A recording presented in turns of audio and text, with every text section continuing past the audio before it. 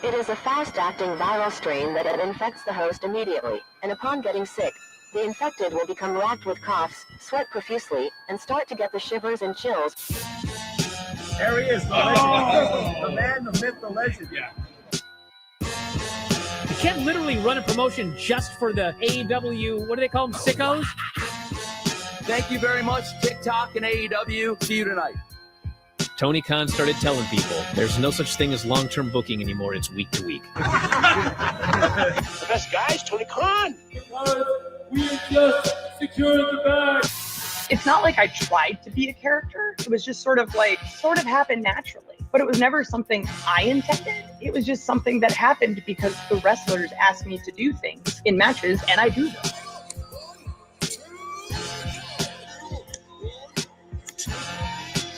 If you run a promotion just for the sickos, you're going to do 400,000 viewers eventually. Effing melts. You know that SmackDown actually went over and everything? Yeah. You know, what's the point? The point of SmackDown. What are you getting at here? That the DVRs didn't pick it up. Did they not pick it up? You know, mine didn't. Let's get into everybody's favorite moment, and it is called Dave Meltzer's Dumb Moment of the Week.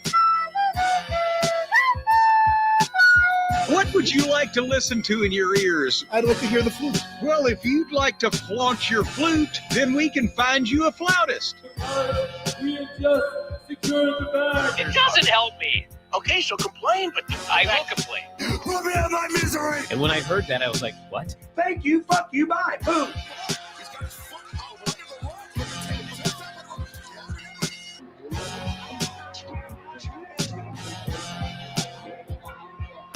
You got to run a promotion for everybody. The sickos can be the ones that buy tickets first and spend the most money on the merchandise. Because we have just secured the bag. But, like, you got to promote for everybody. Then you'll have a lot of viewers. I think we proved a lot of so-called experts. We made them look like idiots. We're not going anywhere. Tony Khan's not going anywhere. You'll also be there on TNT. You'll be in 2 places at once. You'll be like my favorite movie. Time. It's so great, Pittsburgh. It's not like I tried to be a character. It sort of happened naturally. the best guys, Tony Khan. To keep themselves safe. I look and see it's not just me. Jeff, why do you insist on doing this dumb internet shit on TV? I look and see it's not just me. This place is a fucking joke, man. You're a clown. I quit. So many of us have stood where we stand. We are the young, so raise your hand. So many of us have stood where we stand.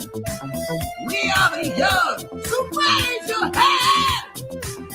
They call us problem child. We spend our lives on trial. We walk an endless mile. We are the youth gone wild. We stand and we won't fall. We're 1 and 1 for all. The writing's on the wall. We are the youth gone wild. No. It doesn't make logical sense. But it makes yes, of course. But it makes wrestling booking sense. Of course, this makes no sense. Of course, it makes no sense. However, in pro wrestling booking, which often makes no sense, you would do that. It's about making money. It's not about anything else. Wrestling's always been about making money first and foremost. That's it. Yes! I look and see it's not just me. Last weekend was the greatest weekend in AEW history. This is the greatest week. I look and see it's not just me. Security, my safety, my life was in danger at a wrestling show. So many of us have stood where we stand. We are the young, so raise your hand. So many of us have stood where we stand. We are the young, so raise your hand.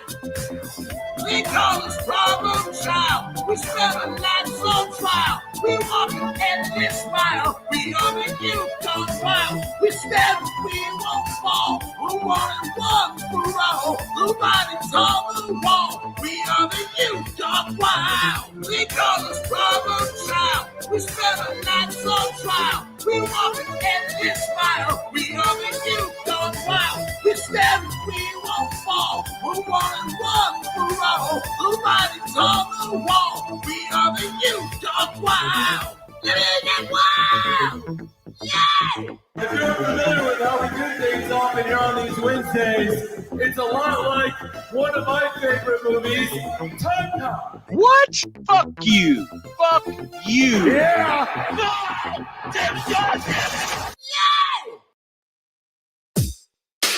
SDL. Two bad bitches, one hot track. B3CCA, bitch. Two bad bitches, one hot track. Hello, hello. It's that B3 flow. You said you know me? I think you don't. My friends are...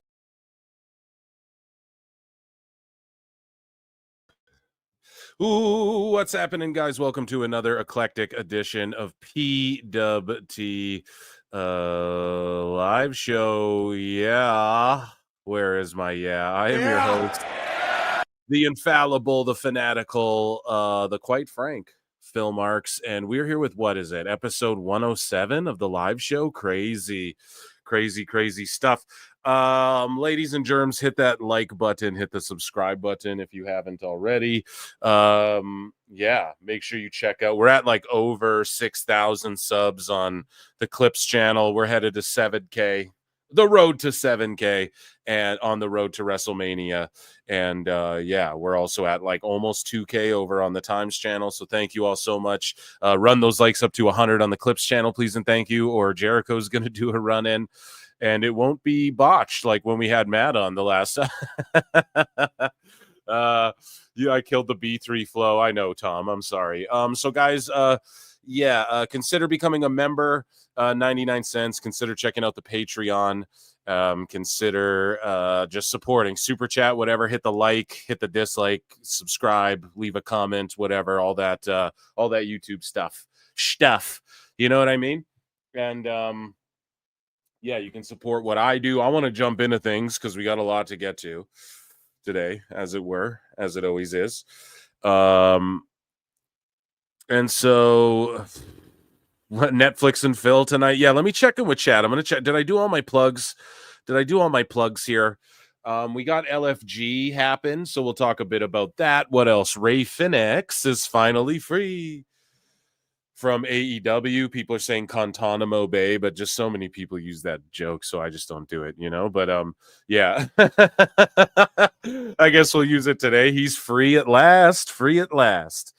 And he'll be joining his brother. I don't know if it'll be tonight that he joins his bruv, but eventually down the line, dude will be there with his brother. All the sheets, we'll cover it, but they're all just, of course, he could be there, but it could be Mania, but it could be not. I mean, there could just be plans for it. It's like, yeah, we know. It's just so cringe how they do this. So we're going to talk about that. We got Sicko Wars. We got Dave Meltzer skipping Elimination Chamber to watch fucking Collision, to go to Collision Live, and then Alvarez complaining about it afterwards. It's like, you made your choice. So we're going to talk about that. We're going to talk about the Tag Team Championship here on Raw as well. Rhea Ripley's here. We know her challenger. The road to WrestleMania, we're starting to see some matches, some big money matches pile up. John Cena's evil. Will he be here tonight? I put a poll in chat on the Clips channel, right? Is Cena going to be here tonight? Does he just shock everybody, show up and say what he has to say? There's no way we just wait till Mania to hear what he's got to say, right? So if typically, like WrestleMania, he was there for the Raw after Mania. Now, I believe that was in the same city and everything like that. So we'll see. Maybe he just pops in tonight and goes, hey, they were saying he was on a plane to Africa or some shit, so maybe that's not the case.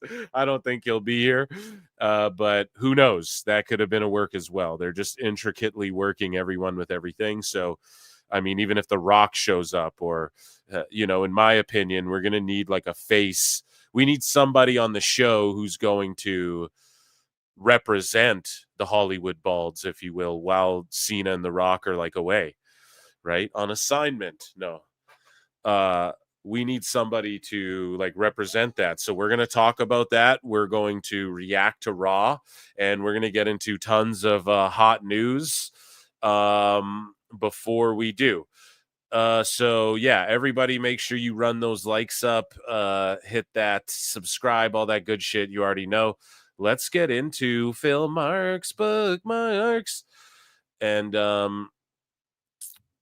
yeah, first off, let's check in with chat. So Ed Brown's been a member for 11 months, dude. Thank you very much for 11 months of your membership. That is absolutely amazing, guys. So make sure you get like him, become a member. Rabid Wolverines LC Killer 17, a member for 7 months. Oh, hell yeah. We got Scully Vibes is in the building, man. He's been out touching grass, right? So that's good, but we missed you here in chat, and it's good to see you again, dude. Scully Vibes, what's the vibes? This is Shadow PWT. Man, I told you the vibes. There's a lot going on, like AEW wise. There's like more names expected to be gone from AEW soon, too.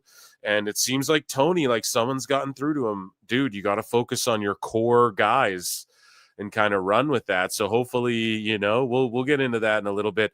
Next Hull became a new member. Shout you out. Appreciate you. And then Rabid Wolverines LC Killer for 5 says, do you think a night one of WrestleMania will be a tag team? Yes. So this is what I've been talking about on X. Do you think it'll be a tag team with The Rock and Cena versus Cody Rhodes and Roman Reigns? That either Cody and Roman, or else versus Rock and Cena, or else. Now, this one's out there. I don't know, because the man has recently like repaired his knees and shit, but Stone Cold and Cody in a tag against Cena and Rock night 1, and then night 2 is Cody versus Cena, where I think you do the dastardly deed and you fucking put it on Cena, bro, right? And you give everyone the tag team match. They overcame whatever, the same as with last year, right? Well, except for the Rock one, but this year you reverse it. Like baby faces win night 1, heels win night 2. Right? That's what I would do. But I also just like trolling. So but yeah, definitely those are the two names, right? And then also Roman, if he doesn't fit in there, like let's say Stone Cold shows up and then teams with Cody. Okay. Then Roman doesn't need to be in that match, right? Roman can then go be in a triple threat with Seth and Punk, right? Or whatever else, wherever you need to put him. But Roman, notice he's like the odd man out, oddly enough. And that's like by choice, right? He has not a lot of time left. I think Dose was saying he signed like a new 5-year long-term, maybe. I if someone could pull that up, maybe I even covered it on the show and I'm just stupid and don't remember that. But why would he not be factored in heavily to WrestleMania? Like have one of the, it seems like all of a sudden they're throwing together Solo and Jacob. Why? Because we're not even getting like a Roman Jacob or a whatever. Like, I think that it's more Roman is just, he's got his few dates. He's going to ride them out. And again, he could just be part-time like a Brock Lesnar, but, I don't know. And if you guys noticed too, I was watching LFG and then I watched like Greatest Moments, and Brock Lesnar was on their list like for SmackDown moments like fucking 4 of the 10 times. So I don't think we're too far off from possibly him returning as well, and maybe not a full-time thing, but just like a part-time thing. Who knows? But it's weird that Roman's sort of like the odd man out of all of this WrestleMania, And I think there's something to that. Either way, let's look at this Raw here, okay? So announced for tonight, we got Ripley versus Sky in a Women's World Championship. Now, remember what Hughes said, right? He said that Io is going to win the belt here, and then it'll set up a triple threat between. Now, this is all, of course, who knows, right?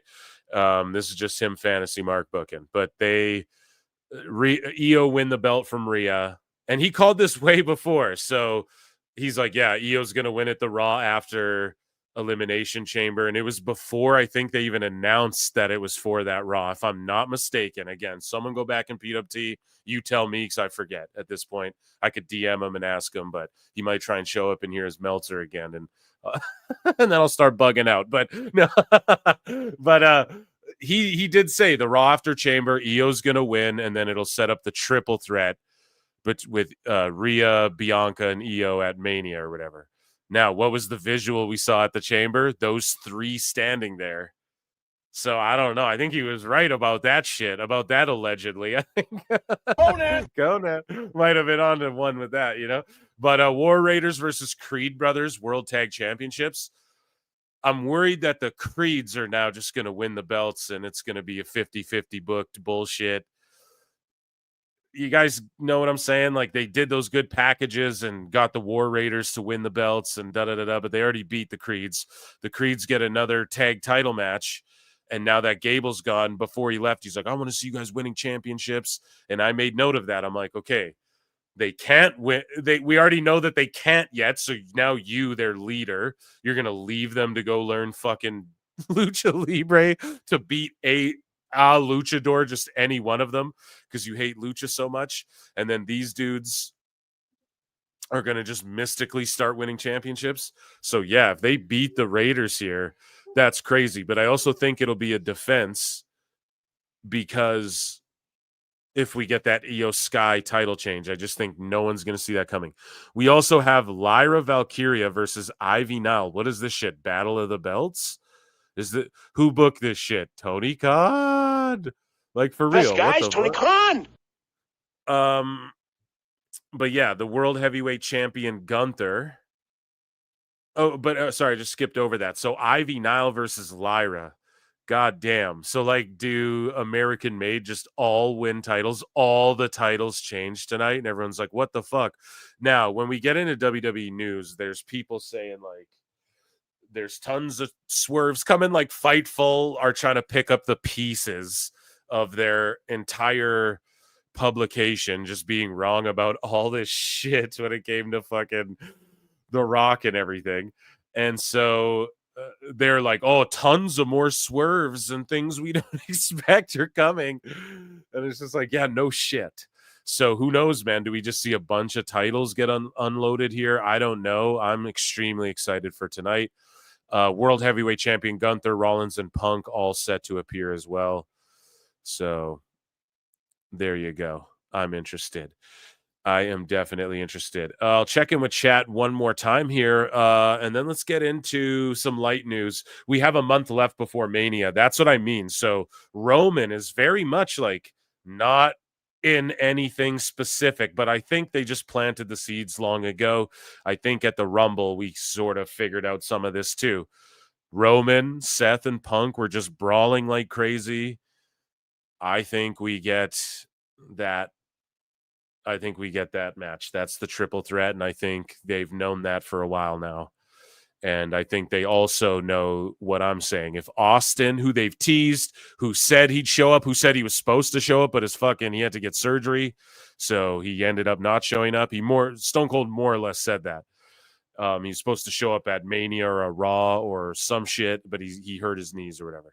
And they used his graphic for the Netflix premiere, all of that, to say that at this Mania, or if last minute, because we had that before where they're just like Stone Cold, or if Cody just goes, I have a friend who will back me up, like me against Rock and Cena, night one, and my mystery partner. Like, I'll bring a friend. You have to accept it though.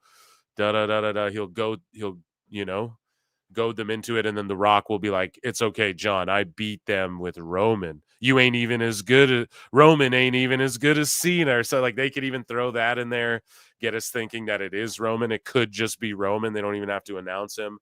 Or if Stone Cold can't do it, I think that's the perfect place to have Roman, is like, okay, we're either going to put you here or here. But it's weird that it's Him, of all people.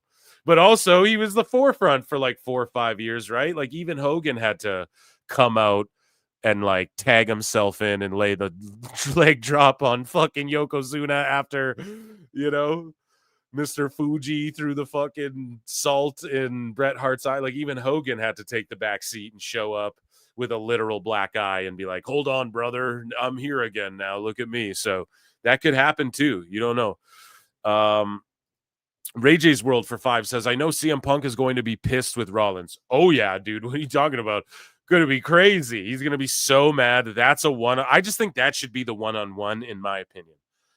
I feel like that one-on-one has been built to for so long, since Punk's return. And that's what it was supposed to be at Mania.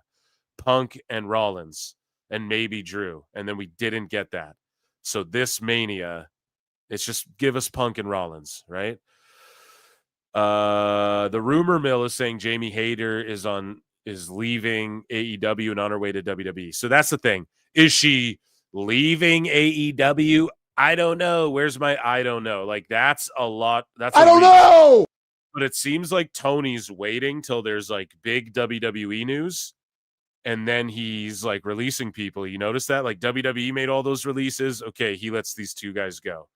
Where the debate's more like, oh, WWE let all these people go. But it's still backfired ultimately, right? He got the like Tony fumbled chance. He would have got that anywhere. You can't, like, case in point, we showed Ricky Starks when he showed up at that mall show and the crowd went fucking insane for him. That's just what it is. Tony fumbled him. They're not chanting that at Penta. They won't chant that at Rey Fenix. Okay, they're chanting that at Ricky because that's a legit fucking fumble, bro, that everyone could see a mile away. That's like fumbling Wardlow, which he's doing somehow, right? So anyways, Hayter, yeah, I mean, I don't know if when's her contract up. You guys got to remember, she's frozen for like a year. Tony's seemingly letting up on the freezing stuff. Good. I'm giving Tony points for that. Who's in his ear? And he's listening now. There you go. I'm not even saying bring everyone to WWE. Now, if you go way back to PWT, I was saying Hayter and NXT. She needs NXT. She's so fucking good. So, again, it's all of these people that, a lot of us eye up and go, they'd be something good. Like, I'll fully admit, Ethan Page blew me. I was never like, hey, man. I did say a long time ago, I was like, Ethan Page and Ricky for the NXT title. There you go. But that was just... I'd be lying if I really thought Ethan Page would go and be an NXT champion. I always looked at him as like a lower main roster guy. So people are exceeding expectations. Lexus King is like right where he should be, I think, So we're not sitting here and saying bring everyone from AEW to WWE. Just like I don't want to see everyone from WWE go to AEW. People like Cedric, I go, yes, that's a great move, Someone who surprised me in AEW, Ricochet. Pleasantly surprised. I'm not going to lie. I just want to see him get his ass kicked so badly, and that's the whole point, right? So, yeah, ultimately, Hayter, I would love to see her in NXT, but, like, not in this gimmick she has. Not with the look she has. Her old look was it. Her whole old look was... It was like young Rhea Ripley-esque. But again, we try to compare to others, but she's really her own thing. That's what's awesome about Hayter. It's really a mess. And if she's on her way, good. I didn't hear that anywhere. I didn't read that anywhere, but thank you for that. When does Cena beat down R-Truth? This is what I'm saying. That's got to happen before Mania. No? From Dial C4, by the way. Thank you so much. I don't know if I said your name. Yeah, that's got to happen. The Rock at the press. So Cena showed up, dropped the mic. The Rock at the press conference goes, Cena. He made it a point to say Cena flew here from wherever, and then he's on a plane right now to Africa or whatever. Maybe I misheard that, but it's like, are they swerving us? Everything they do is so intricately planned, guys. We've gone over this so much.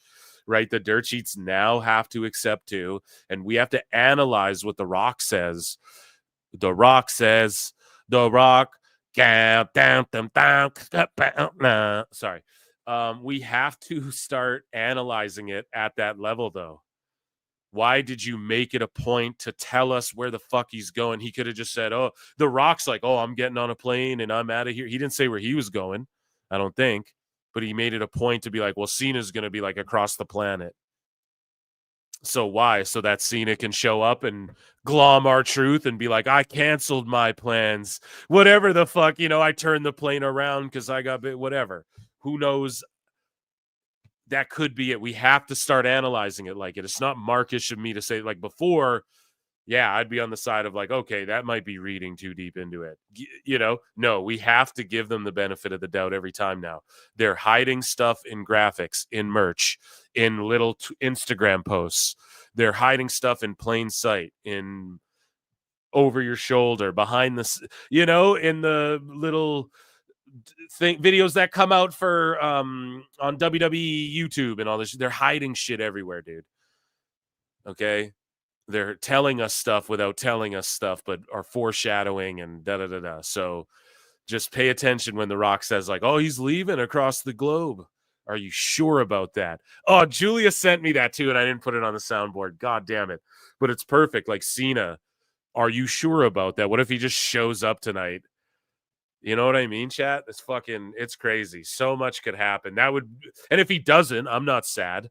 But I also feel like, well, who's there this week Cody just goes and cries about it, then Drew interrupts him. Or maybe is Cody even there tonight? And then they wait a week or something. But it's like, who's there to represent them? The Hollywood Balds as Cody progresses this story for the next 4 weeks.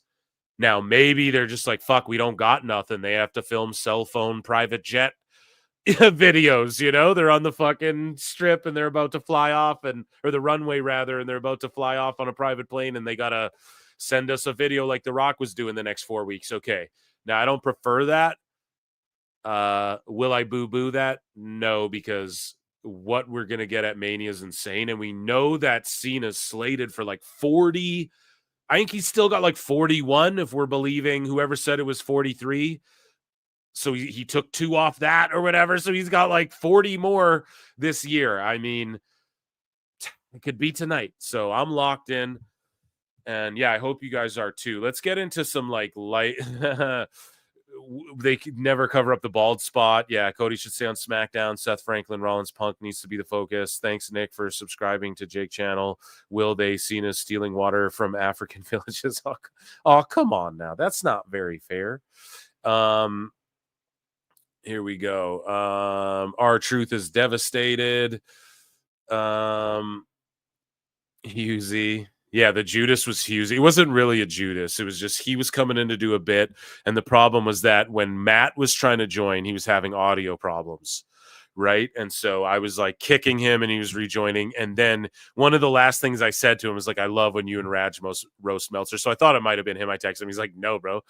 But with Husey, it was I was trying to figure, behind the scenes, I'm like, are they having audio issues too? It seemed like he was. So I kicked him hoping he'd rejoin, and then it just got out of fucking hand. So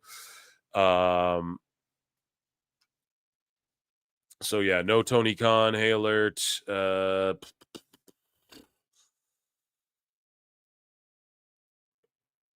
Yeah, let's go. Okay. Here, I'm just being fucking texted. Sorry, guys. You guys always know I fucking... So, Ray J's World says, things I keep hearing that Cena turn comparisons to Hogan. Cody had input on the angle because Cody says Hogan turn was one of his fave WCW. Right. And, Rock versus Hogan happened at Mania 18 in Toronto as well. The Rock talked about that. That's also Cody's favorite wrestling match. That's my favorite wrestling match too. WrestleMania match, at least one of them of all time. And the comparisons to Hogan, yeah. Now a lot of people are saying, "Oh, Hollywood Hogan was clearly more impactful. Clearly, this doesn't hold a candle." But it's guys, we're 6 days off. Now I'm not saying it's gonna spawn the new NWO, but it just happened. Everyone's saying this knowing what happened 6 days after, or like 6 months after the NWO, 6 years after the NWO. You're saying that with all the hindsight and knowing what the impact the NWO had. At the level at the time in the moment, it's the same fucking thing for a whole new generation. It really, really is, man. It just is. Now, in 6 years, is it the same as? No. But it's the greatest heel turn since. And it's as impactful in that moment. Now, in the longevity of things, okay, that's another debate. Like the lump sum, okay, but in the moment, that was at that level, dude. It's almost 1-to-1. Hogan dropping the leg on Macho. Cena fucking, dropping the Rolex. Dropping a bunch of punches and kicks and slaps and all types of shit on Cody Rhodes, right? And steps on the head. So, yeah. Nick Chivers for 5 says, I never thought I'd want to see Cena wearing bell bottoms and a silk kimono shirt, but here we are. Yeah, dude. I didn't think I'd want to see that either, but here we are, man, and I'm here for it, chat. I'm just I'm excited to see. I like what The Rock said. He's like, knowing John, he won't change anything. He'll just like wear the same shit but heel. And that might get him more heat too. If he just wears the same shit and tries to shill his shirt in every town but it's just he's a fucking heel now, that could work too. That actually might be the brilliant move there. Not wear all black. That's what everyone's expecting. Right? Is for him, but I could just see him being like the good little soldier, right? The Rock's champion. The Rock comes out in the bell bottoms and shit, but he wants his champion, right?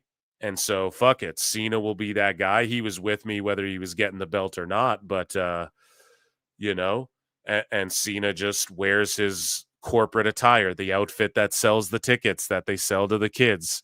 They're going to shove it down our throats, the same old John, but it's just, we always knew you had it in you, you were this piece of shit. You're a corporate slime ball, I think that's where the heat is. It's not changing his appearance. It's doing just what he's doing, slicking the hair back, letting the bald spot show more and more, right? And just angry, vicious Cena doing the same old moves, doing the 5-knuckle shuffle, getting booed for it though. All of that shit. You just do it the exact same. And that's the genius of it right there. I think anyways, that's what I would tell him to do. But he's also fucking light years ahead of me as far as what he's accomplished and knows in the goddamn business. You know what I mean? So, yeah, and then ultimately we'll probably get Cena and Orton one more time. No? Possibly. Could be. But yeah, let's get into some bookmarks here. I'm going to look. Let's get into light news. We've talked enough about that. I'm just checking where we're going to start here this week with the light news. Do we have? No, we did that one before.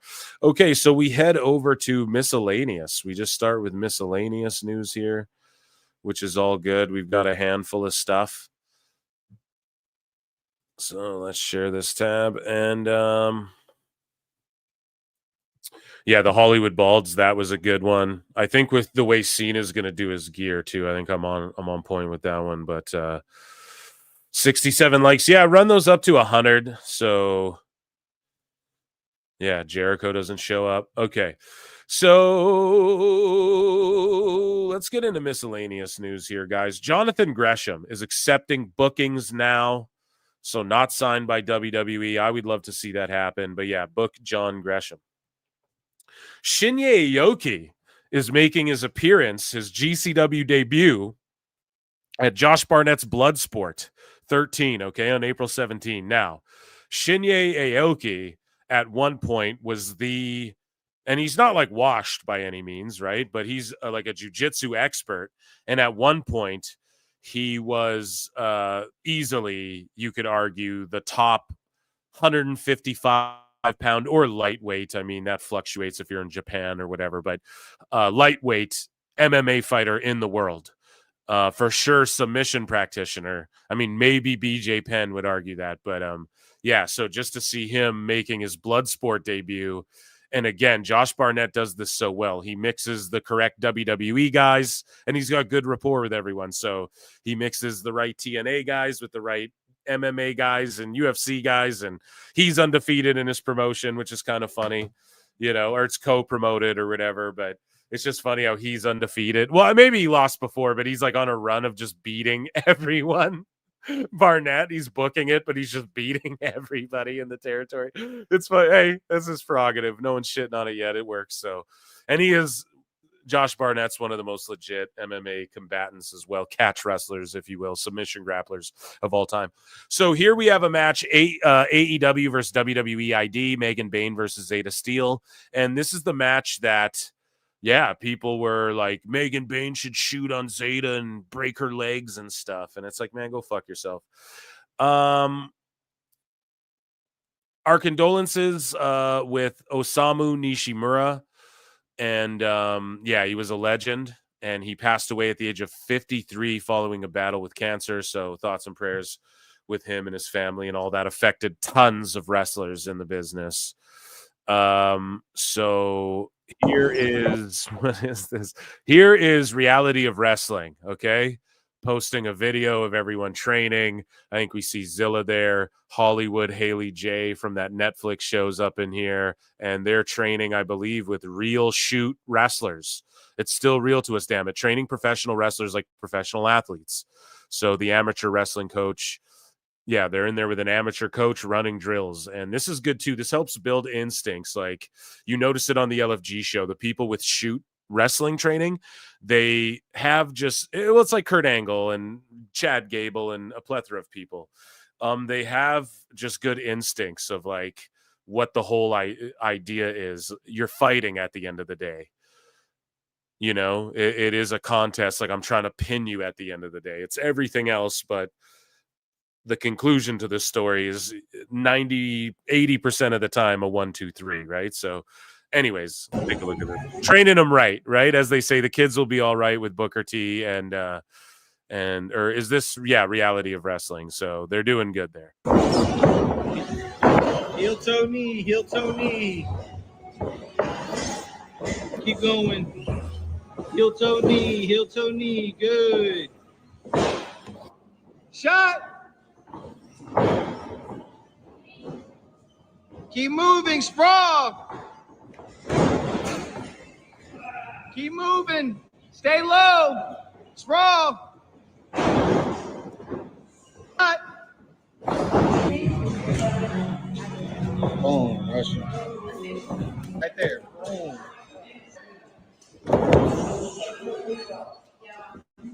Good. Hell yeah. Love it. Might as well teach them some real shit. Oh, look at us. We surpassed 6K subs and all that. Wow. Awesome. Round of applause for the PWT universe there. Amazing stuff. Amazing stuff. Where is the applause?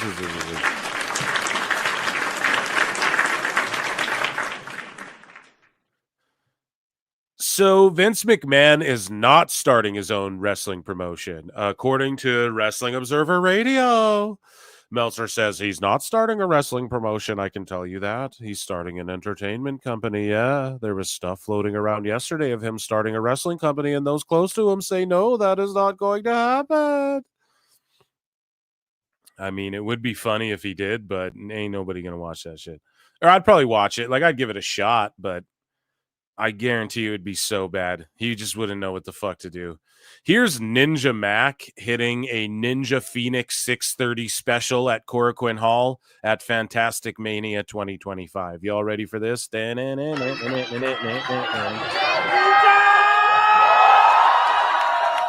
see that shit?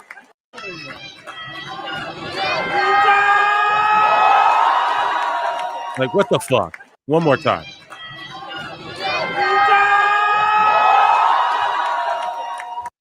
Madness. It didn't even look like he landed clean on everybody. I hope he's okay. Shout out Ninja Mac.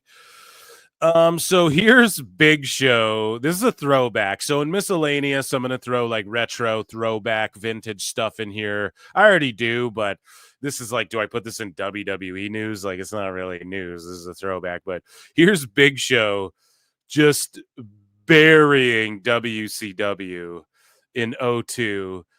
This popped me so hard, man. And it's so funny hearing him say all this, but then he has a job in AEW now. So listen to everything he says, and then just picture Paul White and AEW doing Captain Insano. And fucking, here's what he had to say about WCW back in 02. This is from a DVD. I can't really show it on screen, so enjoy the visuals of Celebrity Deathmatch while we listen to what Big Show and Bischoff have to say. There were a number of things that led to the demise of WCW. I think one of his downfalls is sometimes he was too infatuated with his own ideas and his own self of being. Eric didn't have any people skills. I mean, quite frankly, sometimes Eric was. There was no day-to-day business. It was day-to-day chaos. You couldn't get anything done because nobody knew where to go and nobody knew who was in charge. When I was told something in WCW, I gave it 5 minutes and it changed already. At the time, I was pretty miserable. I thought, how could some guy make, $450,000, $500,000 a year, and I'm sitting there at $125,000 a year, and I'm a world champion. I was pissed off about it. I was angry about it. Good for Bret Hart. If people are dumb enough to pay the money you're asking, good for you. It's all about being a businessman, getting what you can when you can. At the point that I was leaving, I was so fed up. They could have offered me anything in the world. I really don't think I would have stayed. I had many conversations with Eric Bischoff before coming to the WWF, and they weren't good ones. Eric was mad. Eric wanted me to re-sign a deal a year before my deal was up. I asked for a raise, and I remember his quote to me was I wasn't over enough to deserve one. And I remember that pissed me off to the point I said, okay, you want to see over? I'll go somewhere and get over. I'll do my best to bankrupt this friggin' company. And then now he works for Tony Khan. Just think about that. Mandy Rose said she's dealing with arthritis and degeneration in her cervical spine, sharing an update on her potential in-ring return. On the Power Alphas podcast, Mandy Rose says, I never know if there's going to be a return in the future for me, but recently I've been seeing a chiropractor because I've had a little bit of trauma in the cervical spine area. Nothing too crazy, thankfully, but after 8 years of wrestling and years before that of bodybuilding and putting bars on my back and obviously playing sports, I always was athletic growing up. Dancing and all of that plays a huge toll on your spine. So not just blaming wrestling. I went to a chiropractor. We got x-rays, found out that I have some arthritis on my C6, C7, C8.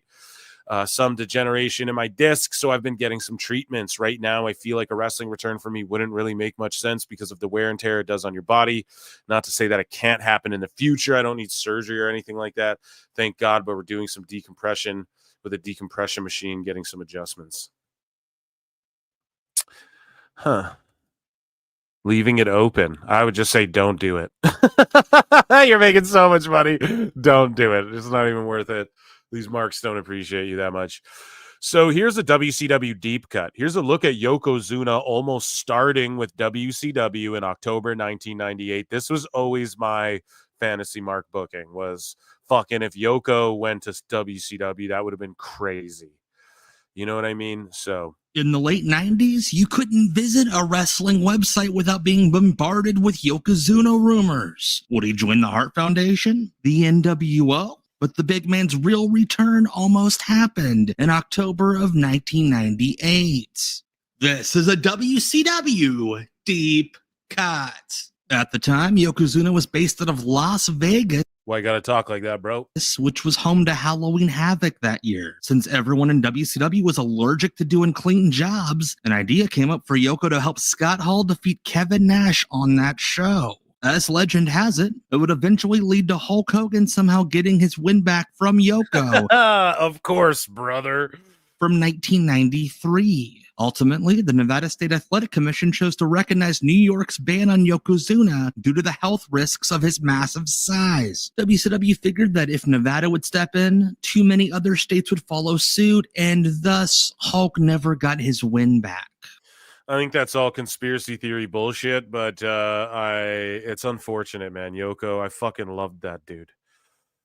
as a youngster. So Ricky Saints relinquishes the Defy World title following NXT debut, and then of course the IWC motherfuckers are like, all these sickos are like, oh, screw this guy, man. He fucking, of course, the Fed won't let him. Blah, blah.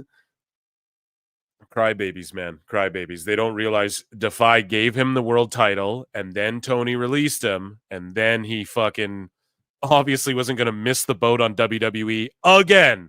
Why would he ever try and miss that ship? So come on now. It's crazy. But here's the message he sent out. And it's crazy because, yeah, Kenta had the belt. That's who Saints beat it for. Yeah. Beat it for. No, that's not. That's who Ricky Starks beat for the title, rather. Is what I'm like, hold on a second. And then Kenta took off, like, from New Japan back to Noah, and then Saints won this belt, and then he goes to WWE. And Defy's over there, like, what the fuck? But I think it's a good rub from them, though, because they have two people who are now, like, because Kenta's sort of a big name, and we could see that crossover happen again. You know, WWE loved him. He was featured in, what was his name? Hideo Itami. He was featured in 2013 as, like, the stars of the future of WWE, you know? Like, they had a lot. That was, like, a big deal when they brought Kenta in, you know? Anyways, here's what Ricky Starks had to say for and to Defy Wrestling. And he's in like a fucking office somewhere, packing up merch, making that fucking merch money, Daddy. Absolute Ricky Saints here, and I wanted to give a quick message to the selling off all the old Ricky Stark shit. Like, here, dude, we'll PWTs, you guys can just have this shit, okay? fans of Defy. It is an honor and privilege to be your Defy World Champion, and it was a big goal of mine to do just that when I defeated Kenta. But unfortunately, when I the brother Grapple Vision, everybody say hello to Grapple Vision. Gary in the chat here, friend of the show, fucking absolute legend. And yeah, it's my guy right there. We got a pod coming soon. We're gonna record something new because the last one, it just you guys will know when it happens. Opportunity knocks, I must answer. And as everyone probably knows by now, I definitely answered that knock. And it is bittersweet because I have to relinquish the Defy World title. But on March 15th at 8XGP, the good news is that there will be a new Defy World Champion crowned. And I'm excited to see who that may be.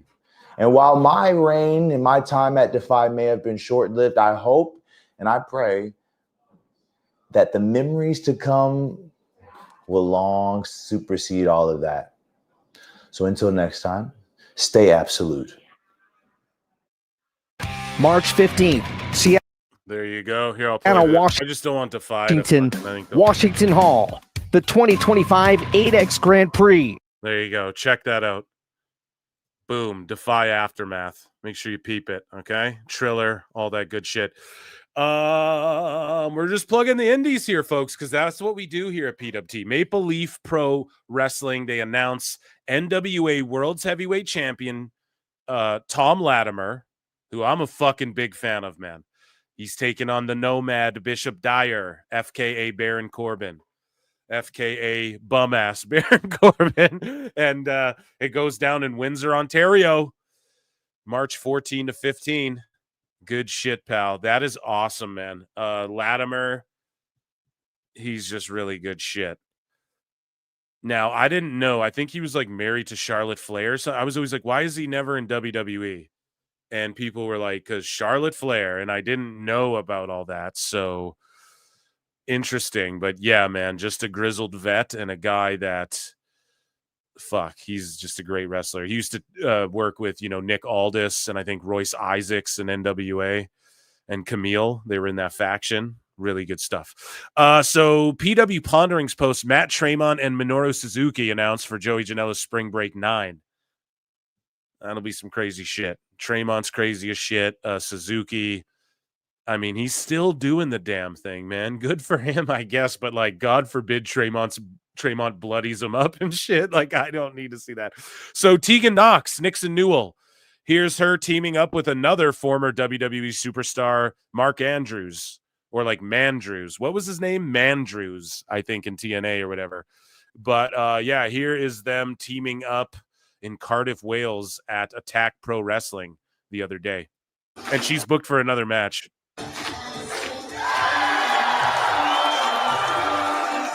Now that's a 16 by 16 footer.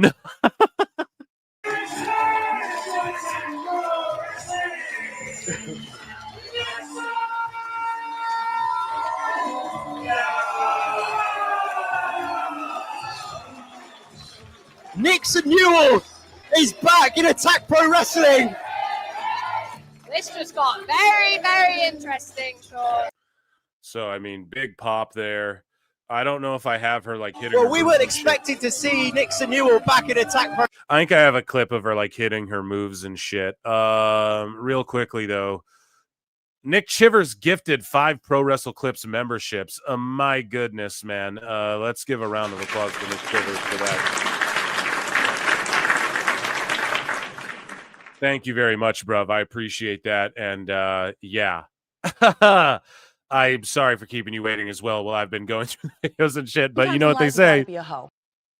Nick Chivers, ladies and gentlemen, everybody. I hope our biggest haters or lovers who wish they had one but don't got those. Here you go. So here's a first look at SGW, who have a fucking ring.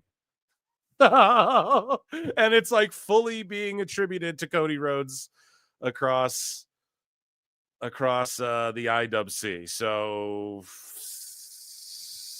what happened there? I really don't know. Now, I prefer them wrestling in the mud. I gotta be honest. It made them. I don't know. But yeah, they have a fucking ring and they're doing matches and they have a big ass crowd there. And they're learning how to work in a ring. And this is one of Seth Rollins's Black and Brave Academy students. Master Toad went there and threw down. And they're thanking Cody Rhodes for this. So yeah, let's see. I mean, I don't know. There was a lot of stuff said on PWT pods about like this whole thing being a scam. I don't know, bro. I'm gonna need someone to come clarify some shit or something. I don't really know. Like Seth's dude is sent there, right? Like this is Seth's guy that was sent over there, and it's not like Seth and Cody aren't boys, and they're tagging Cody and Seth, and I don't know, but we were told, hey, even if they send a ring, like they get tagged and shit, like you won't see Cody Rhodes acknowledging it again. So maybe that is part of it. Who knows?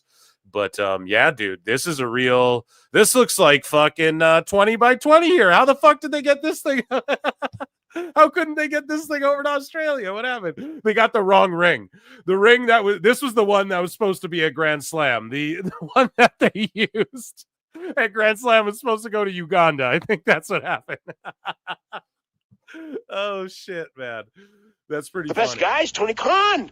Anyways, let's watch this.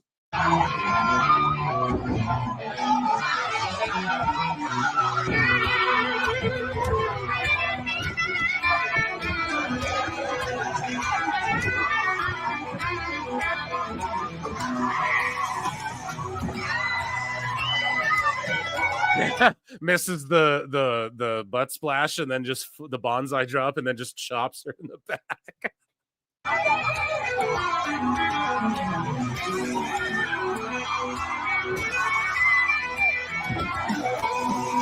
Yeah, I don't know if that music's legit to use, but yeah, man, they're going at it. There you go. They're throwing down in a ring, son. Like, geez. Gonna have some NXT prospects coming out of there. So here's Nixon Newell doing her thing. Oh! Destroyer! Huge offense here from Baseline High. Picture perfect. And the shiniest wizard you'll ever see. Good night.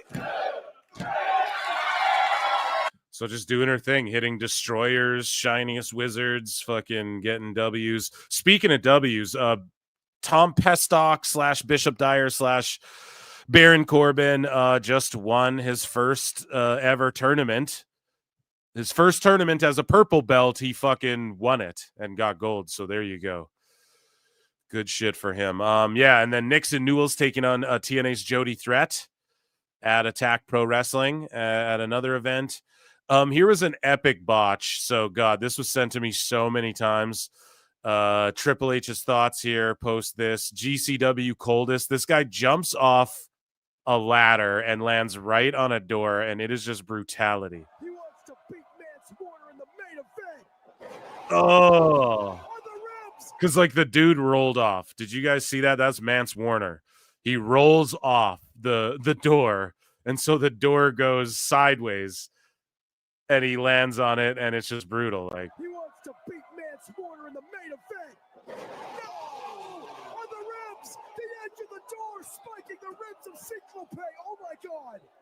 That man, he wants to beat me. Damn, yeah, they're checking on him. I hope he was okay, man. That is brutality. Here's another one that was just kind of ridiculous here. Oh, the video was deleted. So I think it was Blue Demon. Someone in chat might know, but there's a wrestler in Mexico. He made his entrance and he blew his quads out, like Vince McMahon style, just walking to the ring. I think it was like El Hijo del Blue Demon, or maybe I'm wrong on that. I can't remember exactly, but yeah, if someone has that video, tag me in it because that was so funny. Here's just a crazy bump from back in the old NWA days. Oh! Demons, what you got mad at you? Oh! That first one is so bad, and then he gets suplexed out there. Demons, what you got mad at you? Oh my God, that is just horrible to listen to. My word. Here is Samantha Irvin's new track. Let's take a listen. Yeah, Samantha the Bomb is her music name or whatever. Make me listen. The music industry is so fucking ass backwards, and it really just seems like that's what she wants to be known for, like singing and shit, which like didn't work for her before, but maybe this is an avenue or a way to do it. And I'm not trying to shit on her. I mean,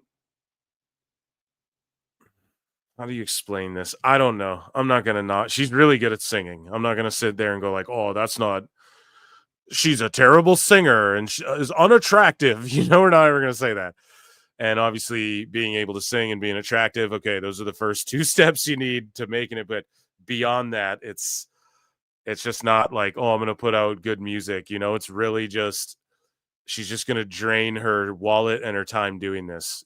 Like, honest to God. And hey, she's got buku bucks now, right? She's got Tony Khan bucks now. So, or like Will, right? Or her husband's got them. So I guess she has them too, right? But, yeah, it's just, it's an interesting thing. I'm sure WWE would have let her make music. No, maybe they were like, no, don't do that. But maybe they were trying to protect her too. Sometimes people don't know what's good for them, you know?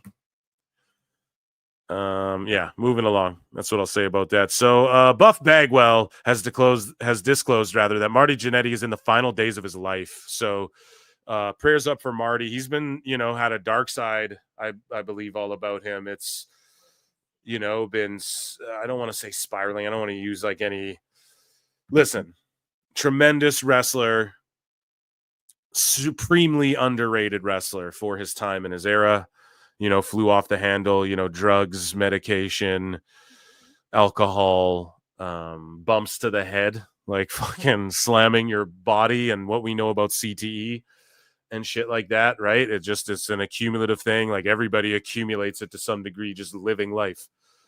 We're all just getting a little brain trauma. Like they find it in runners and shit, it's just your brain shaking around in your head. You want to limit that as much as possible, So it's all of that, man, an accumulation. And then his ankles, right? As we saw on Dark Side there or whatever. And what Buff is saying is that his ankles are in horrible condition and his ankles are going to take him away from us before anything, but he's just in a horrible place. He is definitely going to be the next one to leave us. And I truthfully don't know what to do.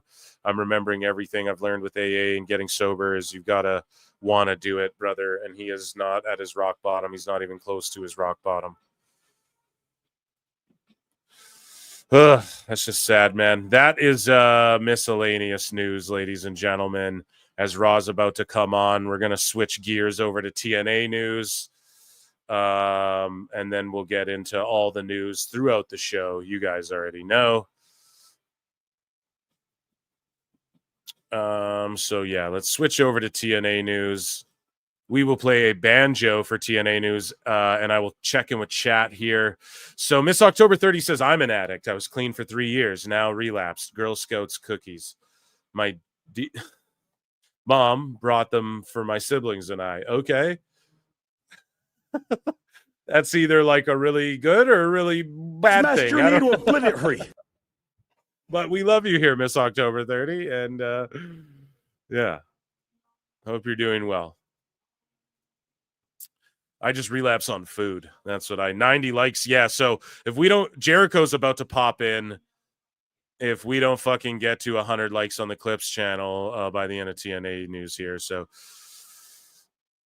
where's my banjo? Where's my banjo at?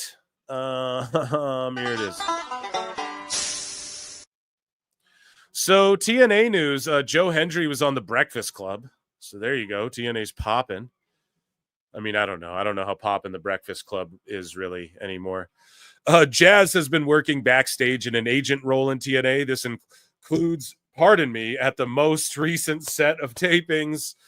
Good. That's why the fucking women rule there. That's why TNA kicks ass. Jazz is fucking awesome. The NXT TNA relationship is going great. This is from Forever Botchamania. Now, well, let's just see what Matthew Gregg does here, because this might be cringe. This could be cringe on his end. You know what I mean? He's had a few misses lately because it's something about the UK. Other than Matt Dickey, the guy who makes the Wrestling Empire game, he's the only guy who like takes the piss and is willing to poke at AEW a little bit and shit like that, you know? I always said they should have hired M. Dickey to make their video game. It's like the biggest miss ever, dude. They could have gave him $1 million. I bet he would have made them a way better game than Fight Forever. But anyways.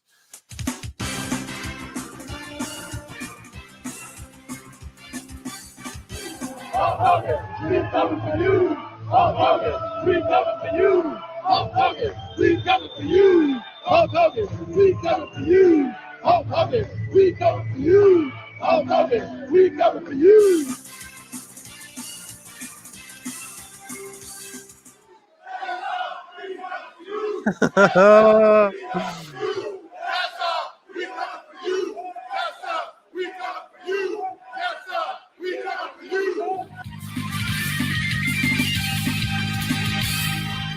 That's pretty funny. I'm not gonna. X-Men versus Street Fighter.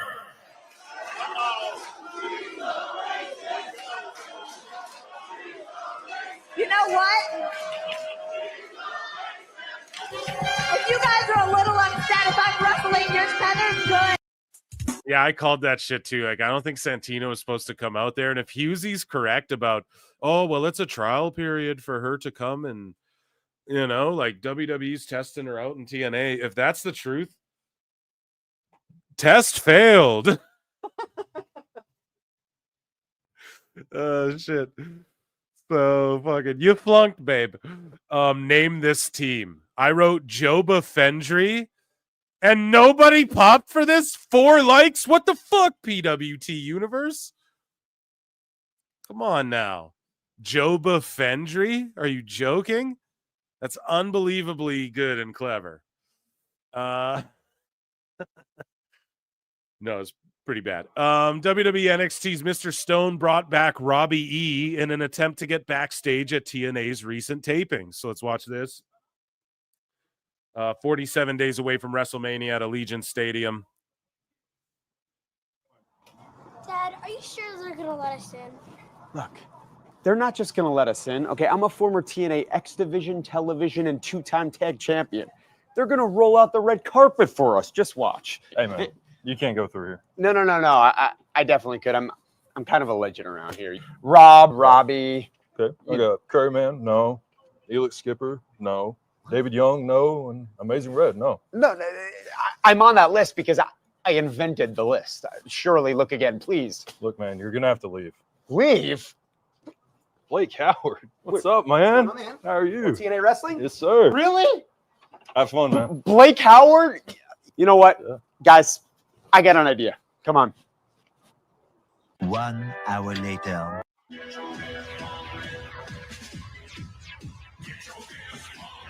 Trying the back entrance, no Diddy.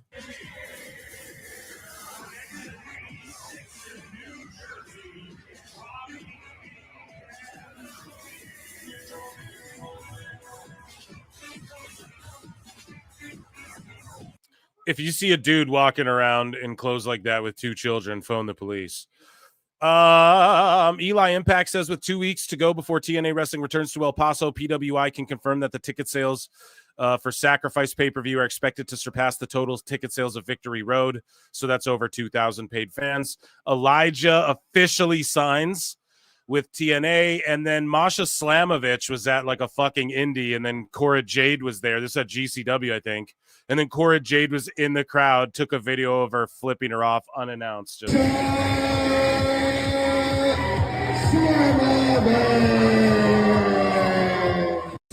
like that feud is fucking legendary so far. I love that it's Cora Jade as well being put into that position. Okay, let's check out Raw for a minute here. And then we'll get into some hot news later on as the show progresses. Some more hot news. Round of applause for light news, ladies and gentlemen. Round of applause.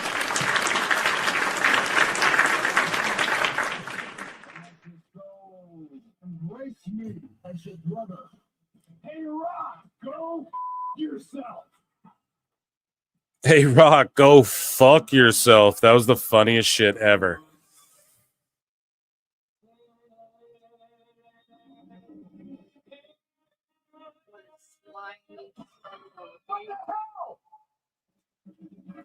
Yeah, so they're just recapping with like horror music fucking stuff, which is genius.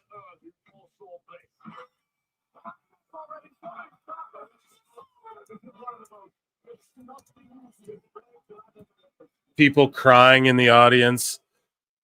Kids crying at home. Well, ladies and gentlemen, 48 hours, and I still have not been able to wrap my head around it. It happened this past Saturday night at Elimination. Cena sold his soul to the final boss in an attempt to get the 17th World Championship. Record-breaking stuff. And Saturday night was obviously something that we remembered forever. But wow, I'm still reeling as well, Paul. Well, later on tonight, I put a poll in the chat. Do you guys think? Oh, we're 5 likes away. Ew, dude, you guys did it to yourselves. Do you think Cena will appear on Raw tonight? 60% said no. 40% said yes.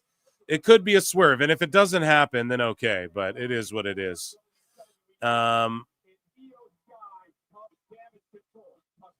Yeah, joining us on the show, you guys already know. I look and see it's not just me.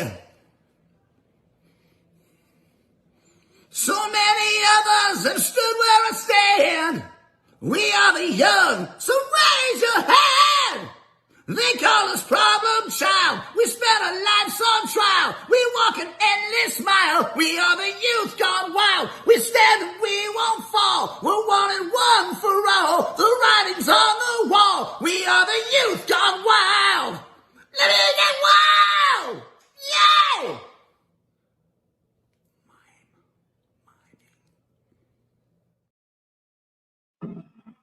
Amazing. Amazing. You guys did it to yourselves. It's not my problem, right? Driving people off of my show, right? Off of my own show, 2 likes away. Joining us again on the show, Chris Jericho. No, CM Punk is here. Let's fucking go. We got CM Punk in this bit. The crowd chanting, CM Punk, CM Punk. Here we go.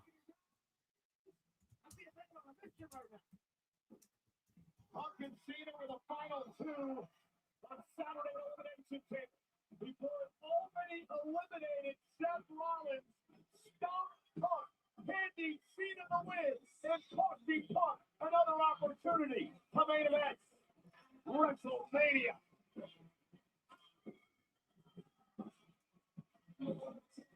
Whoa. Damn, Punk is pissed. He's just trashing shit. I love it.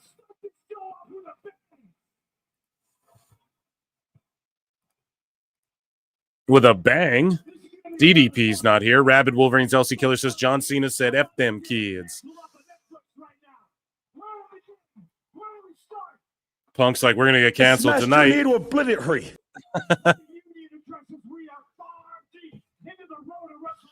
Punk is standing on business tonight, chat.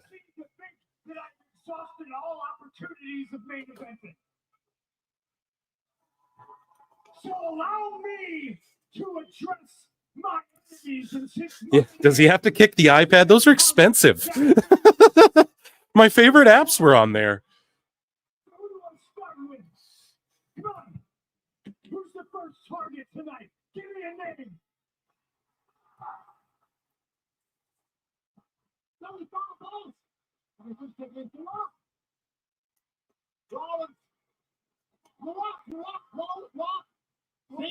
Yeah, I could see Rock being here before Punk, but Where we at?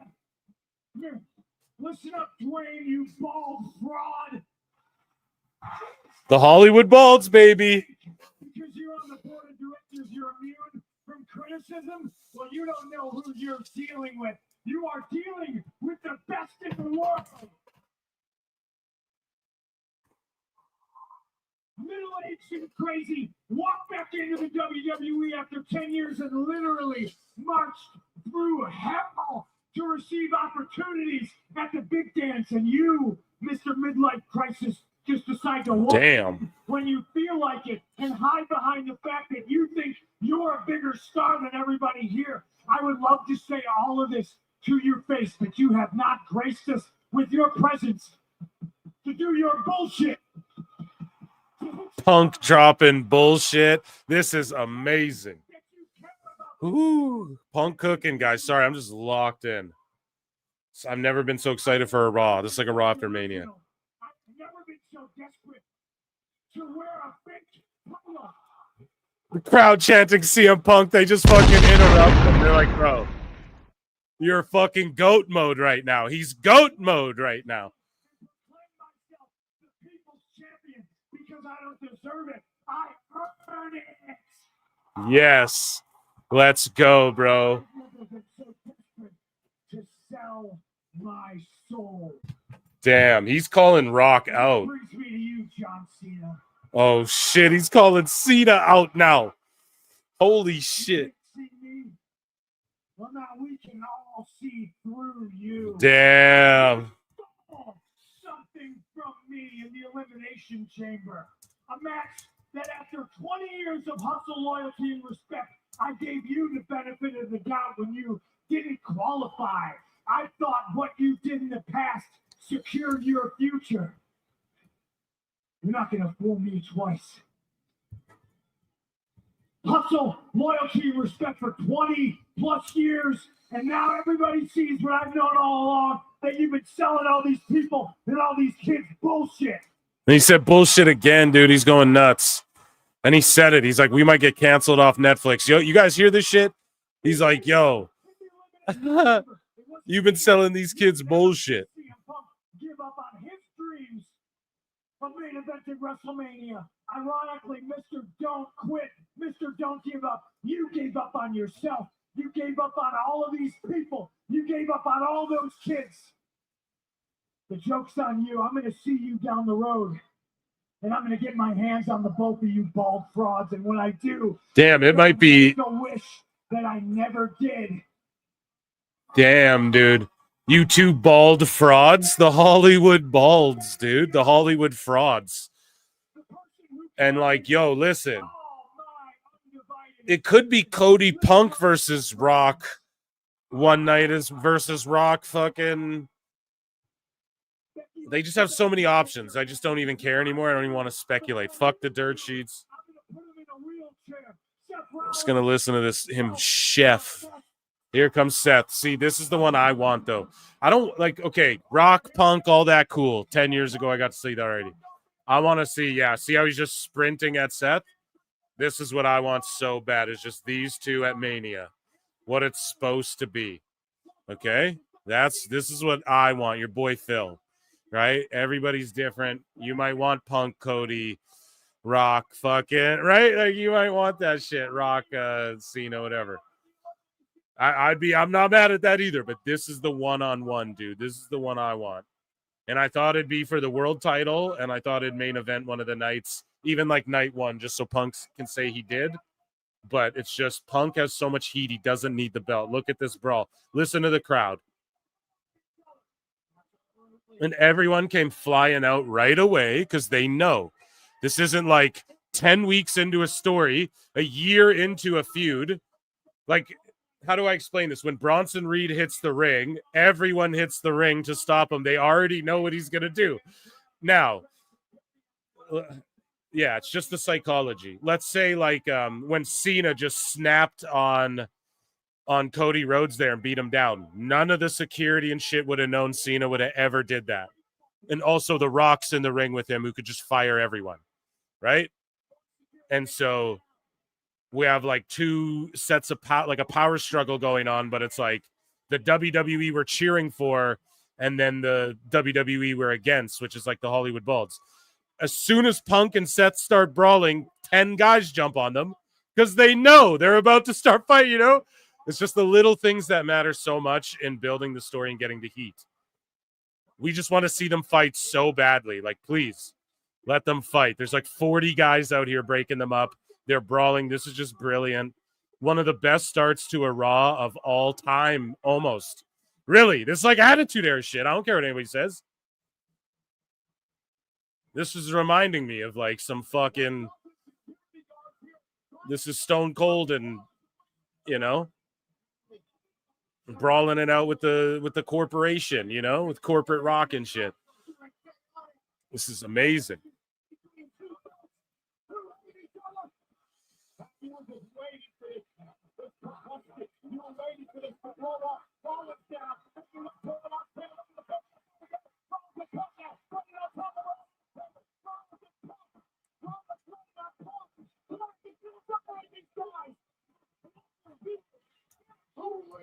Holy shit!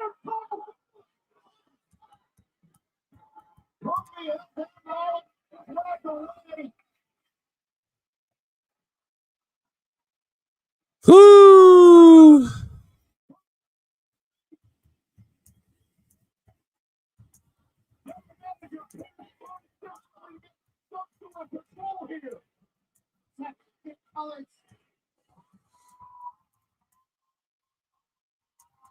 Still hanging on. CM Punk is doing it.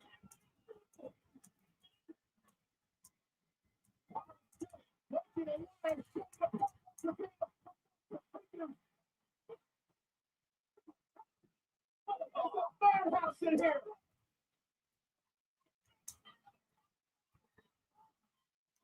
My microphone broken multiple times here tonight. Pat, my microphone's been broken multiple times.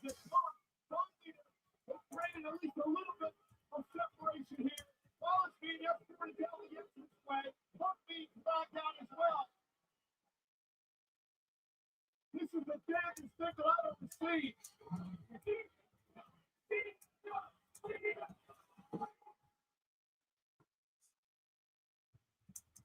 Damn, what a fucking start.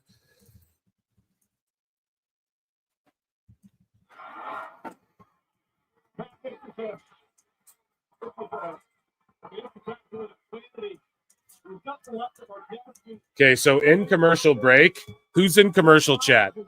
So they finally have them separate. Punk's fuming.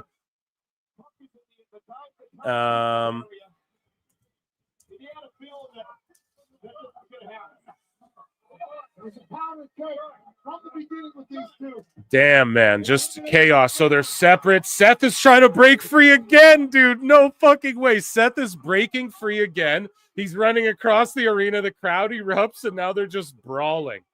They're just brawling.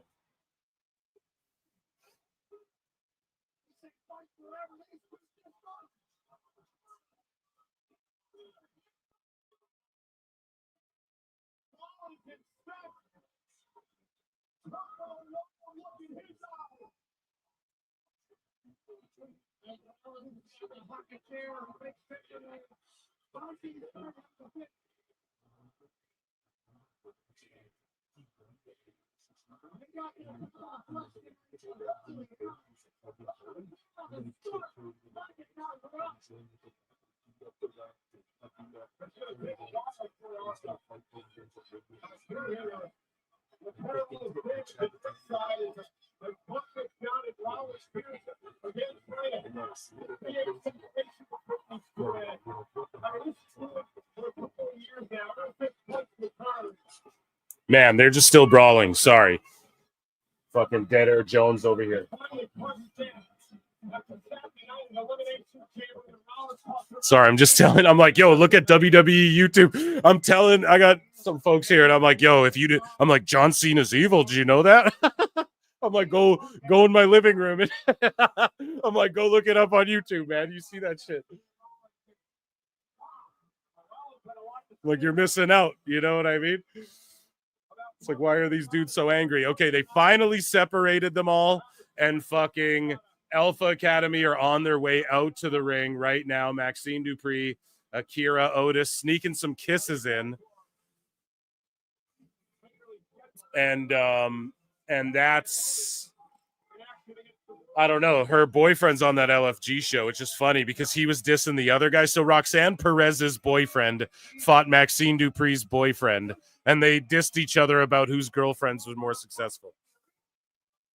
You guys are still in ads? I'm so sorry. It's just Pete. Okay, I'd motherfucker be like, what are they so mad about? And I'm like, well, the chamber, like, Cena turned evil and shit. I'm like explaining it up, right? And then I'm like, go look on YouTube and everything, you know? So it was just, sorry about that. I was just sending people on, creating new wrestling fans here, folks. Right?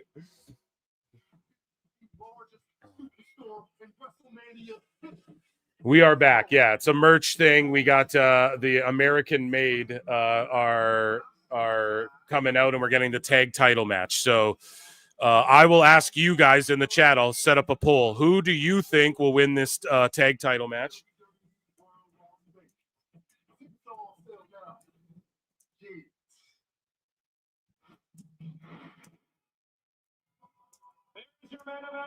World Tag Team title match. And we have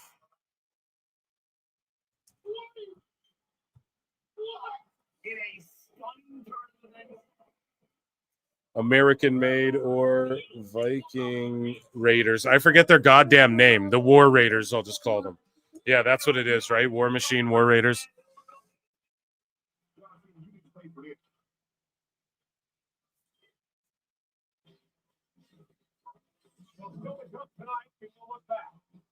One of the most shocking moments in WWE history. We still can't believe what went down this past Saturday. Oh shit, that's amazing. Yeah, they're recapping it now. Fucking amazing, eh?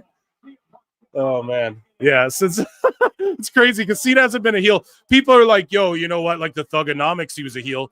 Yeah, but it wasn't really a heel. Was it a heel turn? I don't know. I guess it's technically a turn, but he didn't ever turn like that. He got injured, and then he started cutting heel promos on Brock Lesnar and other people, and like rapping and shit and being a heel.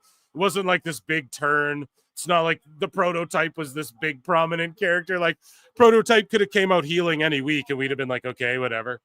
But yeah, it's this was like his first turn. You know what I mean? Like real fucking turn. So it's just in my lifetime. So it's just so amazing. It's just crazy shit.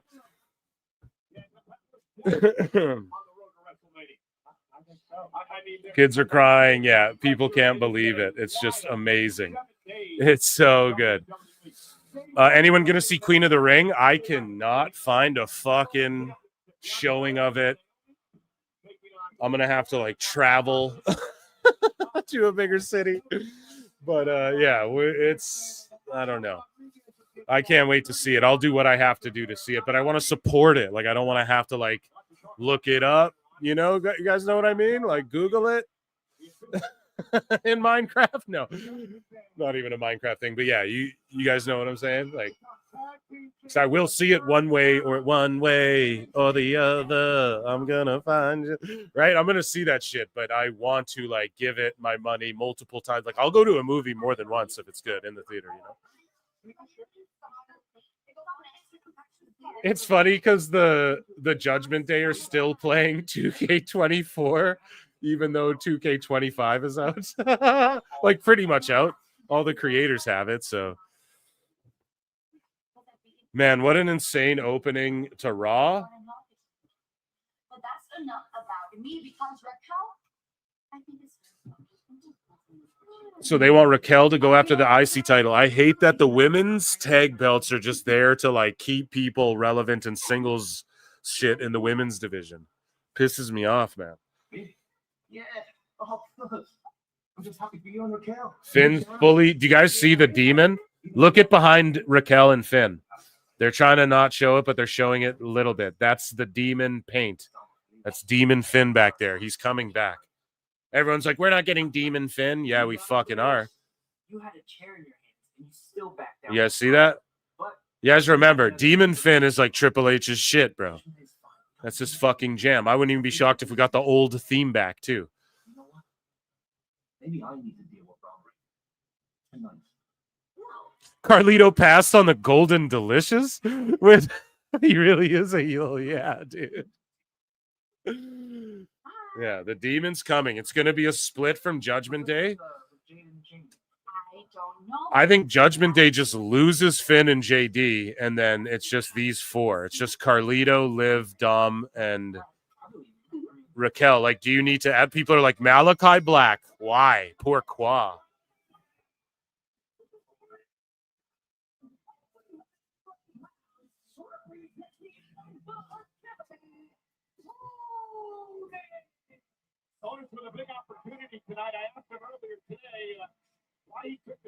That's my jam, George says.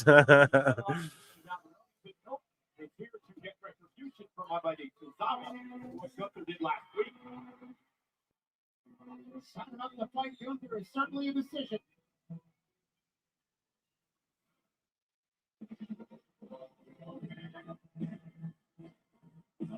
Personally, I hope Otis gets his revenge tonight on the world champ.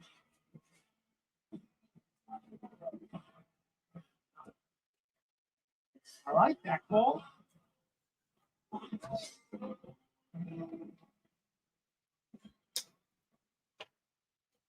Okay, Gunther's out here. He's going to start fucking cooking.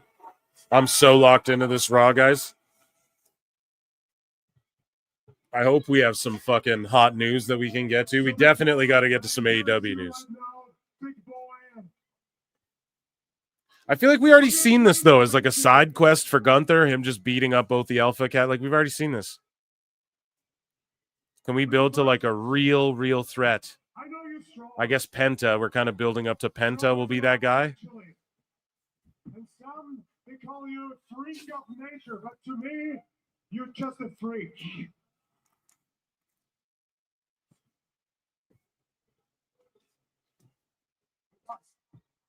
To me, you belong in the same category as Jey Uso, a people pleaser that makes a clown out of himself to entertain a degenerate. Oh, the Intercontinental. I mean, yeah, with Braun Breaker, but the World Heavyweight. Like, we got Jay, but I mean, like, is he going to dethrone him? And then for the IC, I meant to say Braun Breaker too.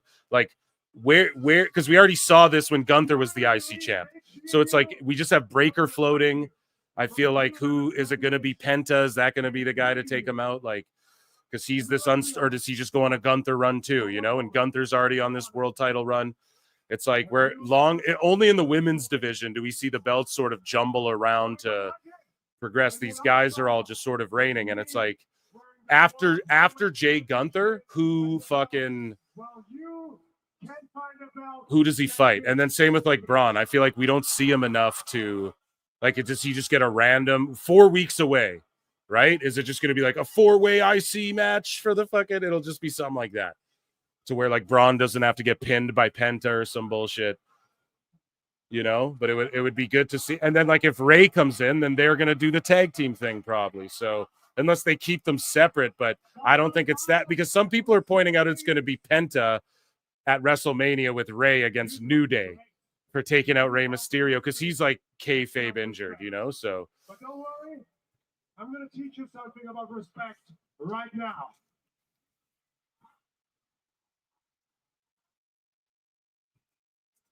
Because just like someone's got a Bills Mafia sign there, George. Vintage George just kicks Otis in the face.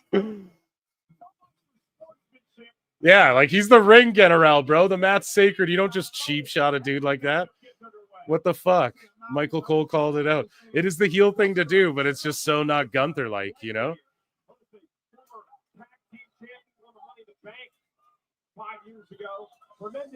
10 seconds ahead. Yeah, here, let me see if I can.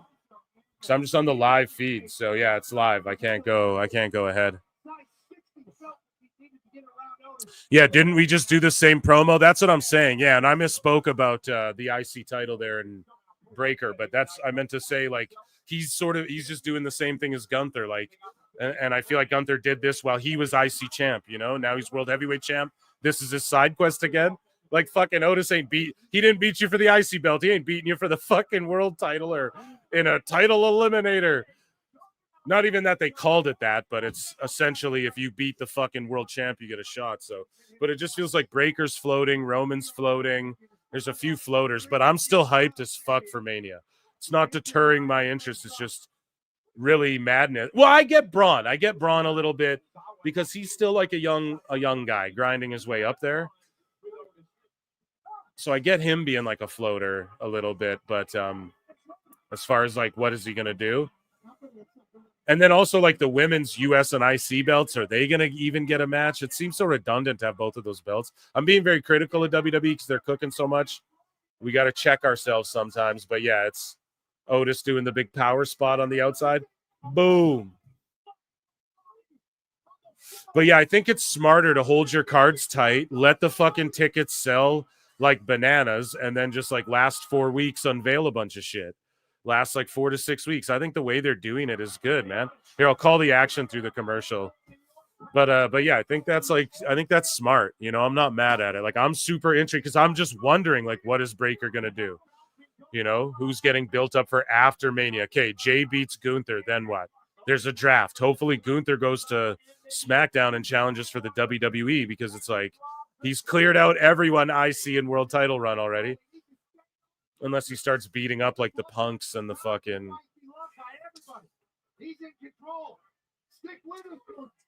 Yeah, so Otis is just whooping his ass, but he's like getting too caught up playing to the crowd, and McAfee's like, stick with it, dude. You're beating him, you know? A Plankton movie trailer? Nice. Otis delivering a big shot for the world champ. Gunther in WrestleMania. Here we go. No, he missed like the Bundy splash in the corner. Otis did. Hits the buckle. Goes down. Gunther going to capitalize. Dropping knees to the back of the head. Yeah. Seeing a mean streak from Gunther here.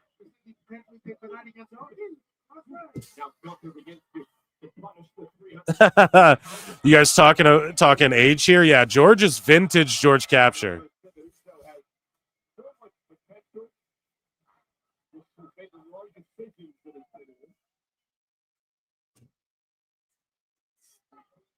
Yeah, no, that's more like my age right there, Nick Chivers.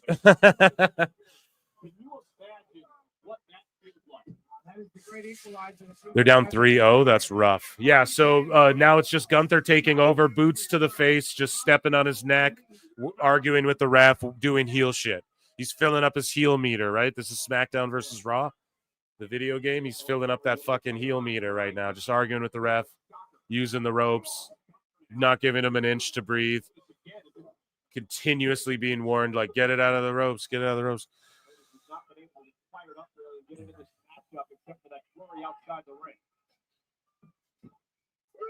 Yeah, seasoned George Capture.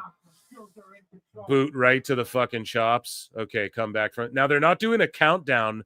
They would do a countdown before on Netflix.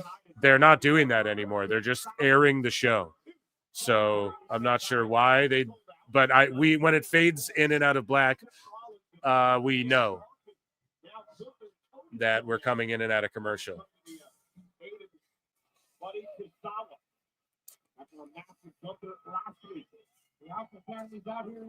On Patty's Day. Gunther has grounded and pounded Otis off of his game plan. Completely taking his power game away from Otis.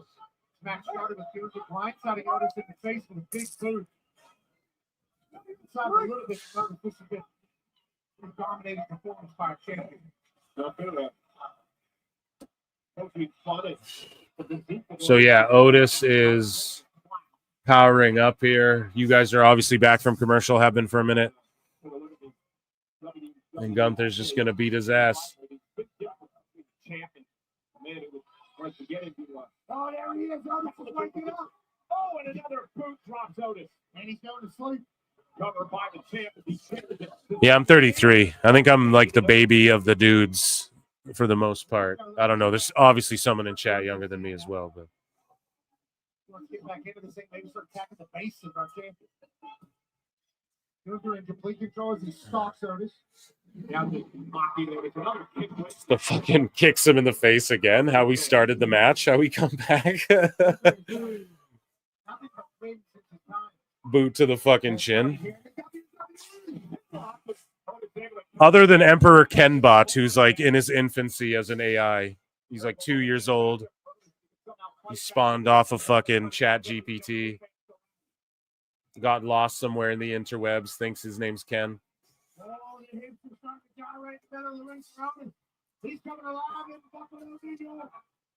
Beating off the fans here. Otis back to his feet. Oh, chopping his ass. No, dude. No, I ain't 40, brother. I just turned 33 like not long ago. Oh, big chops. Impervious to the chops of Gunther. We should go on fair skin. Chopping. Just here we go. Two big boys.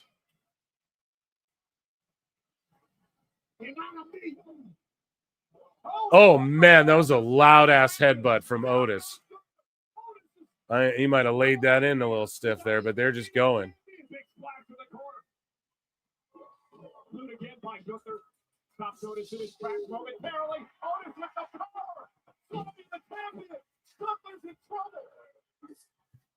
Otis. Fuck, dude, everyone loves Otis. Oh, backhand. Or back elbow, I guess Cole says, but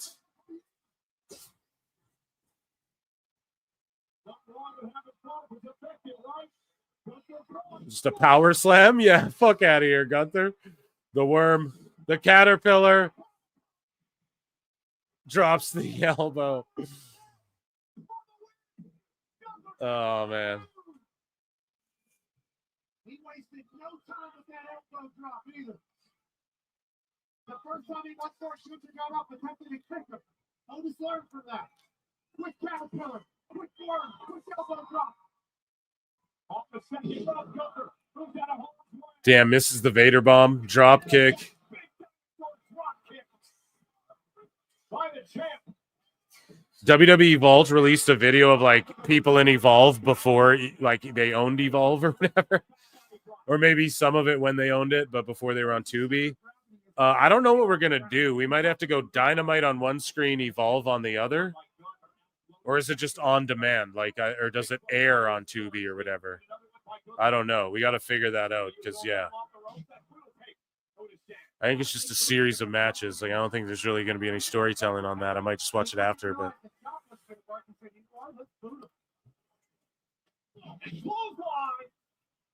Clothesline chop. And also, here's the other thing that I'm not thinking about. Rusev and Malachi Black coming back as well. That'll shake up the World Heavy and IC and US title pictures probably pretty greatly. So, got to focus on that too. Because they're for sure going to come back, no?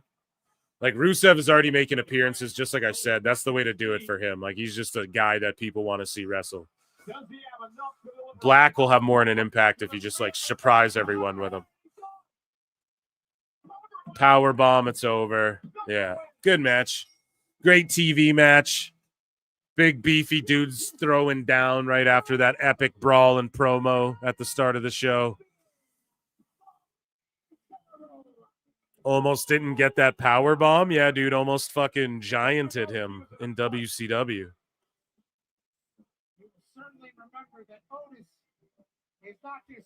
Oh, he's gonna jump him. Why? I guess Jay will come out. Yeah. Now Tozawa, fucking guy.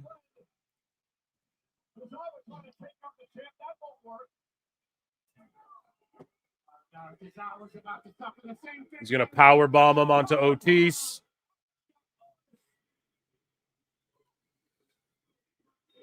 Yeet, yeet, yeet, chat, yeet. Can we get a yeet? Yeah, let's.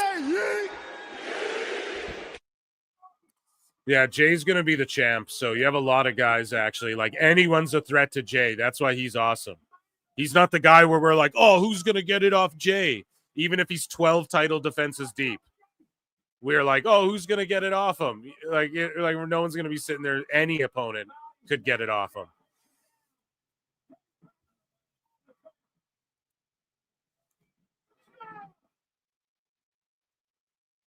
Oh yeah, dude. And that's the thing. I was bitching about the Cena shirts in every town. He could still do that for heel heat and they'll still sell. But also, you have fucking Uso doing that shit. So we should have seen it coming. They planted all the seeds along the way. Like for Cena's heel turn, they really, really, really did, man. And maybe you can just say that in hindsight, or maybe they really did think that, but damn, and now you have wow. Waller in theory jumping him. Why? Why? Well, we know why, but like, god damn it. Pourquoi now? No. We got to have them have a match over the next couple weeks. Oh! But we're progressing their dissension too a little bit. Hey, with Waller in theory, they almost hit each other, the two Stooges.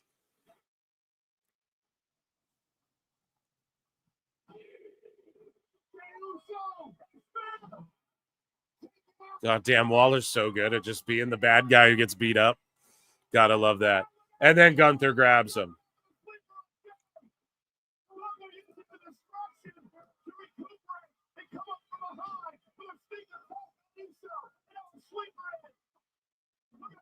Gunther's knees gashed pretty bad. Yeah, he's done. He's cooked.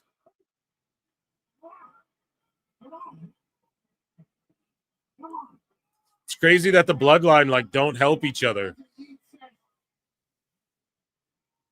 anymore. They just reform to be like, fuck it.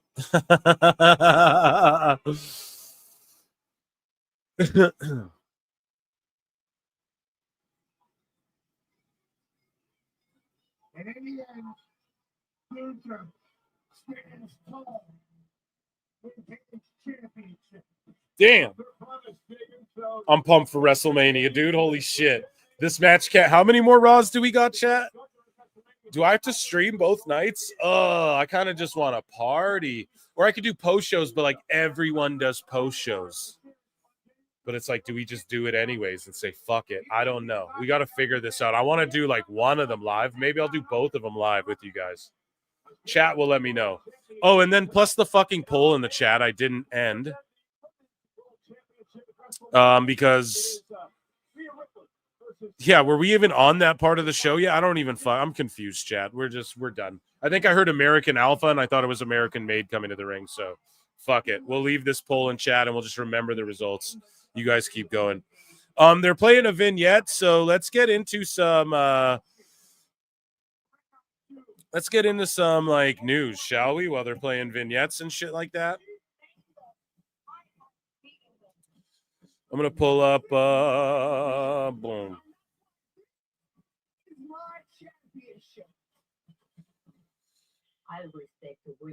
I'm gonna just scroll to the bottom here.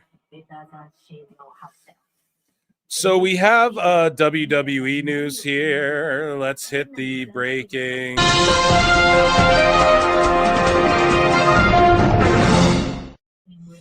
So Fightful now, after they were just wrong about a bunch of shit, go WWE went to great lengths to keep the John Cena heel turn on Cody Rhodes in partnership with The Rock at Chamber a secret. The company ended up protecting the angle well, as it came as a shock to many within WWE, per Fightful, per Triple H at the press conference, and you guys just saying what anybody could say after the fucking press conference. Clown shit. Triple H was asked about women main eventing WrestleMania. And Triple H says, I don't believe in giving anybody a spot. The women should have the main event spot. Like, it's nice if it's the most interesting thing on the show. And it's getting the biggest reaction, which when I put them in the main event is because of that. No, but he's right. He is right. If we're to treat everyone like equals, then it shouldn't be put women in because they're women. It should be put them in because it's what's slapping. Like when Sasha was slapping. You know what I mean? Speaking of slapping, here's Travis Scott.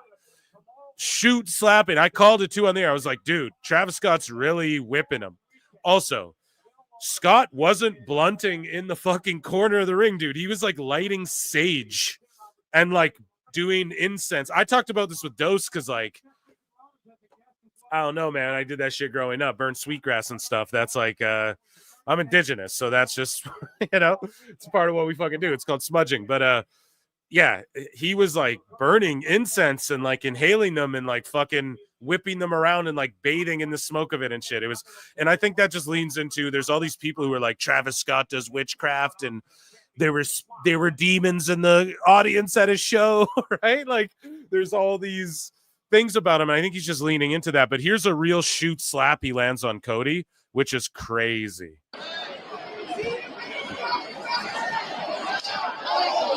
You could hear that shit. He's gonna get a receipt for that shit. Jackie Redmond's talking to Bailey here. That's crazy, man. That's crazy. That's crazy how hard he slapped him there. Here's a kid who starts crying at heel fucking Cena, which is just amazing. I think they played this on Raw tonight. But... That'd be a reason he feels this way. Just let him talk about it.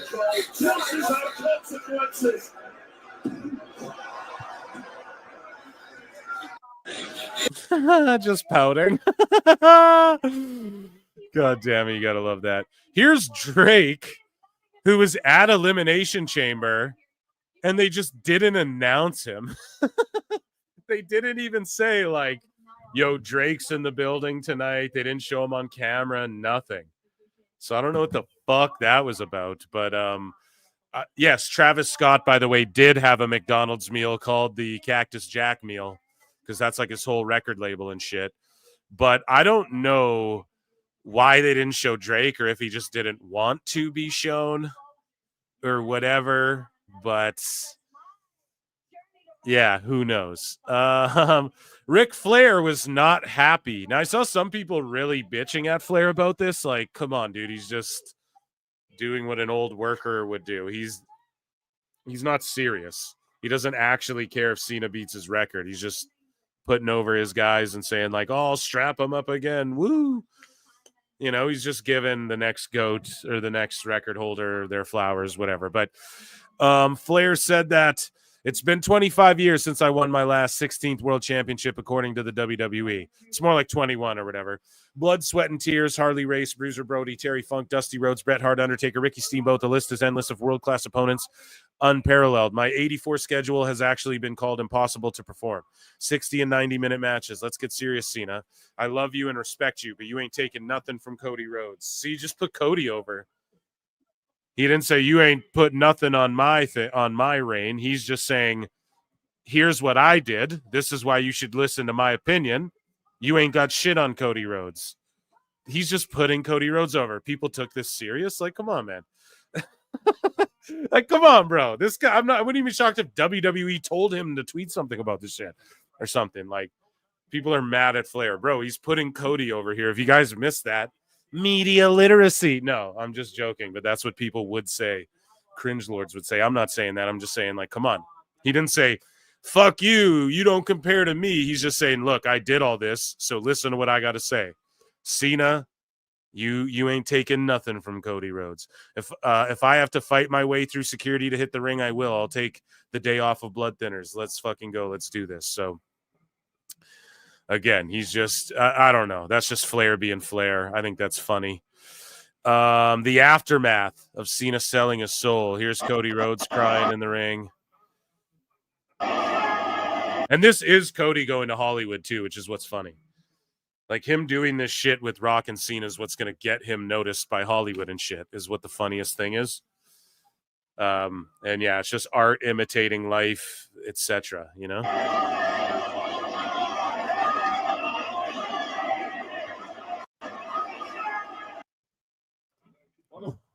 Everything comes full circle and fucking Rhodes wanted to be an actor, so WWE has removed this passage from John Cena's official roster page bio. So it used to say, and yet Cena still finds time to adjust attitudes and knuckle shuffle fools into defeat on the regular. Sure, a few detractors might chant Cena sucks, but for John Cena, rising above hate is just part of the job description. And he's still making camp on the mountaintop, waiting for someone to take a swing. And they replaced it with, here we go, Clay Guida, UFC lightweight fucking legend, former WEC lightweight champion, Clay Guida here in the crowd at WWE Raw. Anyways, they replaced it with, when it seemed like Cena would go down as the greatest hero in WWE history, he shocked everyone when he sold his soul to The Rock at Elimination Chamber 2025 and aligned with the final boss in his final run as a WWE superstar. I love that they changed that shit. Here is Liv Morgan. Just beat the fuck up after that chamber match, dude. Just got beat down. Per Fightful, Travis Scott has recently been actively participating in pro wrestling training. I mean, don't believe anything they say, but also I do believe it because they've clearly had long-term plans with Scott as well. He just showed up in Toronto, a country I'm sure it wasn't easy for him to even get into necessarily for this. So, yeah. Drew McIntyre. Contrary to rumors, Drew McIntyre was never planned to win the men's elimination chamber at WWE Chamber Fightful. Of course, they say that after the fucking chamber. Just L after L after L. So here is what Jade Cargill was filming for her return. It wasn't a movie. It wasn't anything. But in her time off, she was filming shit. And it was for this video that Ricky Starks fucking directed. As Karrion Kross approaches AJ Styles here, and clearly they're going to beef going into Mania. We have fucking this video that Jade Cargill dropped, which is amazing, and Ricky Starks directed this, folks.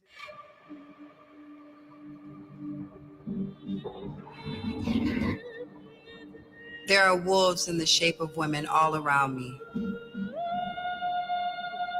I can see the way they look into my eyes.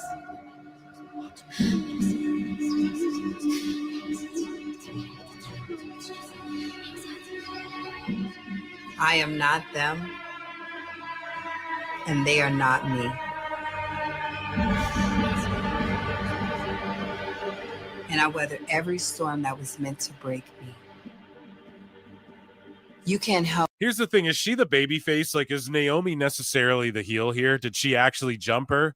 Someone pointed out, too, they're like, yo, look at the way Naomi looks at Bianca before the attack happens. And Bianca's all devastated. And it's like, no, Bianca and Naomi both could have did it. It's just that Bianca was in her pod.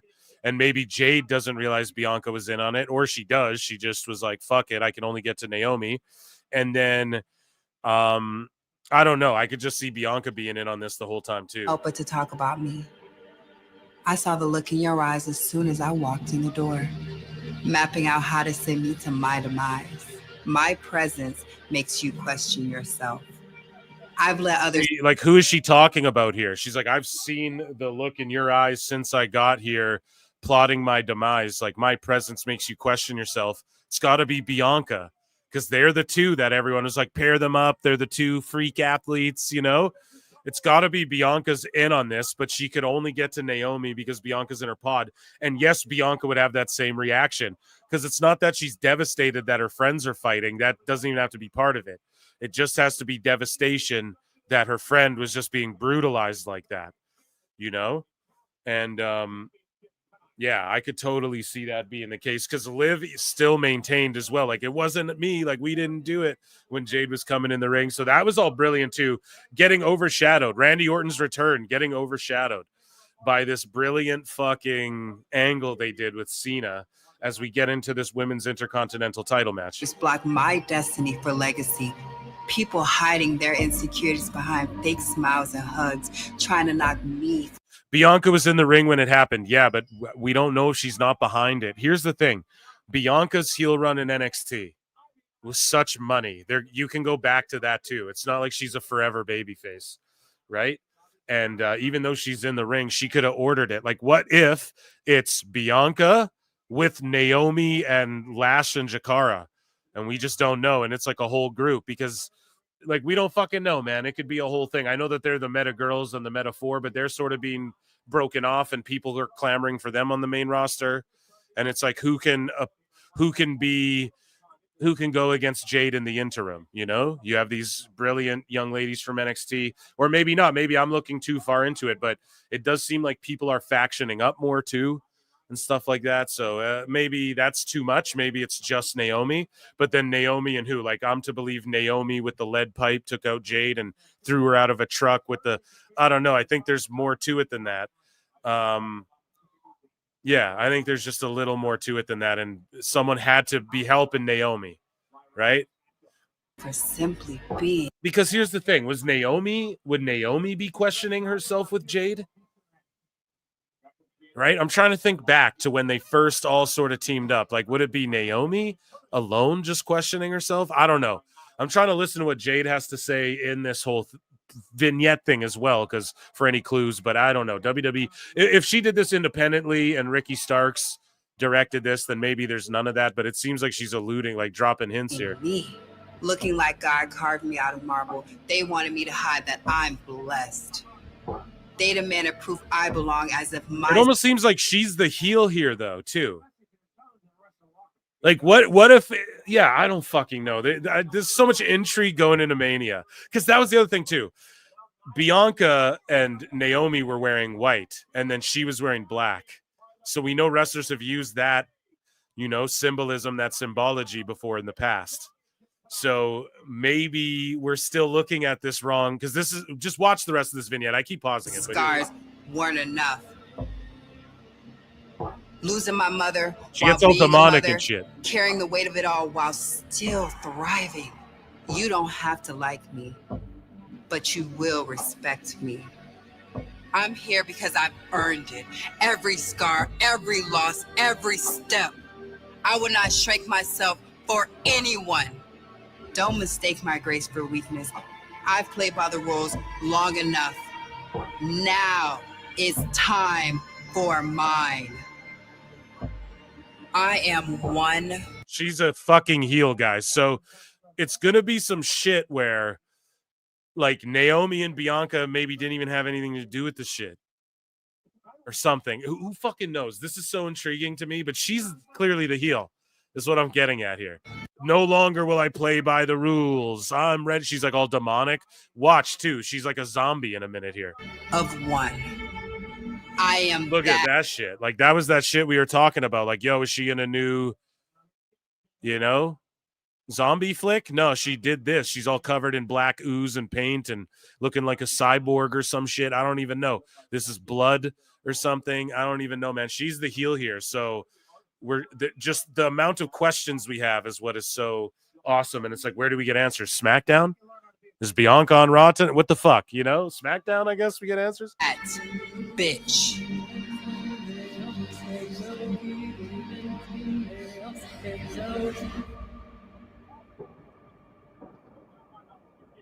Yeah, and the screen just stays faded to black for literally like 11 seconds. And then because I watched it twice already. Yeah, so I mean, make of that what you will. Chris McCarty says Bianca cheats to win the title, then backstabs Jade. That could be it too. That could be it. I don't know.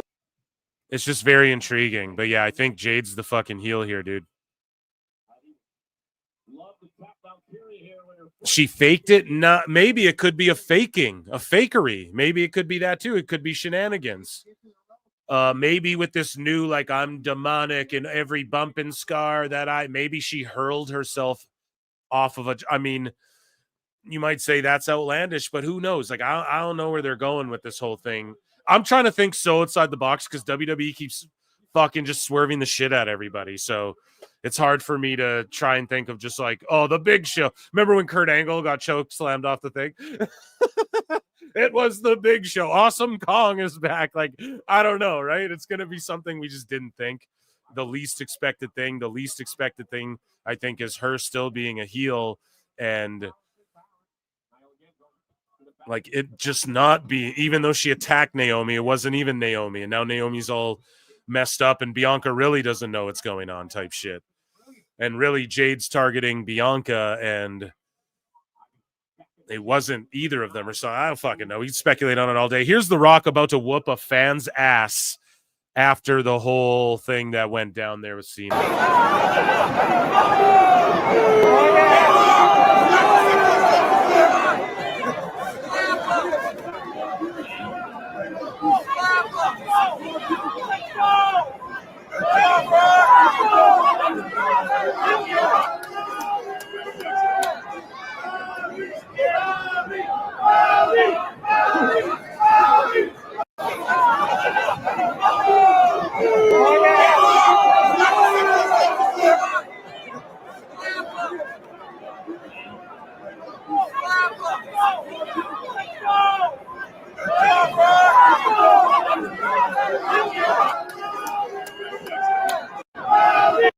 Good heel shit, pal. That's what we like to see.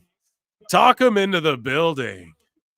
Stone Cold is going to be at WrestleMania in Vegas, baby. Get ready. And then the guy who interviewed him is that Alex. I forget his fucking name, but we've covered his interviews. That big fat dude. Not to be rude, is what it is. Not Muscle Man Malcolm either. Like the big, and not dissing Muscle Man. I love him too. And The Rock. It was funny hearing him and The Rock, him ask The Rock about his Waffle House order. But it's that big, like, Spanish dude, and he's Latino guy, and he's he's a big chunky guy, right? And for some reason, he pulled this thing down. So why would he do that unless somebody fucking asked him to do that?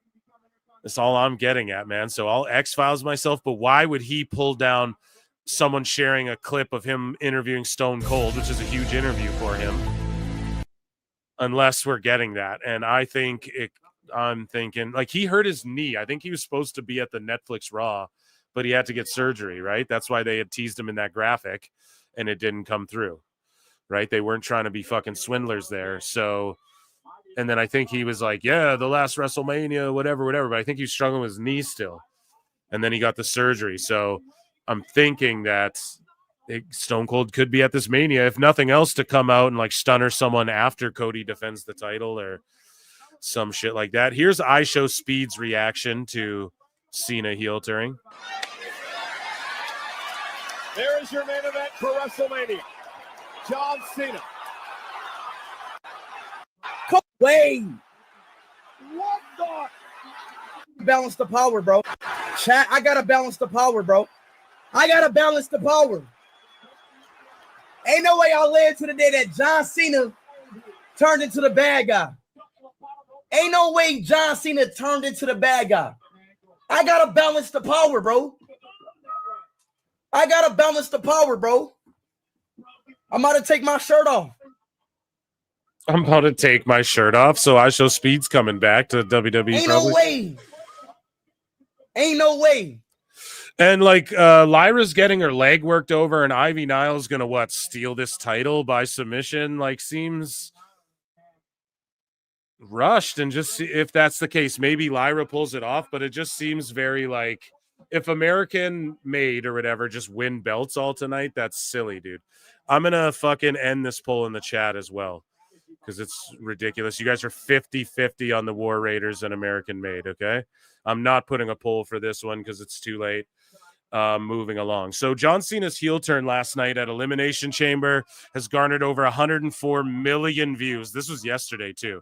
In just under 12 hours across all WWE social platforms. It is now the most watched video on WWE social ever in the first 12 hours. Insane numbers. It is insane. Here's Drake Champagne Poppy saying, I'm sold at Lil Yachty. And Lil Yachty saying, nothing better than WWE. So, yeah, Lyra pulled off the win. There you go, as it should be. But why have this match now? I don't know. Whatever. Here's Batista, who arrived at the Oscars, dripping. Okay. Right? If you guys are into the Oscars there. Here's CM Punk dealing with the light fixtures in his pod throughout the whole chamber match.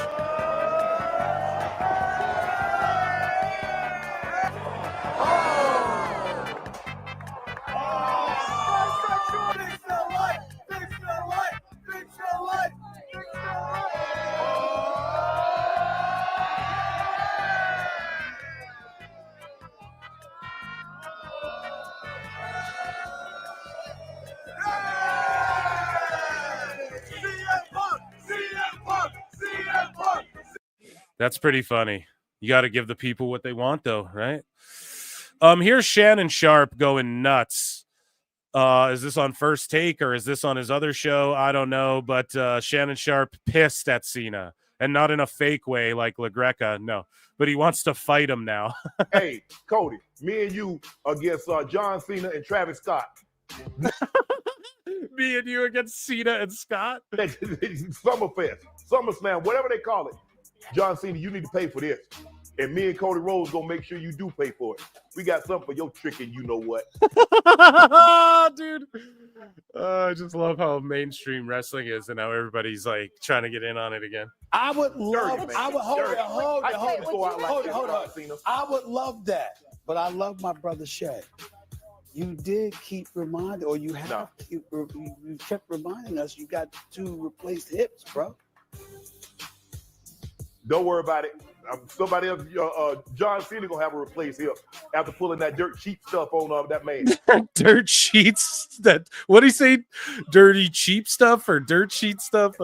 Travis Scott, you too. You ought to be ashamed of yourself. Shannon, we can make. I don't like turncoats. I love that shit. Bring him in. Here's Kevin Nash talking about Seth Rollins as they recap his epic brawl with Punk from earlier in the show. Here's shout out Sean Oliver and Kevin Nash, and click this. I like when Rollins is Rollins, not Rollins with the fucking like. Don't be a character, man. Just be you. You've been around long enough. You just watch Phil. Watch Phil in the opening segment. Punk's just Punk. Mm-hmm. He's not playing a fucking wrestling guy. You know. But that's Seth's thing. But it's not, because he obviously was more entertaining in that segment to me than he was. Oh man, and Punk and Seth are throwing down backstage again. Oh yeah, dude. Continue this. Fuck yeah, this has been a great Raw. That women's title match is pretty good too, but y'all, I'm just not into Lyra. I gotta be fucking honest. Like, I don't care. And that match was like, I don't care, dude. American Made, all they do is lose. Like, that was the most, like, how much more can you just shit on those guys? Keep them in NXT if that's all you're going to do. Like, that whole faction would cook in NXT, and they could just wrestle every week without Gable even being there all the time. You can, if you're going to wear that outfit, please be real. Don't be fucking on top of that something else. Kathy Kelly's interviewing Dakota Kai wearing a Stone Cold t-shirt. They're teasing it. He's coming back. Sonia Deville said Vince McMahon rented a house for her in Florida and hired 24-hour around-the-clock armed security right after that horrifying situation where someone had broken into her house. That's crazy. Topps posted this, that The Rock, Travis Scott, and John Cena all signed this card, and they have an official card, so they just make cards for moments. I'm going to start buying fucking and pulling cards, dude. I got to do that. I got to do that shit. So here's Sonia Deville, our last piece of WWE Federation news for the evening. Here's Sonia Deville talking on the Ariel Helwani show. And shout out fucking Ariel putting on wrestlers who leave WWE, who are in WWE, who are in TNA. AEW wrestlers would go on there too, but they're not allowed to because fucking Tony Khan and the Sickos. And that's a shoot, brother. That's a fucking fact. They're not allowed to because Tony Khan's The a best crybaby. guys, Tony Khan. But anyways, here's Sonia Deville sort of explaining the situation that I was quoted before. Talking to Vince because SummerSlam's coming up, and obviously he's like checking in on me, and he's like, "Are you okay?" He's like, "Why don't you come to the venue? I want to say hi to you. I want to hug you." And I was like, "Okay." So we drove to the venue. We saw him. Hunter was there. Stephanie was there, and he was like, "What do you need from me?" And I was like, "I don't know." He's like, "Well, are you going to be okay, like staying back in your house?" And I was like, "No, I don't think I can go back there." I looked on my ADT cameras and there was reporters all over my front doorstep. And I'm like, I can't do this. So I'm like, it's okay. I'll figure it out. And Vince is like, "No, what do you want to do? Do you need a place to stay?" And I'm like, "Well, I don't know. My dad's coming down tomorrow. I'll try to figure something out." He's like, "All right, well, we'll get you a place to stay if you need a place to stay." And again, I don't know if I'm supposed to say it. I guess I could say whatever I want. It's my story. But Vince rented a house for me to stay in a different part of Florida. Ludwig's making his way to the ring in a suit, like a turtleneck and shit. For my mom came down and stayed with me. Mandy stayed with me a little bit. Mandy's mom came and stayed, and hired 24/7 armed security. Wow. And I mean, like these guys had guns on their hips. For how long? A month. Wow. A month. And that's where I went after there, and nobody knows that. But luckily I got a call from Tampa Police Department a few days later or whatever. And Yeah, that fucking freak in nature got arrested, dude. And yeah, that was WWE news, ladies and gentlemen. Round of applause for WWE news. And I think we're back from commercial. Great timing there. A month, that ain't cheap. Yeah, no doubt. Let me check in with chat. A month, that ain't cheap. Yeah, that ain't cheap, brother. I will always believe Vince only touched women when his Alzheimer's kicked out. Okay, come on. Oh, come on now. Vince McMahon was a man of contradictions. Yeah. Phil, we need Dakota Kai versus Johnny from New Legacy and a bra. Okay, fuck. Kai with the Stone Cold shirt. Yep. Round 3 cash. Serious Seth is the best Seth. Someone say Wendy's. And WWE World is coming to Las Vegas April 17th, April 21st. WWE Fanatics and then announced the 5-day event featuring Give us sickos or else. Yeah, I'll do some sickos tonight. We'll do some sickos. Rhea Ripley will be live at WWE World Friday, April 18th. We'll do sickos. Don't you worry. We got some AEW news too. We got to talk about Rey Fenix and stuff of that nature. 47 nights away. We're in Buffalo, New York tonight for Monday Night Raw live on Next. That's the 18th time, Pat, that Monday Night Raw has been hosted in the city of Buffalo. Of course, home to Josh Allen, the MVP, and the Buffalo Bills in the NFL. Absolutely. Joining us tonight, we can't thank you enough. You already know. Deion Dawkins.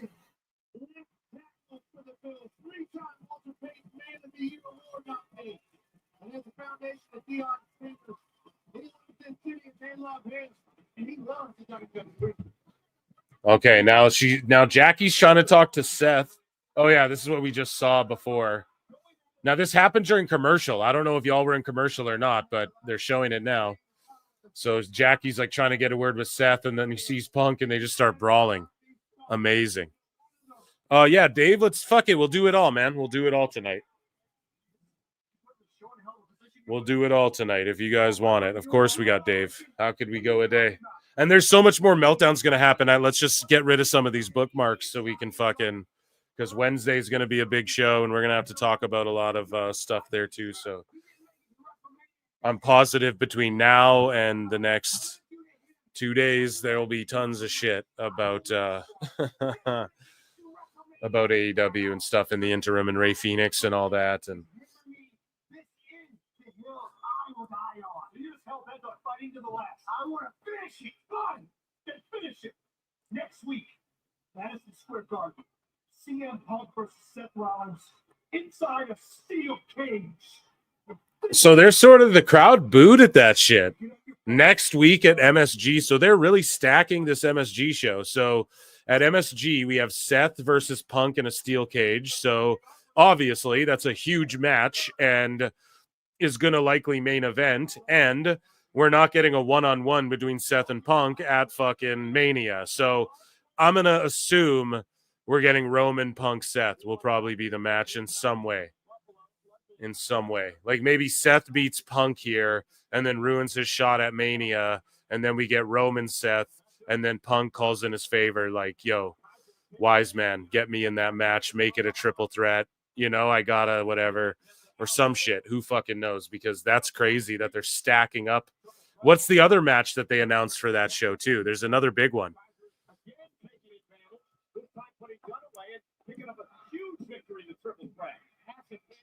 Becky return next week.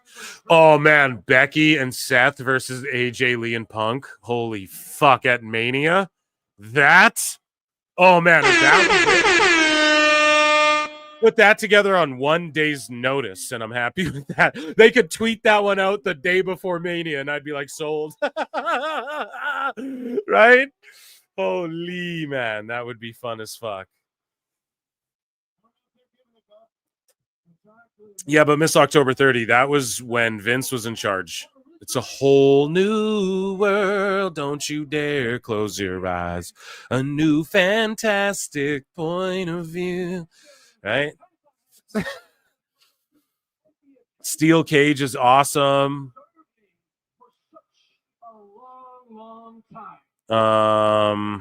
That's amazing. I love that.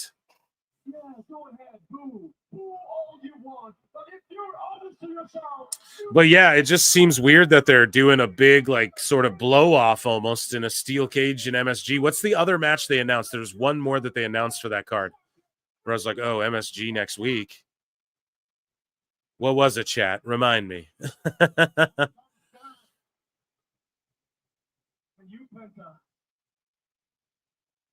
you really think that we still have unfinished business, you might want to reconsider. Because what John Cena did to Cody Rhodes last Saturday is nothing. AJ and Logan, is that it? AJ versus Paul. Yeah, there you go.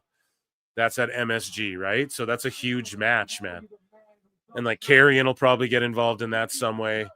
But like that's a big ass match just to have on next week. Is that next week's Raw, bro? What the fuck? I can't wait for that one too. What the fuck? Raw's cooking, bro. WWE's cooking. So here's Ludwig just talking crazy shit, and now we get a fat Penta entrance. We want Phoenix. We want Phoenix.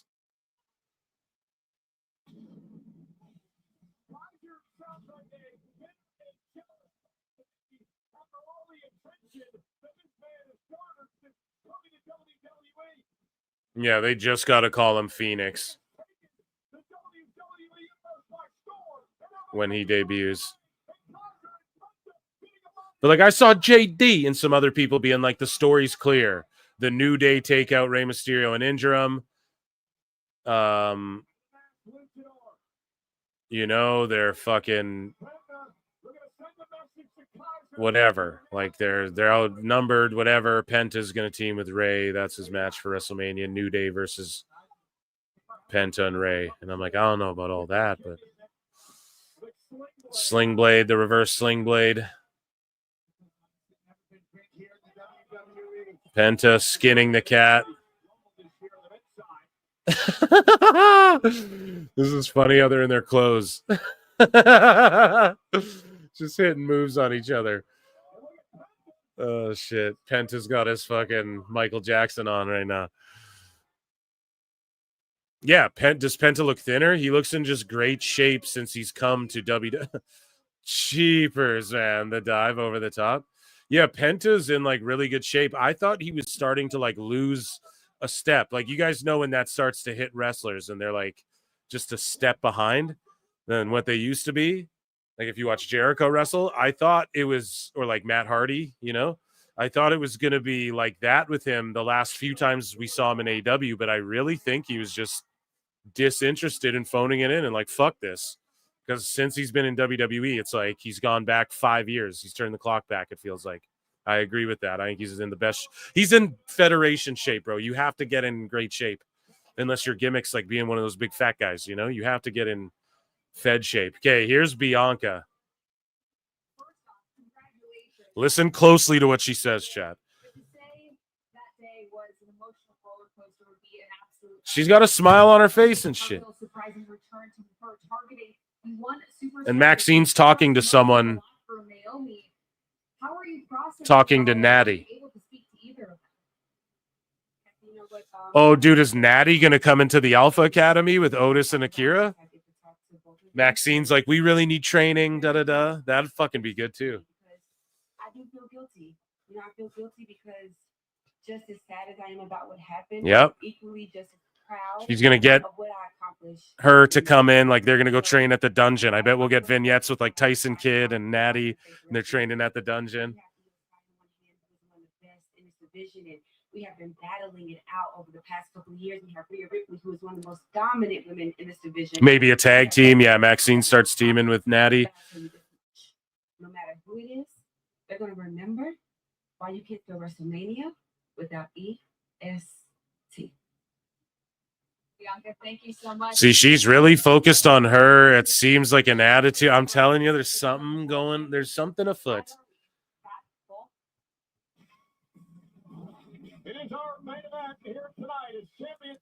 Bianca removed herself from Naomi and Jade. That's what I'm saying. That's heelish. Like, there's something there, man. I love it. I love WWE right now. It's just like, I can't wait till next week now to get more. This promo was released earlier today on the channel, but was right after the Chamber. Chris McCarty. That was right after the Chamber. Oh, come on now, Eric. Oh, come on now, Bianca. That's not very fair. You're clearly up to no good. You're clearly into some fucking shenanigans that we don't know about.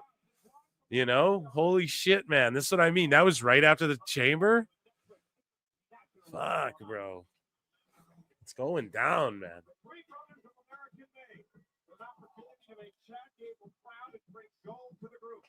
Okay, the World Tag Match, we're split. It was 50-50 in chat. We're not doing another poll, and I think they lose. The War Raiders defend, and then we see what Husey said, and EO fucking gets the women's belt on some bullshit. Maybe Bianca like fucks Rhea out of the match or so. We don't know. This could go so deep, bro. We don't even fucking know. We don't even know. Okay, so A-Town Down Under are with Jackie during commercial break here. They're just talking shit.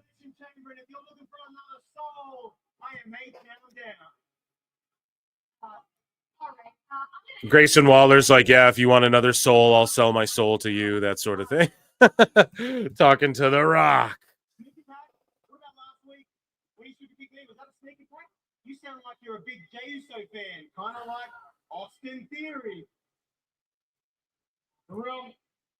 Let's not do. He's just hating on Austin Theory. He's like, you sound like you're a big Jey Uso fan like Austin Theory. Ladies and gentlemen, let's avert our attention. Let's give a good old Ichi ni Sanda for AEW news. Sometimes in life, you got to be a hoe. So in AEW news, here is a perfectly memeable representation of AEW and its championship. She literally comes out of it with a garbage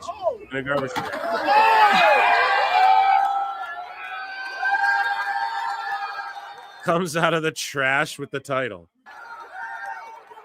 Oh, so that's where Moxley's keeping it, in the fucking garbage.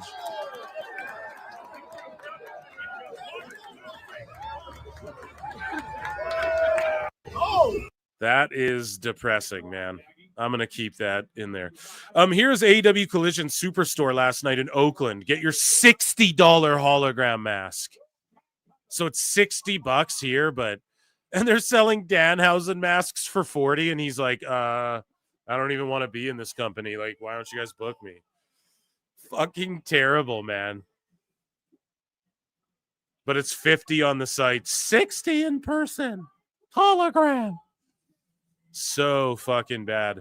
Ricochet quote tweets this guy, OTF Bucknuts, who says Kendrick doesn't even know what AEW is. So basically what happened was someone tweeted to Tony Khan, and they're like, yo, Tony Khan, pay Kendrick Lamar the bag and have him show up at AEW Revolution. They not like us. And it's so cringe. It's like, this is implying that there's a beef. There's no beef between WWE and AEW. It's NXT and TNA and shit in AEW. And Kendrick won't just pull up. Like, AEW want Taylor Swift to pull up. It's so funny because the sickos are like, they're all like, WWE is like McDonald's and Taylor Swift. And then Taylor Swift's like gonna show up in fucking AEW is the rumor. And they're all like, oh, Taylor Swift should show up. They want Kendrick. Why? Because Drake was there and WWE didn't even want to show him on camera. Like, fuck out of here, bro. And then Ricochet's like, believe me, Kendrick Lamar knows exactly what AEW is. Peace. And then everyone's like, oh, and then Fightful posted like the Kendrick laughing thing. So it just shows you like they try to add, we're journalists. No, you fucking shill for AEW. Period. And it's so cringe for them to post that shit. And it's like, okay, let's say he knows what it is. Is he going to show up to Revolution that is 8,000 tickets sold and fucking rap with Hurt Business to the ring or just be in the crowd or something? I mean, okay, is that a victory for AEW, knowing that Tony just spent a shitload of money for Kendrick to show up? Is he implying Kendrick's going to be there? I don't know. I don't think that happens. He's like the biggest star in the world. One of them, you know? The Super Bowl halftime show guy's going to show up. I just don't know. Ty Mello posted, happy belated birthday to Norman, the best coach I ever had. Saludos. And this is at the WrestleMania New Orleans, I believe the last time they were there stage, and they're going to New Orleans for WrestleMania in a year is all the news. And I just quoted this. I was like, don't let Tony Khan see this. Like, girl, you will never be on TV again. We're about to see Sammy Guevara drop those fucking ROH tag belts. Toot sweet. So Bizarro Babyface tweets out, while WWE was pulling off the biggest heel turn since Hogan, AEW had the Rizzler and his dad cutting a promo. The GOAT came back for AEW. Let's take a look. Guys, my guests, Big Boom AJ and the fucking AEW GOAT. Welcome back to Collision. So we have a vignette, by the way, of fucking Chad Gable, like the kid in the Cobra Kai show, just in Mexico, asking around like, hey, do you guys know this guy, with a picture? It's about to be Bandito. It's about to cross over with AEW, and it's the Bandito vignette. So he's in Mexico trying to learn Lucha Libre somewhere. Let's see if we get a teaser of who or what this is. Do I know you? We're just taking a quick pause. So you're the guy? You're the one that's going to help me beat the luchadors?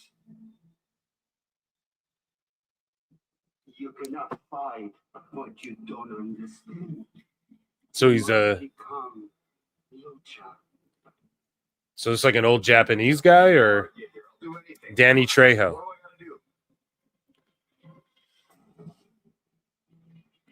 Yeah, okay, an old Mexican dude in a poncho.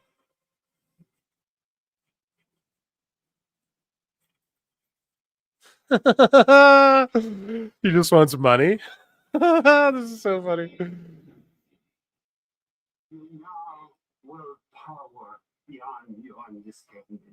Oh, at first the accent sounded like Japanese. I was like, Ultimo Dragon? What the fuck? So what did he pull out of that box? This is some Lucha Underground shit, bro. I'm all the way down. What, is he going to wrestle in like a mask? Or I'm just very curious about what that You just made the list. You what? All about. You know what I'm saying, chat? That was kind of weird, but that was cool. Anyways, back to AEW news. So Bizarro Babyface posts, while WWE is pulling off the biggest heel turn since Hogan, AEW had the Rizzler and his dad cutting a promo. Let's listen to our GOAT here with the double chocolate chunk or whatever, and let's see how many big booms we can give this. Guys, my guests, Big Boom AJ and Big Justice. Welcome back to Collision. It's been a minute since. Whoops. So Johnny TV, Johnny Elite. You know, I saw you disrespecting my boys MXM a few weeks back when I wasn't around, but I'm here now. And I'm right here. The difference So cringe. is you just got here. I've been here a while. And you know what I'd like to see you Actually, I don't know. This is a good opponent, but you know, Johnny TV or whatever the fuck he's called, he's like in AEW, just there's something about he's in great shape, but he's like he just doesn't give a fuck, it seems like, you know? try to do Like really, and I'm not just saying this, like look at his matches. He's always too early for shit or just completely missing people and stuff. It's just not as clean as it once was. is find two friends to meet me and my friends in the ring for a 6-man tag. So instead of just going me and you one-on-one, oh yeah, let's do a 6-man tag. What the fuck, AEW? Revolution.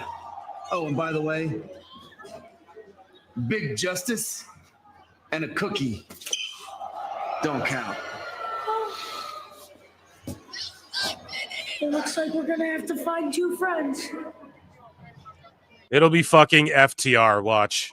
I'm just trying to feed my family like Big J Justice. I want to plump my children up. And I can only do that through AEW. Report more AEW departures potentially planned for March. I told you guys a while back, 2025 and like 2027 are going to be the fucking years where it's like, whoa, for both sides, you know, like AEW people and WWE people. So don't be shocked. And then after that was reported, you know, Rey Fenix is free. According to Fightful, though, here, Kendrick Lamar showing up in AEW, smiling at who? What would that do for anyone? What would that do? Okay, because people are going to see the product and go, fuck. What happened, you know? And Fightful, it just shows like how they're shilling to one side. Whereas me, I started my show here basically trashing WWE in a bunch of ways. They ain't about to do that. Rey Fenix is now a free agent after being removed from the AEW roster. Chat, I'm going to put a poll in the chat. Is this a fumble by Tony Khan? Actually, you guys know poll. You already know the answer. So Rey Fenix, yeah, big fumble. They're like, he'll be in WWE imminently. I don't buy it. Like, I don't think he'll be there right away. I could see them saving this for after Mania. Or maybe JD was right. Oh! And the questions Grok asks, will Rey keep his mask and will Rey join NXT? He's not going to NXT, bro. He's going main roster right away. And there you go. You have people to mix it up with for the world tag titles. I would still like to see Penta get a bit of a solo run, though. I'm okay with that. But I think bringing Phoenix in and sticking him with Penta, combining their names, Joba Fendry, I don't know.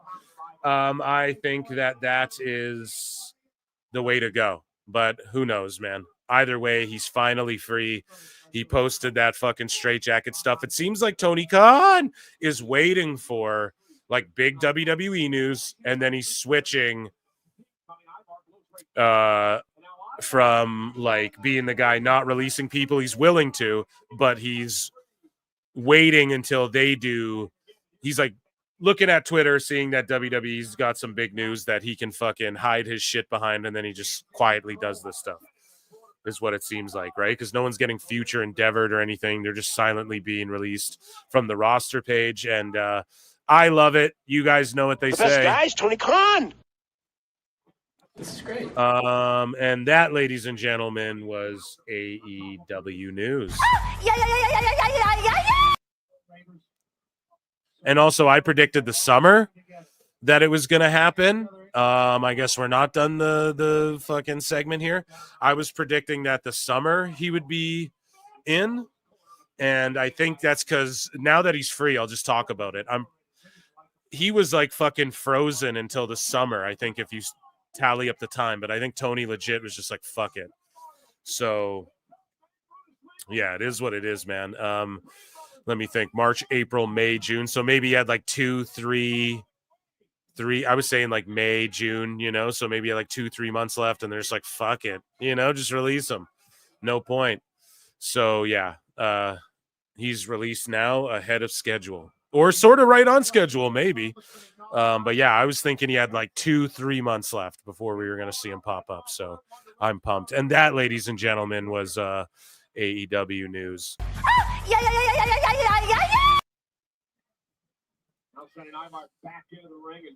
So back over here, we'll do some sickos and some Dave in a bit. Chat, how about it? Might as well be walking on the sun.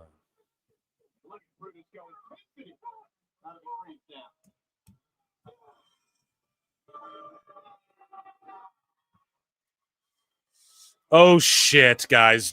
You guys want some breaking WW fucking E news that we'll cover on the next show?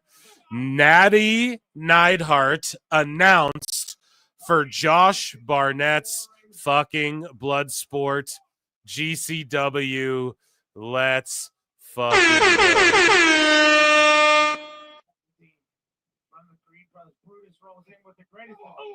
Another quick tack. His eyebars really. And look at Julius go. Creed Brothers just picking up the pace here tonight. Kept up now by Julius.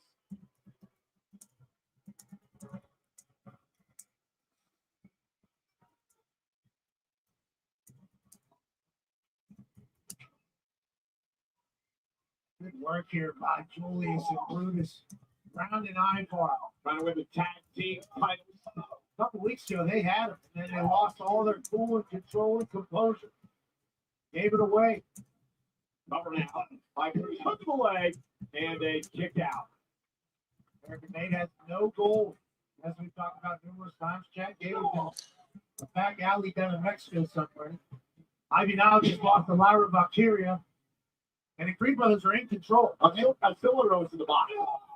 I don't know. Anytime you got to get past the meat market, turn right, walk down an alley, and meet a man who has a shadow over his face, you have to wonder what it's going to be. You get $500. $500 cash over.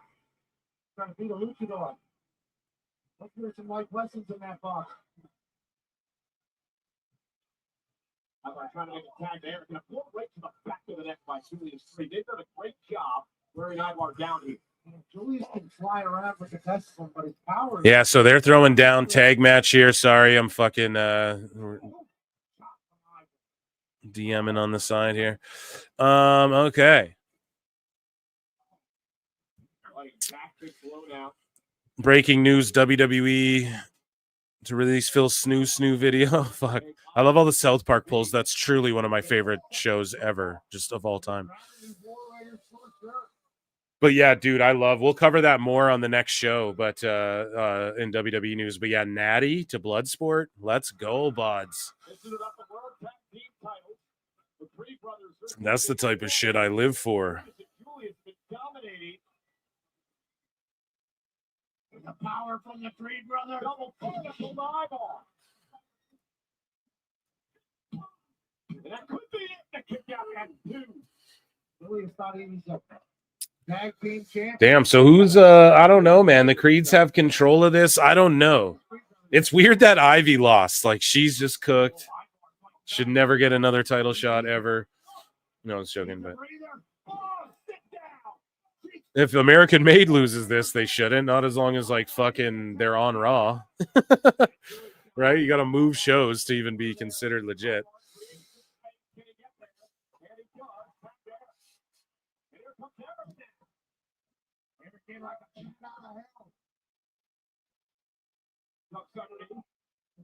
Nice throw to Julius.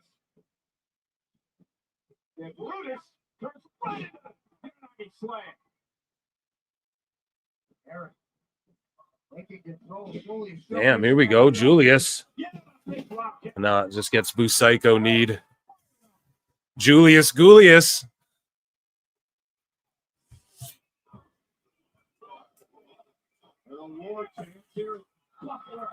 Big knee, lays it in, pin his ass. He just screams in his face, cover him. The fuck? Yeah, this match kind of lost the crowd. Just like we've seen it. Boom, finish. No? Okay, I guess it's not done. The crowd did not give a fuck about that false. This is what I mean. The tag division's hurting. We need, like, God damn it, man. You could fix this so easily, you know? You could fix this so easily. So what, they need to hit one more move, another last ride power bomb, or what? Or is the Creed's going to come back and win? Whatever. Either way, the crowd couldn't care less. I really couldn't care less. I got to be honest. At this point, I feel like they're just doing this to swerve for the IYO SKY title change. Like, oh, none of the titles will change. So an angle slam, and then a 450. Where he almost broke his legs. Kick out. Just, they're too green. I said it right when American Made, like the Creed brothers were called up. I was like, they need more time in NXT. There's no world. That was like a last, one of Vince's last calls, pal. Yeah, I swear. It was just so stupid to do that.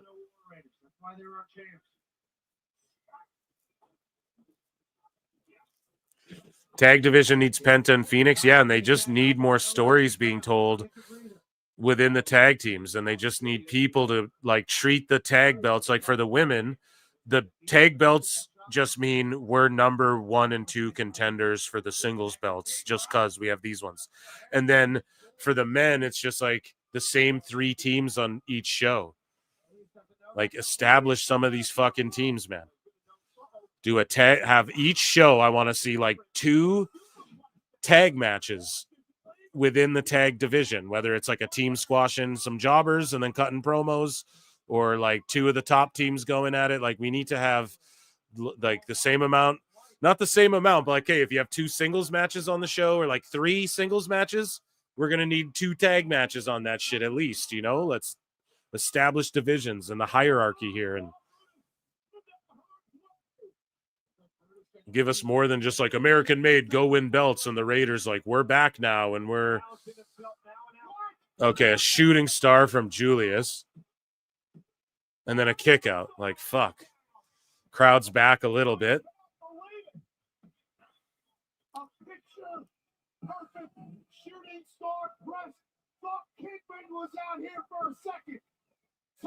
That was a crazy shooting star press though, dude.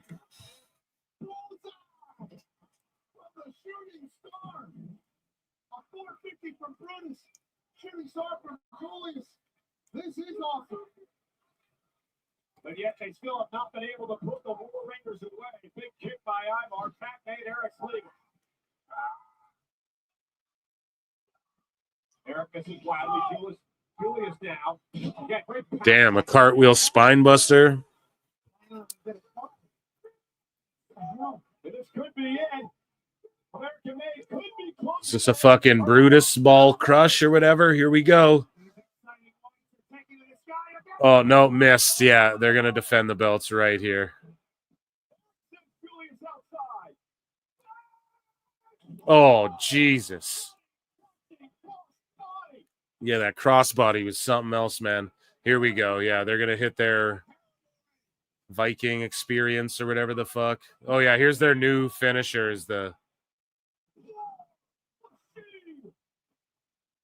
Well, they've done that move forever, but that's like they keep just like rotating their cool tag moves from New Japan as their finish whenever they're reinvented again. So, yeah, I think they did this. 2 title defenses, and good. They should defend the titles, but American Made's cooked. They're done. They better go to SmackDown, and Gable better teach them some new shit. I don't know what he found in that box. A dick in a box, right? I don't know what he found in there, but it better help these guys transform themselves here and go to SmackDown reinvigorated going after WrestleMania, right? And then we can take them seriously, get some wins and shit, work their way up to those tag belts. And then the War Raiders continue to do their thing. I bet we're just going to get like, here's 4 teams in a bullshit 4-way tag match. And then we get fucking Penta comes out there and then introduces Phoenix. Maybe that's how they do it at Mania. Penta's like, I have a partner. So who fucking knows? Or maybe they're just not on the Mania card. Hard to think that would happen with 2 nights, but I think Io's going to win this fucking belt. We're about to see it, and Husey was right. Which would have mean, like, this is what I'm saying, right? Husey's not always right, but some of these fucking allegedly, like, he said that they were fighting for the belt on the Raw after the Chamber. before that shit was even announced. That's all I'm saying. So boom, there you go. He would have nailed one there if that's what happens tonight. And then it makes sense for the triple threat.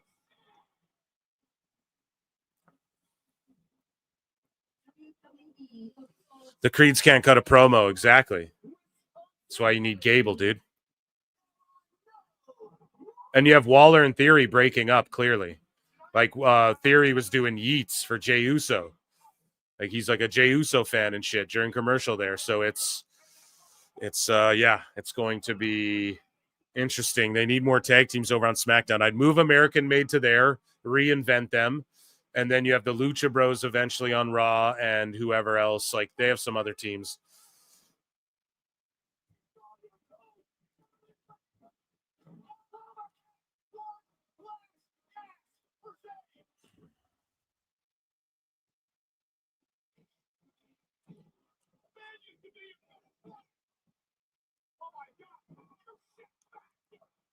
Yeah, they're just recapping the KO Sammy stuff.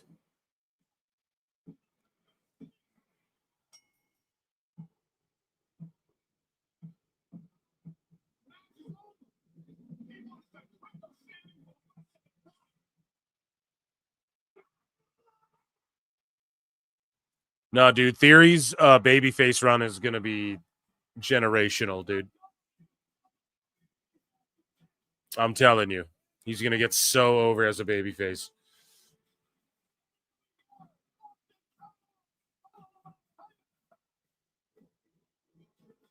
And yeah, I just think the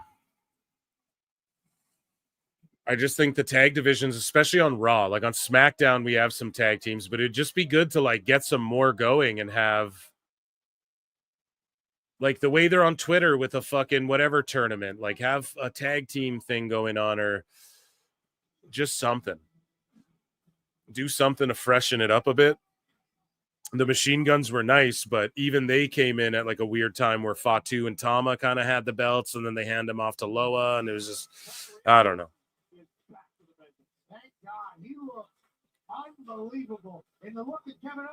But like, who's next for the Vikings now? You know, the New Day again, the Boo Day. I think that's the way to go. You put tag belts on them again while they're hot as heels.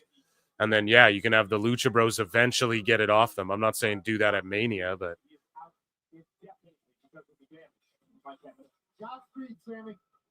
Not that like the Boo Day versus the Lucha Bros need a belt to like, that's still money, but it's also like,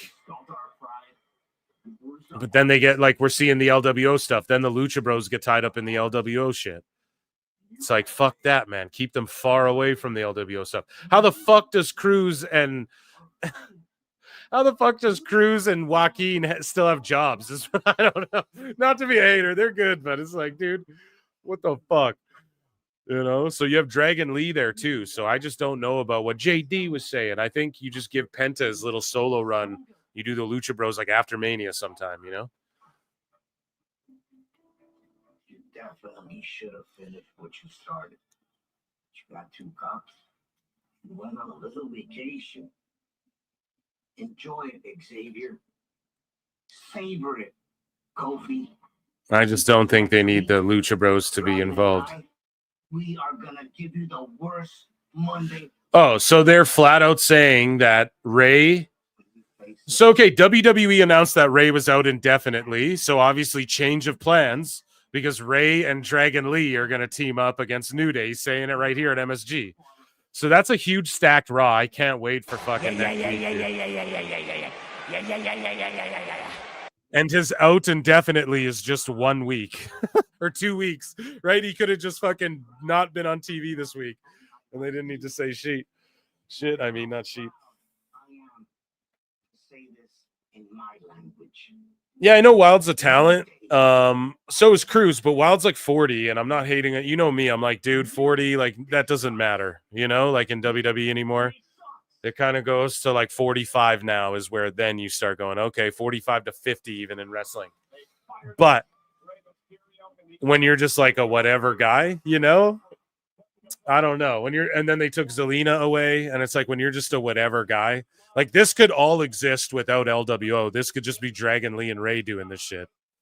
and it would work, you know? They don't fucking need Joaquin and everyone, you know? So here we go. IYO SKY, Rhea Ripley. Let's see if Husey was right. Rhea Ripley versus the Genius of the Sky, IYO SKY, live on Raw.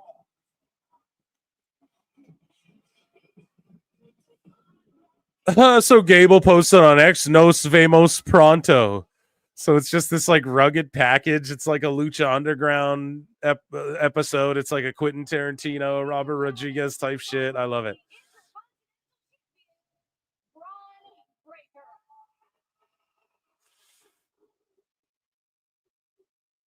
Well, Braun, you currently find yourself in the crosshairs of the Judgment Day. So Rhea Ripley, pardon me, Braun Breaker, Rhea Ripley. What the fuck? Jackie Redmond speaking with Braun Breaker here. And he's asking if there's any dogs in Buffalo. They're barking. Well, to answer your question, I didn't have a problem with Judgment Day until about a week ago. Okay? It takes courage to do what the Judgment Day members do. It takes courage to be Dominic Mysterio, to walk around with a Dirty Sanchez mustache all day long. It takes courage. It takes courage to walk around with that mustache, the Dirty Sanchez mustache. To be Carlito, the Apple Man. I mean, you know what they say? An apple a day keeps the doctor away. But you better stay away from that Braun Breaker and his spear, because I hear it strikes fear. But if it's a fight that you're looking for, or maybe even a grapple, I will gladly keep going your asses. How about them apples?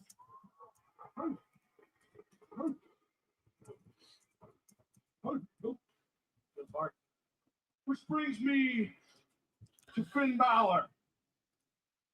Okay. So we're going to get Finn and Breaker. It seems like they're turning Breaker full on babyface. Where my dog's at, right? And then he's like, it brings me to Finn Balor. Then Balor's music fucking hits. And maybe we just get like Evil Demon, and it's not for the crowd to pop, but we get Demon Finn. He's got to break out the Demon to try and beat Breaker, because Breaker's such a monster, right? Because that's what it is too. He breaks out the Demon when he had to like beat Samoa Joe, and yes, you know, we've seen it multiple times to win the Universal title and all that.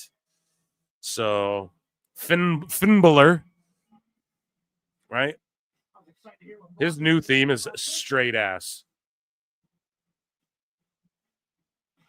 They need to fix that shit.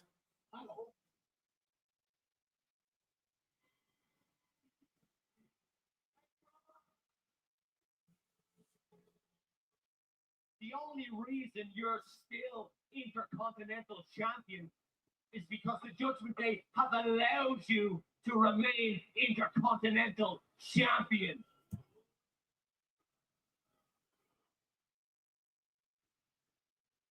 Here we go. He's spitting some fire at Breakers in the crowd there. Intercontinental Champion because I'm a dog. I'm a dog. Oh, DMX in this bitch.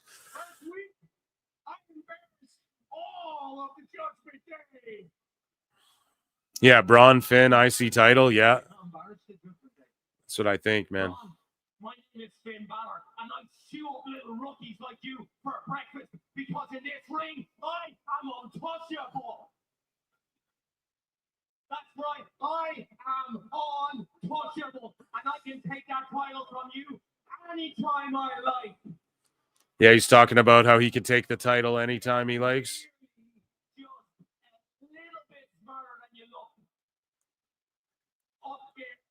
Behind Jackie, because you know that the first time you step in the ring with me, there ain't gonna be no dogs barking. No, they're gonna be watching me. Yeah, Finn's cooking right now, dude. I love it. This is the Mania match right here, Breaker Finn. And I like it. It's a big match for Breaker to like win and show he's a top fucking dog, pun intended. You know, Finn's like a legendary career type guy, so it's the type of rub Breaker needs. And if he breaks out the Demon, no one's going to want to see him lose, but maybe he doesn't lose and it goes on to be like a few matches, you know? Or maybe they transition so that we can get to like Penta versus Finn or whatever. Oh, look at Carlito come out here, the little shit. Just running from like a mile away. McAfee's like, where did he come from? It's like, bro, fucking. So I'm coming a mile away. Here's Dom getting suplexed.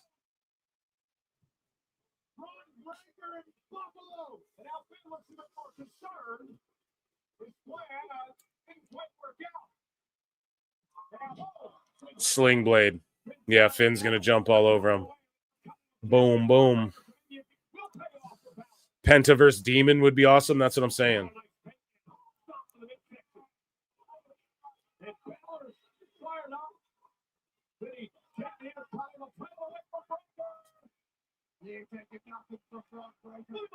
Breaker just presses him.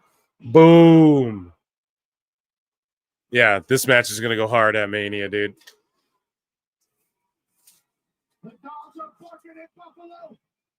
Balor bails out, yeah. Yeah, that's money right there, dude. That super spear that saw super stars in half. Goes on again. And then you put like Breaker's big win over Finn on a night where like the heels are gonna. Oh, he's gonna do the fucking. He's gonna run and spear Carlito.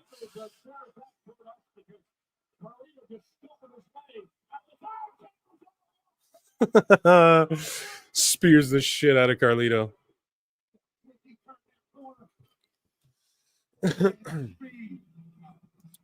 Braun is a good mix of his dad and uncle. Yeah.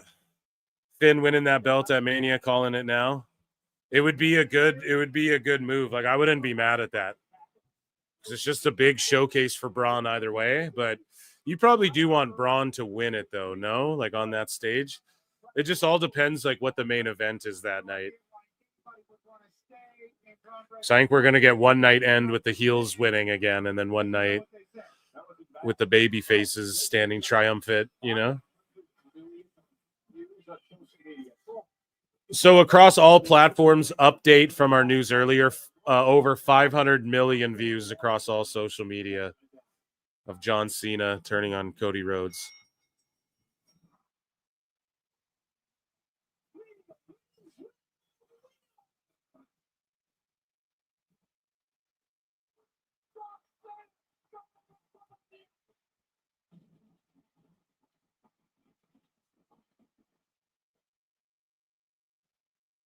Yeah, they're recapping it now.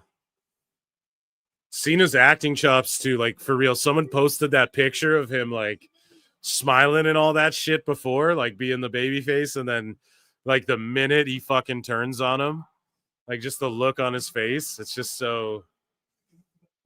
next level shit. Every dream you've ever had, I can make come true. I just need you to be my champion.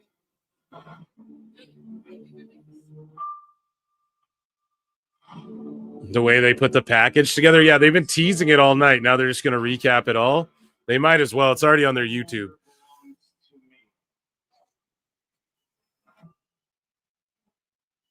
I gave my soul to this ring and these people a long time ago.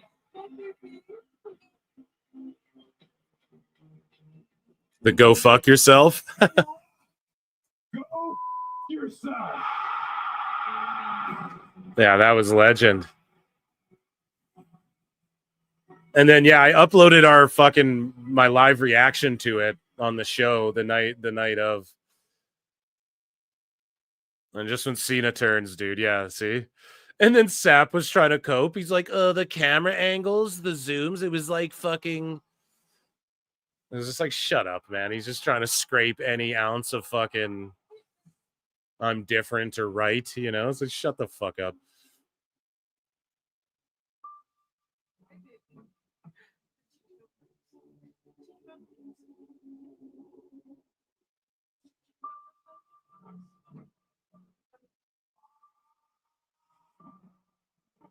Beat him down. And then they're highlighting him with all the kids and shit. Oh man, they're highlighting his shit over the years. The kids crying. Boom, him hitting him with a fucking belt, bloodying him up. Yeah, you better show the Travis Scott slap, dude. You better. It was a fucking live round.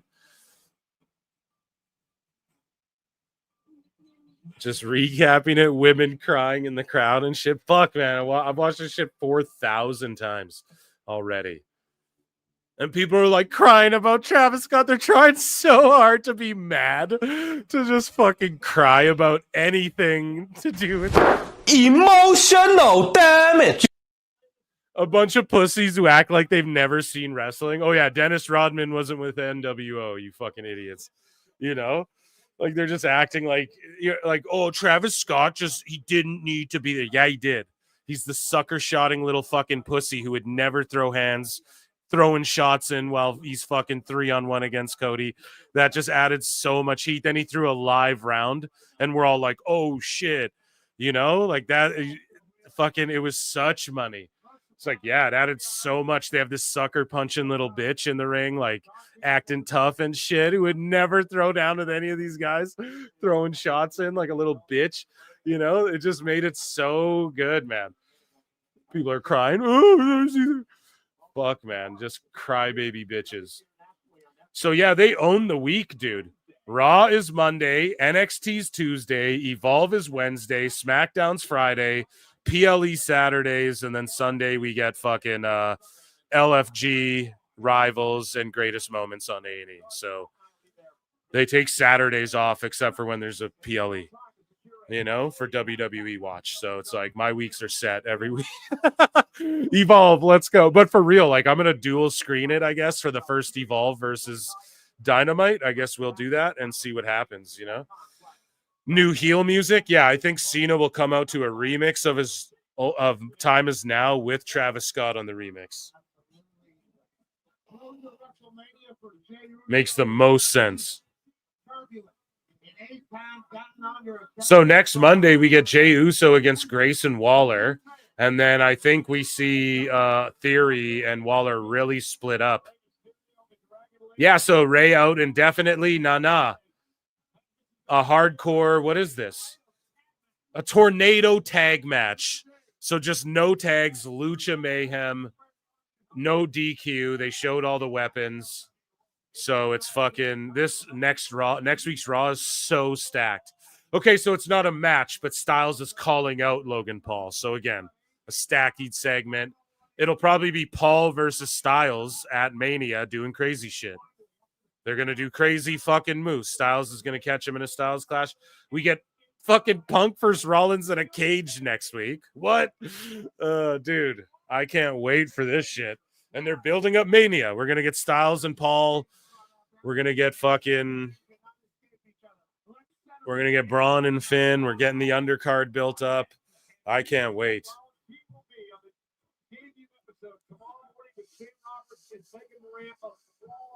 Recap brought to you by Fanatics. It should be a great show. Great show. Available on YouTube and all audio platforms wherever you get your podcast. Phil, they fully diverted from Breaker and Styles. Yeah, because there's better shit. Styles has a handful of matches. Let him get his time in with Paul in that. You know what I mean?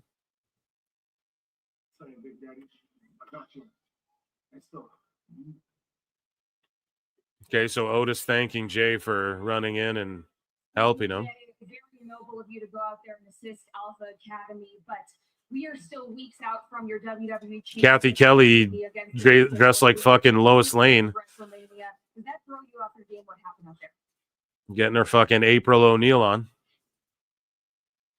A little bit, Kat. A little bit. What I'm going through in my life. The wrong time for anybody to be playing in my mind, right? That's all I hear all week. You can't do it. Hogan turned because they had nothing left for him. Cena's turn happened when they 100% could have just coasted. And people act like Hogan's heel run was iconic. I mean, it was iconic. I mean, let's not get it twisted here. After like 2 shows, it was boring. No, that's not true because we got to NWO Hogan versus Sting, and that couldn't have happened without the NWO and the. So I disagree with that. But I will say that people are just talking about this in hindsight. They're like, oh, Hogan's thing spurned off the NWO. Yeah, this happened 2 days ago.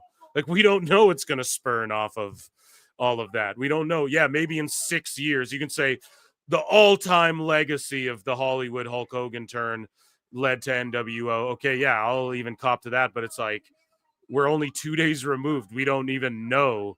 We're just talking in hindsight. You can't equate 2 days of Cena's turn to fucking like the whole, how many years was NWO running, brother? And like what I told someone online too, I was like, we don't know if the end of the NWO shit, because the end of the NWO is shit. We don't know if that ending will be better than the ending to the Cena shit. Like, we don't know. The way they wrap up this story could be more impactful than the way the NWO is wrapped up as well. So there's different ways to look at it. But yeah, like, is the Hollywood Bulge shirts going to rival the NWO shirts? No. You know, but that's not what anyone's saying. It's this generation. There's kids who are fucking, who grew up and all they know is Cena being a good guy. That's all they fucking know. I'm telling you, Bianca's giving me her heel NXT vibes right now. That's all I'm saying. She's giving me heel NXT vibes. That's all I'm saying. I don't know. Maybe I'm off on that, but I just think she's in on something when it comes to all of this shit. But yeah, she's going to be on commentary here with fucking, or I think she's on commentary. Yeah, they're clapping her to the ring here. So Rhea and Io. If Hughesy's right, man, I'm going to have to buy him a pint of Guinea. A pint of Guinea.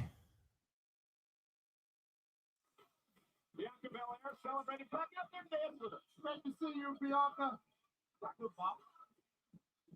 He's going to WrestleMania, but who's he going to face? Sting never did it for me. Yeah. What dampened Sting a little bit was very quickly into him being Crow Sting, they brought in the NWO Sting.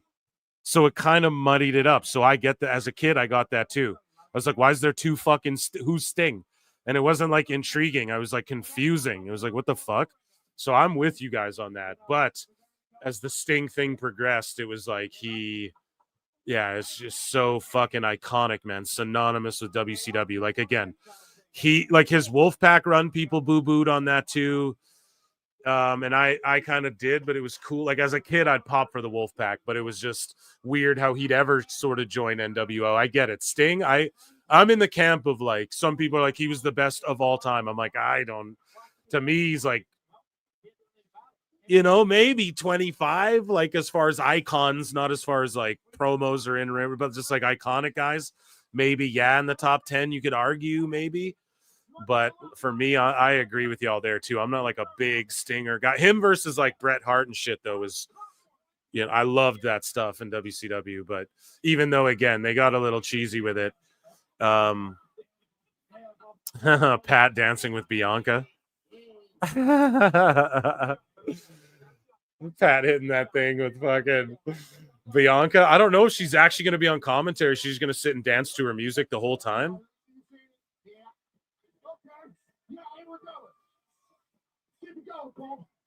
And her cheeks are cheeking a bit. Like, usually she doesn't dress that. That's more like throwback. She doesn't. Bianca, you know, like her, like, she's thick, but she don't be wearing like cheeky cheeks be cheeking, you know? Usually her gear's pretty tame. This is giving me like modern. She is slapping people's hands though, so maybe it's not yet, but I think they're teasing it, man. And she keeps wearing all white. So like, what's up with that? That's the swerve. We're all like, no, she's wearing white, she's the good guy, blah blah blah. But it's gonna be more sinister than that, I feel.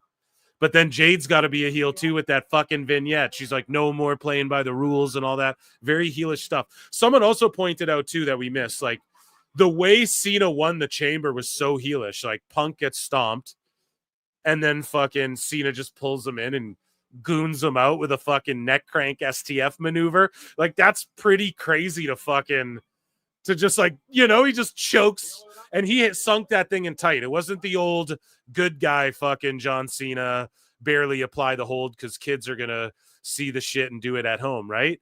Cena fucking locked that hold in on Punk. And that was so heelish to like capitalize on the stomp like that. So like all the signs were right there too. When you look back in hindsight, it's just amazing shit. Loved it so much. People's memory of Sting was a fantasy compared, right? And I agree with that. I'll agree with that. However, I will say Hogan's heel run though was fucking really good, man. Like the ratings prove it. Like the numbers don't lie, folks. Like that shit was cooking. Like it was really iconic, you know, to the point the NWO, but it wasn't, but it was also amplified by Scott Hall and Nash and some of the other people. It was also watered down by a lot of people though too. So it's all how you look at it. But and like it depends too. Were you more of a Fed guy, or were you more of a, like I was a channel flipper, but I won't lie, I was more of a Fed guy overall. But I did like WCW, man. It felt more dangerous, but you know, even at its lower points, I guess like WWE's just WWE, bro. It just is what it is, you know.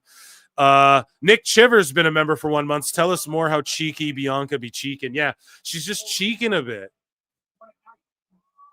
Yeah. That's all I can say. I don't know what to tell you. He's closed, right? Like she's just, it seems like more of her heelish shit, the way she's sort of carrying herself. Up until Hogan got there. There you go. So Hogan killed it for some people.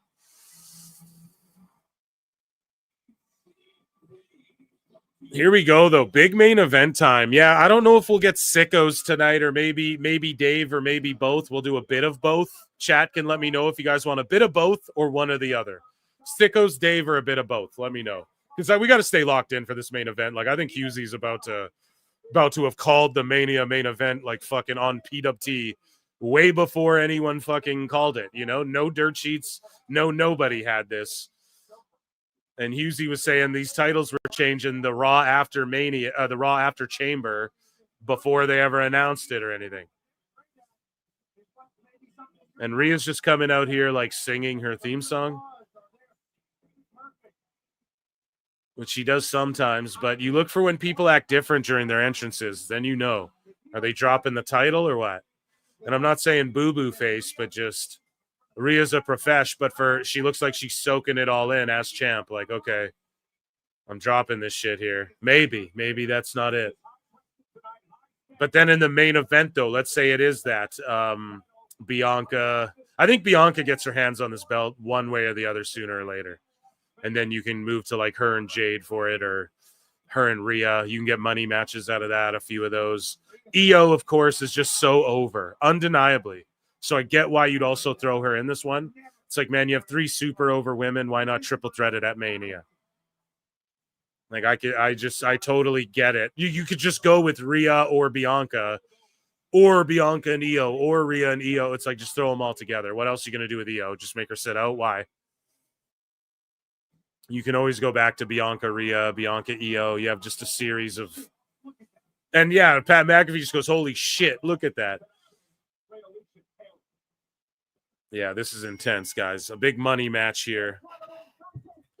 Screwy finish tonight with DQ, with Rhea retaining. And then instead of jumbling the belt around, that's how you get to the triple threat. Just fuckery, DQ, triple threat at Mania. There you go.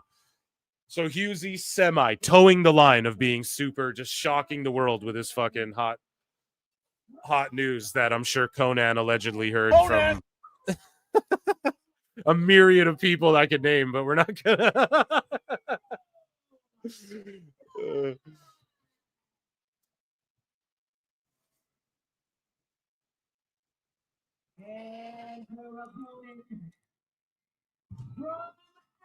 And Matt Morgan was all texting me. He's like, I'm so sorry. That was embarrassing, dude. I was like, dude, it was not embarrassing. I was like, chat fucking still thought that was legend as fuck that you checked in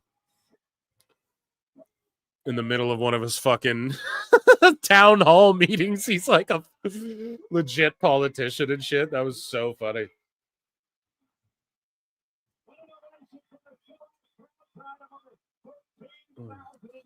Here we go, dude. Big money here. Big money here. You can make your dreams come true. If you put in the effort, if you believe in yourself, you can make the impossible possible. IYO SKY says tonight. Here we go. Road to WrestleMania. But Kat, there is a major roadblock in her way. Known as Rhea Ripley. And Rhea on her way. For the Here we go. But also, they had 2 titles not get defended. Now, speaking of cheeked up, like, I mean, fucking Rhea. Jesus. Like, she's going to have a Tiffy malfunction with the top there. You know what I'm saying? Like, I'm just, yeah, it's. Rhea's going to want to keep this slow and pummel. IYO's going to want to pick up the speed. I'm just fucking enamored sometimes with what these ladies are trying to get away with here in the non-Vince era.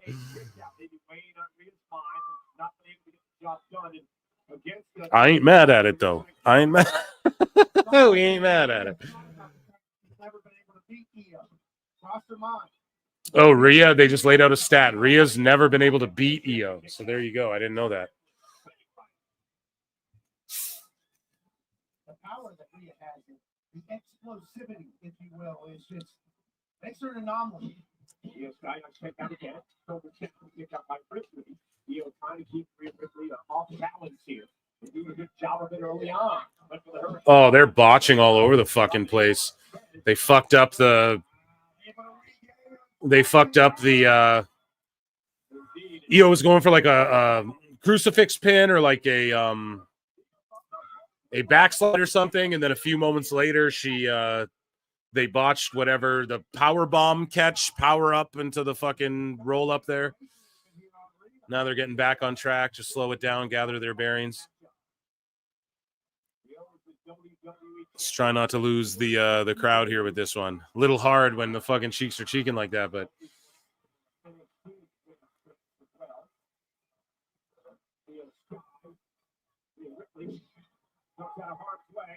Rhea slides out the ring.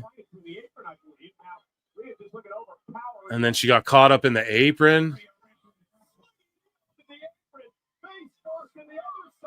Kind of doing some heel shit on Rhea's end.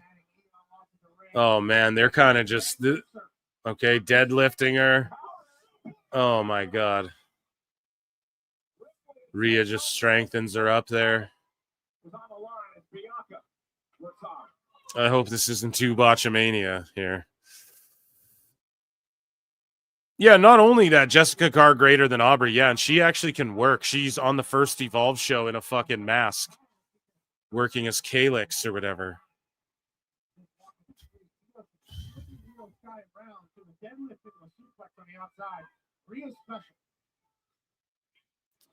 Add, yeah, here, I'll call the action.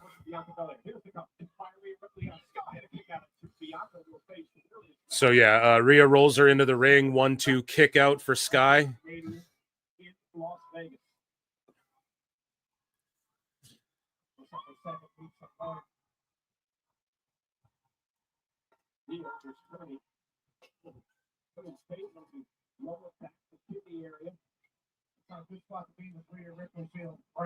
Okay, Rhea's got her up. Irish whip into the corner. Boot to the face. IYO's got the momentum back a little bit here. Let's see. Yeah, she's got Rhea tied up here in like a... Okay, this is like a tarantula double arm fucking type maneuver. I don't really know what to call this, chat. She's got both of her arms around her neck and is like draping her like a tarantula reverse style though. IYO doing the fucking Undertaker, not really off the buckle, I guess, but a double stomp to the arm there. They're like holding her arm in place, and now she's working over Rhea's arm. So just great technical wrestling. We're in a fucking straight across armbar, as they call it in fucking WWE. Just a straight armbar in MMA. Rhea's clasping the hands together, which I like that they do in WWE now, because that's the phoniest move, fighting out of someone cranking on your arm like that. Here we go. Rhea is now powering her up Rampage style. Tried to bomb her. Wasn't that good. And then shot put her with her right hand.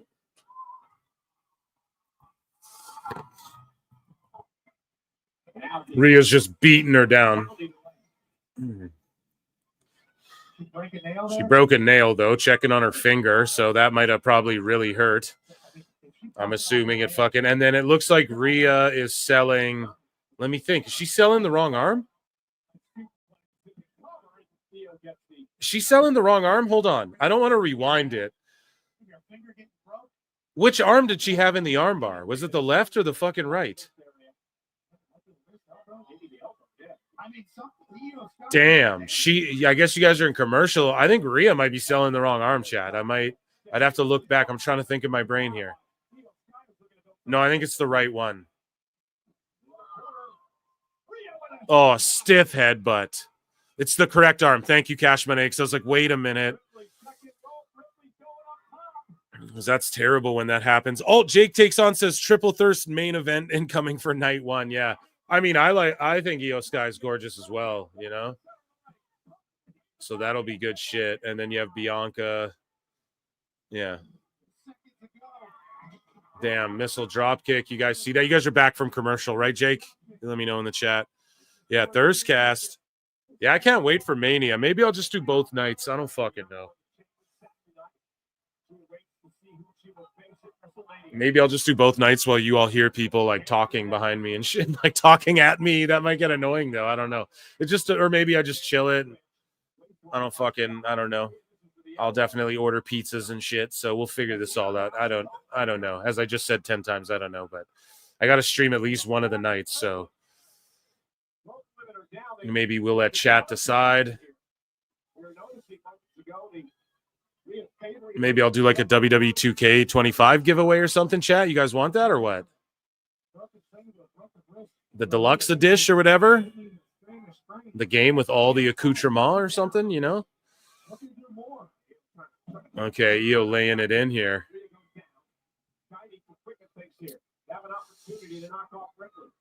Reversal, Sky in the corner. Great balance out to the apron. Blocks Rhea's right, hits her with a forearm of the moment. IYO now. Okay, to the top. Here's where IYO fucking cooks. I want to see somebody, you know, a move that I love that I give my guy in every wrestling game? The Molly go round. And I don't do it as a finish, but someone should bring that back as like a signature or a finish. I always love that fucking move.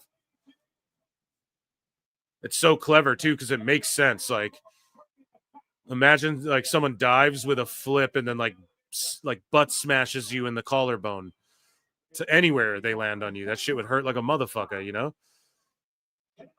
Just picture like someone you're in a pool and someone fucking 450 flips off the diving board onto your head or chest. Like that would fucking hurt, man.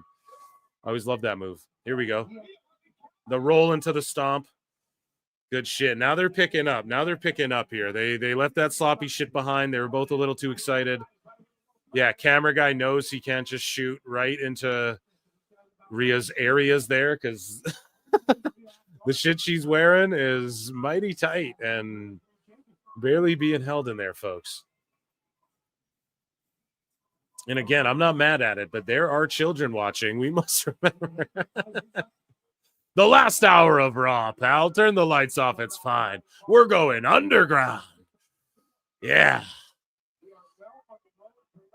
Molly go round. Yeah, dude. The fucking front flip seated senton. That's some real shit. Think about that move. It's clean, too. It's a clean finish.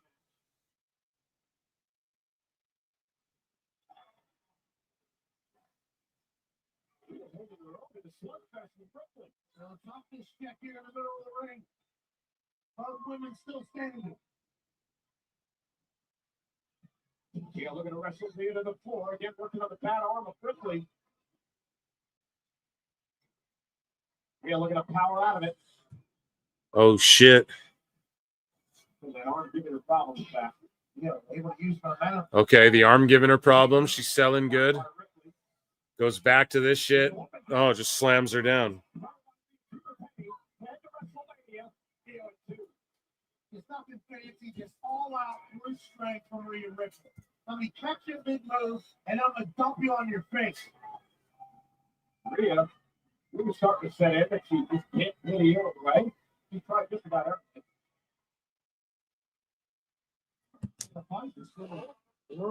Damn, stomping. Okay, let me see here with chat. Diamond J, we missed your fucking here. What are you saying in chat? Double cheeked up on a Monday? Yeah. double cheeked up on a Monday. Right? Right, dude? Thank you so much. Jiggle, jiggle, jiggle. Yeah, yeah. Thank you, Diamond J, for that. Yeah. Yeah, we double cheeked up on a Monday. I love it. Let's go. Chris McCarty says, you think any wrestler wore a butt plug in the ring? I don't know, bro. I'm not answering that. Come on now. Come on now, McCarty. I really doubt it, though. Okay. That's my answer. Oh, man. She's executing it. She can see gold. Oh, nice springboard. Here we go. Oh, just a huge knee, dude. Right in for the cover. That's how you do that. Kick out.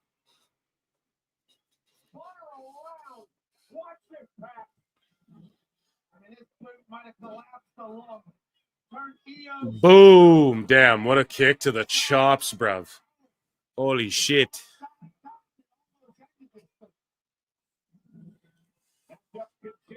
Ripley Scott for the women's world title. Gives that survival instinct to Io. Here we go. Riptide time. Riptide time. Reverse DDT. Damn, here we go. Moonsaulter.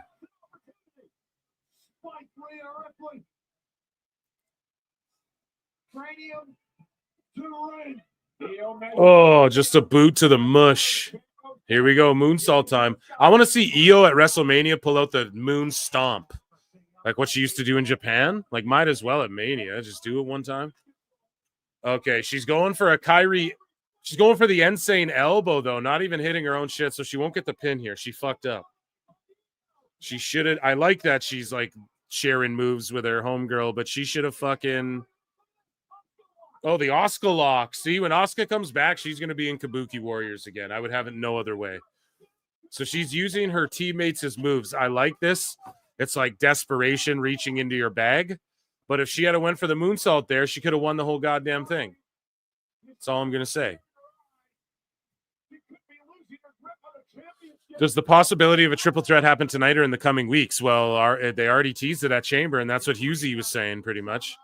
That Rhea's going to lose the belt. But some people pointed out it could be a fuck finish. Like Bianca causes a DQ, and then Io is like, well, come on, I didn't really lose. Let me in this match, whatever. But I think it would work better if Io wins the title, Rhea evokes her rematch clause, because then you can't deny Rhea. She's like, no. You know, like, I fuck it, whatever. I could see that working a little bit better, because no matter what, Bianca has her shot. Io, if she loses this, even if it's DQ, it's like, well, do you deserve the Mania spot? But either way works, you know. That's just arguing semantics at that point.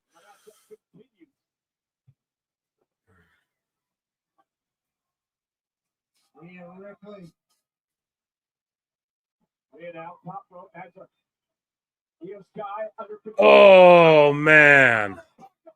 Just a falling back suplex, dude. Kick out. Crazy shit, dude. This is awesome. This is what a good Raw, though. This Raw flew by for me, chat. This didn't feel like a fucking 2.5 hour show or whatever at all, man. This just fucking breezed by. Just being real, you know?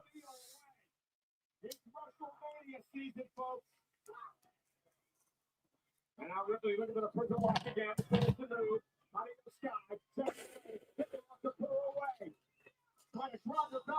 Prism lock.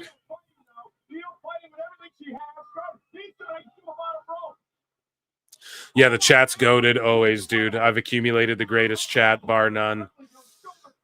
Often duplicated, often replicated, never imitated. The one and only Phil Marks and the PWT universe, by the way. Round of applause for us all being goated tonight.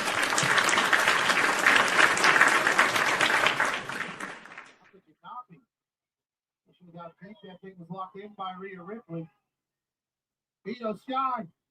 Oh, shit, dude. Never duplicated. That's right. Bro, the fucking sunset bomb through the ropes into the thing, into the barricade. Fuck, man, they're cooking tonight. That's got to be the finish with the moonsault. onto the back, onto those cheeks, man. That looks like a soft landing. Oh, foot on the rope. Oh my God. Foot on the rope. Oh my word, man. Look though, what a soft landing on her booty like that. Babe, you see that shit? She moonsaulted her booty. Fuck does that happen? It's like, are you working the back or the arm, dude?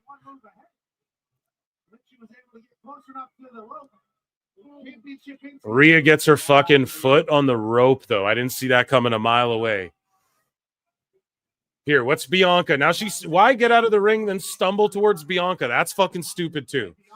That's way too WWE silliness from, no, I'm just joking. But, oh, that dive, bruv. What is she going to do? Moonsault her on the outside? She's so close to the announce table. I hope no legs get broken by accident. Jesus Christ. Oh, my God.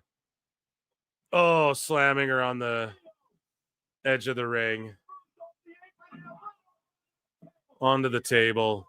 It would have been better if, like, Io moonsaulted her, and then when Rhea got her foot on the rope, she rolled out to the side, not rolled out on the other side, then, like, stumbled her way to the announce table. You guys get what I'm saying? And maybe they did intend to do that, but they were just in the other corner, which is fine.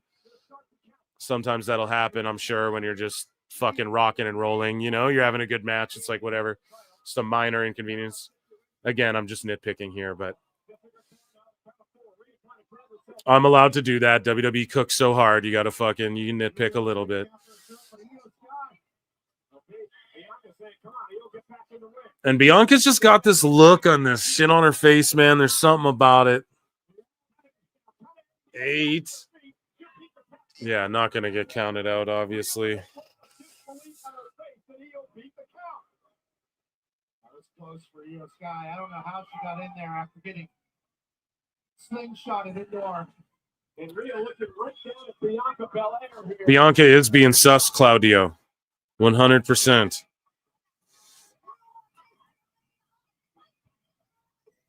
Being real sussy here. Damn. So Rhea just pushed Bianca. Now it's like, okay. Isn't that a DQ as well? Like, why is she just putting her hands? Yeah, DQ. And then you see Rhea had to save her titties from falling out. That's what I was saying was going to happen before. So it's like, come on.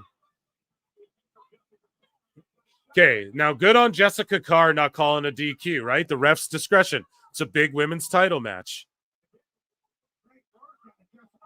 No, she should stay there till they're fully separated. But yeah, no, I like that. Because it's like, hey, no one wants to see it end that way, right? Like,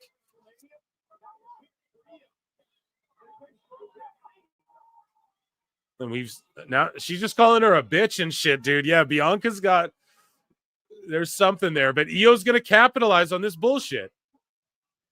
See, Rhea took her eye off the prize, and so Io's going to win, and Rio's going to fucking want Bianca, but want her title back. The only answer is a triple threat. See, she's staring at Bianca. It's taking too long. Io's going to capitalize. Io's going to fucking capitalize. Yep. Boom. Top rope Rana. We about to see it, guys. Husey. Oh, Husey. Come on the show, you Irish son of a bitch. He's in Ireland sleeping. Holy fuck. Guys. Only at PWT. Fuck the dirt sheets. Fuck the dirt sheets. Fuck the dirt sheets. Fuck anybody else, man. This is what I'm talking about. Husey called this shit. Oh my God. This is intense. This is intense, man. Holy shit. Between those two will be renewed. But Rhea got caught up with Bianca Belair, and it cost her. She got distracted. Oh my God. IYO SKY capitalized. IYO SKY pointed at the WrestleMania side, because she is indeed going to WrestleMania. What a night for IYO SKY. This is insane. I got to DM Husey. Sorry, guys. I'm like, bro,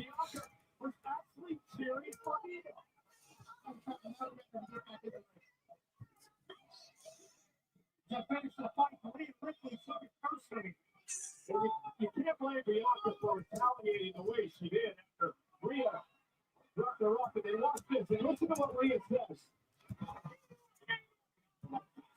That's crazy. That is fucking madness right there. Shout out Husey, dude. Holy. Husey called this on PWT. So just to bring it back, he came on the show. He said a bunch of shit. People get triggered sometimes when he comes on, and it's just like, whatever. He just says shit's allegedly, and he's not a dirt sheet, and, you know, he'd rather come speculate about this shit instead of, like, any dirt sheets pick up on it, which they didn't. Before IYO and Rhea were even announced for a singles match, the Raw after the Chamber, he fucking said that IYO's going to win the belt on the Raw after the fucking Chamber from Rhea, leading to a triple threat. And then we saw at Elimination Chamber the graphic, and we know it's Bianca and IYO, but now Rhea can say, I want Bianca and I want my rematch. So she'll get inserted. It'll be a triple threat at fucking Mania. Makes so much sense. No dirt sheets have that shit. You know, it's an allegedly whatever. And you see Bianca just being super sussy. You know? So thank you, K100. Exactly. Thank you, K100. Like, because without that shit, because I'm sure you go back, they say it on K100, right? Like when they record that shit, Husey typically hits me up and is like, hey, brother, allegedly, you know, or not allegedly, this is my fantasy mark booking or whatever the fuck. But what a fucking Raw. That was like a Raw after Mania, just with no shock debut or whatever, which they don't always do. That's crazy. It's so crazy that was just called down to a T. So they had that planned forever, which means they have the Jade shit, the Naomi shit, all the stuff we're speculating on, all the Rock stuff, all the dirt sheets are just in the mud. This is all this proves. All this proves. I take no credit. I take no fucking other than people just like coming and talking to me and telling me shit. All I'm telling you guys is this. I will take credit for saying this. Sheets are in the mud, okay? Sheets are in the fucking mud. Like, they've had all of this intricately planned. I believe they've had Cena's heel turn and everything planned for just so long. And they're just leaving it to the last minute because they can. You can sell out 60K tickets 2 nights in a row, then fucking do that and just don't announce the matches. Let them speculate. The speculation is what we love about wrestling. We love the shock and the awe in the last minute. You know what I mean? And so this just proved that the sheets are in the fucking mud in 2025 when it comes to WWE. And it's what I've been saying for so long, for 2 years on the show. They have people telling them fake shit. They know that, and I know that, and they still run with it because what else are they going to do? Right? What the fuck else are they going to do? So, especially now more than ever. And they keep rubbing it in their faces, but they keep reporting shit, and then people still eat it up and get defensive, and they're just in the fucking mud. They're over, bro. It's cooked. You're done. The last 2 Manias prove that, hands down. And it's always around Mania. They just start missing, well, the whole year, really. Really think about it this year. Like, what have the fucking sheets gotten right about anything with WWE, bro? So it's just funny. And again, another shock title win that Husey called right here on PWT. Just fucking incredible, man. And we've talked about it for so long. We've been I keep saying it every show. Oh, you know, that Raw after Mania, if Husey's right, or I mean, after Chamber, blah, blah, blah, blah, blah. And then it fucking just happened to a T. And it was still shocking to me because I didn't believe that. I was like, how the fuck do you just jumble the belt around? But it just makes a compelling storyline.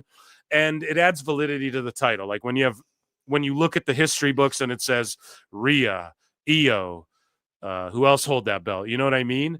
Liv, I think, had it for a bit. Like all these names that are like certified Hall of Famers, just in 20 years from now, people will look back and look at that list of names for that belt, you know? And even if IYO drops it, I think Bianca gets it at Mania, no? And they gave IYO a big moment here, right? Like another one, because it's like, is she going to have a lengthy run with the title? I don't know, but this was amazing.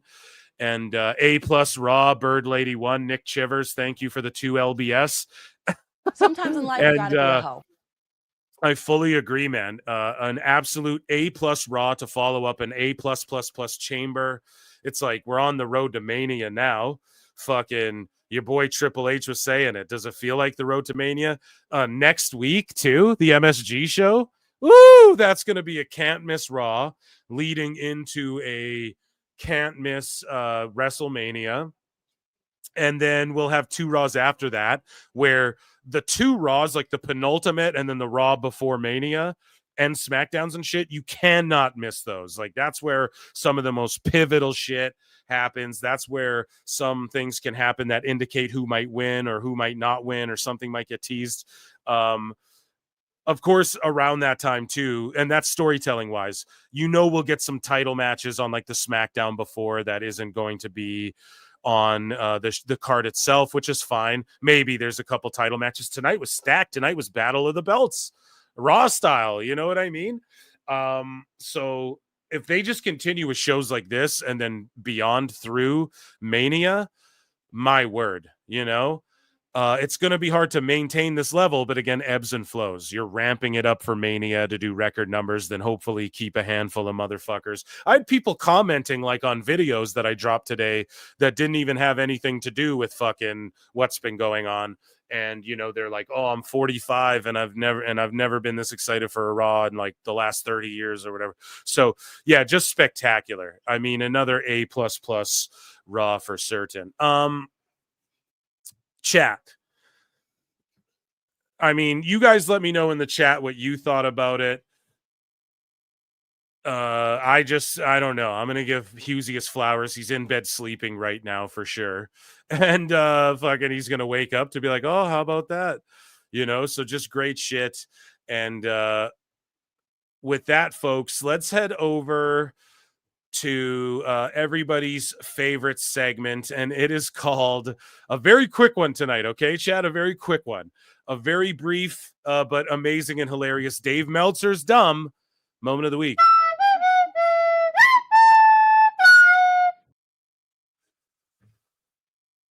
So last week we talked about how Marie Shadows was juking it out with Dave Meltzer, over fucking emails and all of that. So this is one that I don't think we read on the air, but or maybe we did, but she basically gave a rundown like, you must think I'm special since you're asking for an apology when you don't ask anyone else. The bickering looks bad on both of us because you're not willing to prove anything. There's no confirmation from New Japan or Chris. Yeah, we did cover this, so shout out Marie, I guess, for just beefing out Dave. You know what I mean? So here's old school KM. That's saying AEW is considered live sports, isn't it, Dave Meltzer? And then Meltzer goes, it hasn't been considered that in a few years. So this whole time, Meltzer's been like, Tony Khan. It's considered among the top live sports. So, NFL does 30. So if they do 30%, Tony Khan. And it's like, now he's just flat out saying, well, they haven't even been considered that in years. The best guys, Tony Khan. It must be hard, like, to keep up with all those fucking lies constantly, bro. Like, it must be hard for that dude, man. Really. I don't know how he does it, how he just straight face, like, says shit like this and then just, blatantly fucking changes his tune the next second. But for Dave, he's just owning himself because this is the metric. Like, it being a live sport is the metric he's choosing to use to argue it on AEW's behalf when no one told him to do that. And then he's just going to come out and be like, well, it hasn't been considered that in a few years. That could always change. That's why it and WWE are in the entertainment standings, comparing it to WWE as well. It's like, all right. Again, Dave on the phone here. Fucking hilarious. So I quote tweeted this and said, ha ha ha, Dave either is incompetent or a liar. He was comparing them to sports and saying they're one of the top sports on Max. Now it's this. So all these hive mind idiots who regurgitate his 30% NFL numbers look stupid as hell too. This is embarrassing to no end. And exactly, he's just making other people look dumb too. That are like, well, I gave him my $14.99. What the fuck, dude? I thought we were cool, So let's do some non-CTE Meltzer math here from Meltzer Said What, right? So February 8, 2023 did a 0.3 for 391 in the key demo. 10% is 39,100 viewers in 2023. Now in 2025, with declining viewership in the demo, 0.30 versus 0.17. CTE Meltzer says that common sense would tell you that they're blowing 2023 out of the water. And this is what I mean. Thank God for Meltzer said what. He is one of the fucking goats. But exactly, man. Meltzer's trying to have everyone believe that, like, with half of the key demo that they were doing before, it's let's just read some of this shit. Like Meltzer's saying, he goes, actually, Wednesday's AEW Dynamite drew 563,000 viewers on TBS from last week's 579K viewers, Brian. It drew a 0.17 rating, in the 18 to 49 key demographic, up from last week's 0.16. The streaming viewership numbers for their simulcast on Max is currently not known. This time last year on February 21, Dynamite drew 828, 2.9. The February 23 episode drew 1,000,000.35. And Dave's trying to have us believe that somehow they're getting more viewers than in 2023. All you need is 30,000 viewers between 18 to 49 for Max, and you're up from December. I don't know the numbers, but common sense would tell you it's a lot more than 30,000. Tony God. Just, I don't know, man. The math ain't mathin', and Dave's always just completely talking out of his ass. Let's see here. The numbers are in for the 8.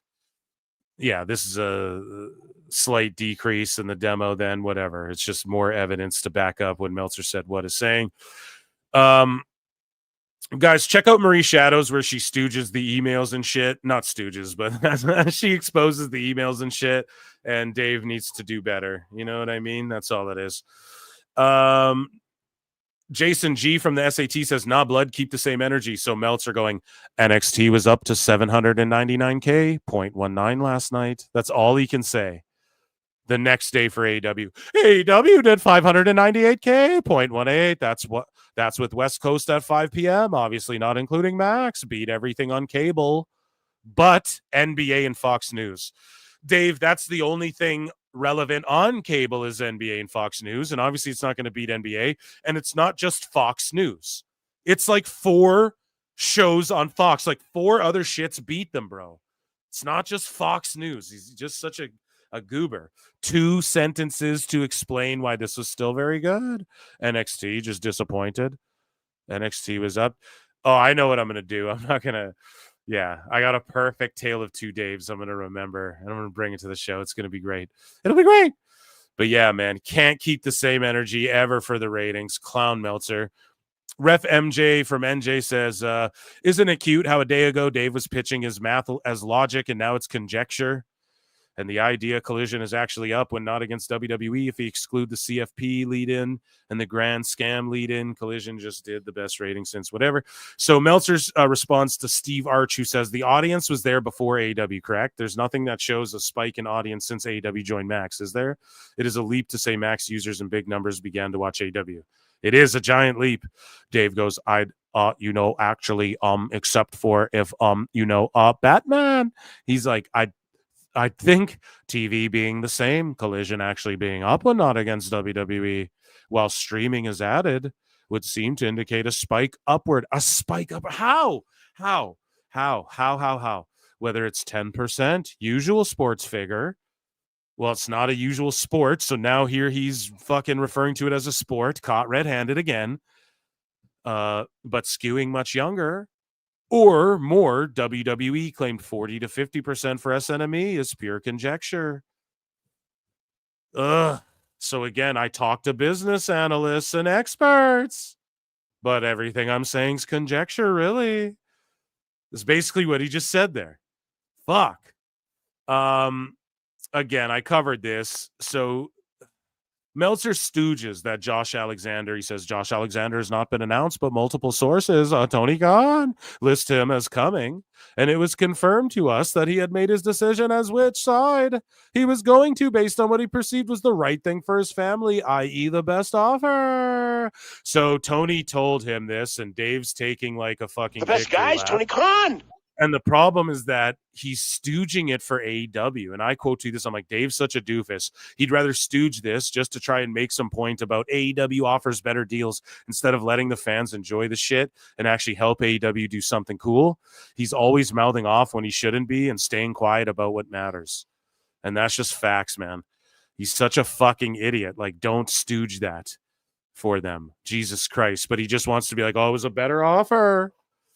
WWE doesn't make no offers. So Meltzer said what? Says Meltzer went to Collision. Oh, yeah. So this is facts, too. I wanted to put this in the title, but Dave Meltzer legit went to Collision instead of watching Chamber. And that's his prerogative, okay? But the problem is that he goes there to kiss Tony Khan's balls. It's the road to WrestleMania. Before any of this, Rock, Cena, Punk, all of these people, Trish Stratus, all of these people are marketed for the show. And just to anyone in the world, you have to be watching that show. If The Rock and Cena and it's Cena's last dates, you as a wrestling observer, wrestling journalist are going to miss out on all of Cena's last dates to go to Collision to tongue fucking Tony Khan's cheeks. And then what happens is him and Brian come online, and Brian starts complaining that he chose to go to Collision. And then he's like, it's so stupid that WWE wants us to fucking watch this press conference instead of watch the replay. So he's fucking complaining that the PLE's not on replay automatically when he's in the midst of he chose to go to Collision just to kiss ass. And then he's going to talk shit. It's so funny. It's so cringe. Okay. But Meltzer said what? My God, they actually fucking did it, responding to the Cena heel turn. Meltzer said what gets a DM, and it says, Meltzer's at Collision as Cena finally turned heel, LOL. Like being at a minor league soccer game and missing the Super Bowl as an NFL reporter. Patrick Mahomes. Oh my God, dude. What a doofus. What a doofus. And then fucking here's Brian melting down and Brian. So Brian's like, the fact that the WWE PLE replays are unavailable until after the press conference ends is ridiculous. And then this Logan guy is like, is this because Dave went to Collision instead of watching Elimination Chamber and missed one of the most significant moments in modern wrestling history? And then Alvarez is like, it has nothing to do with Dave. The show has a tremendous amount of buzz. However, anyone who heard about it and missed it and decided they want to watch it as of 12:04 a.m. Eastern, they still can't. It's like, well, what the fuck were you doing? Aren't you guys the wrestling observers? Like, didn't you jump on to do a big fucking stream after to let's review it the next day? Like, you guys didn't watch it live. You knew that Cody Rhodes and The Rock and fucking Cena and Logan Paul and Punk and Trish and everybody was scheduled for this thing. What were you doing to where you missed it?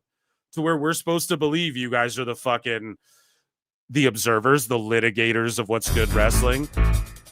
And then this asshole Brian, as he's watching it, he's tweeting out like, because everyone's dying down from the buzz. Everybody's on Twitter scrolling, seeing everybody's thoughts. And then Brian's on there like, oh, the ladies' chamber match was great. Oh, Cena, an amazing heel turn. Like, just giving these fucking vanilla fucking white bread toast ass answers, unsalted butter ass answers, about like fucking, or not answers, sorry, critiques or takes rather, about like these matches as he's watching it fucking 4 hours after everyone. And it's just like, man, you guys, I don't know. It's not a good look, Brian. And this is why people don't take you guys seriously, man. You fucking just look ridiculous all the time and then try to act like, oh, we know better. And all you goofs, you guys are geeks and you're geeks and geeks. And it's like, no, that's you. Dave Meltzer actually praises Liv Morgan in her Elimination Chamber performance. And again, I mean, a blind guy could have seen that. But he said, I thought Liv Morgan was great. Liv Morgan really stood out to me. She's just got so much poise in there. She knows what she's doing. Her stuff looks good. She's tremendous. I mean, yeah, we all know that. A blind guy could tell you that. And so Meltzer said, or Brian Alvarez says this after it's all done.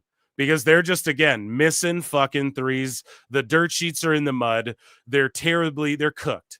And Brian Alvarez goes, when the Chamber show was over, there were a bunch of matches that seemed like, okay, now we know what we have for Mania. We've got this match, this match, this match. I don't think a bunch. I don't think it was a bunch. It was like one or two. And I was told that there are more twists and turns coming. Now you're told that? Oh, yeah, I bet you were told that. When? Who? By Tony Khan when you were at fucking Collision? Or when did Dave phone you on his fucking, on a corded phone? Right? And you, like, come on, man, shut up. You weren't told shit. So if you think that you know the Mania card based on what happened, you just said that you thought you knew it based on what happened. And then you go, so if you thought you knew it, you don't know shit. But I just thought, oh, look at all these matches. We know this match, but I was told there's more swerves. So if we tell you that there's this match, and it's not this match and this match, it's not because we're wrong, right? Right, Uncle Dave? That's why Brian doesn't get a fucking pass with me, man. It's just this slimy shit he does. If you think you know the Mania card based on what happened at Chamber, there are going to be some changes. No, that's just what you're saying to cover your dumb ass because you fucking know that you don't know shit, okay? And to end this Dave Meltzer moment of the week, we went a little long, but this video's not long. We're going to EFAP a video together, okay, which I love to do. It's not long. It's like 4 minutes long here. To end this Meltzer moment of the week. I just botched over here though, and enlarging the screen not the right way there. Botchamania. So here we go. Okay, let's look at this tab here. And here is John Cena's heel turn. Here's Dave and Brian's reaction to it. Check out this free video. Nope, we ain't paying for your shit, buddy. News coming out of Chamber is that The Rock has a corporate champion, and it is John Cena, who after all these years has turned heel here in his final run. And Dave, what'd you think of this angle in the show? I mean, it was certainly well done. I mean, it was certainly well done. And then he's gonna be what? Not overly excited for it and shit. And look how he's waddling, dingling this mic around in his face. This angle in the show. I mean, it was certainly well done. I thought it was awesome. I thought it was like an all-time classic angle.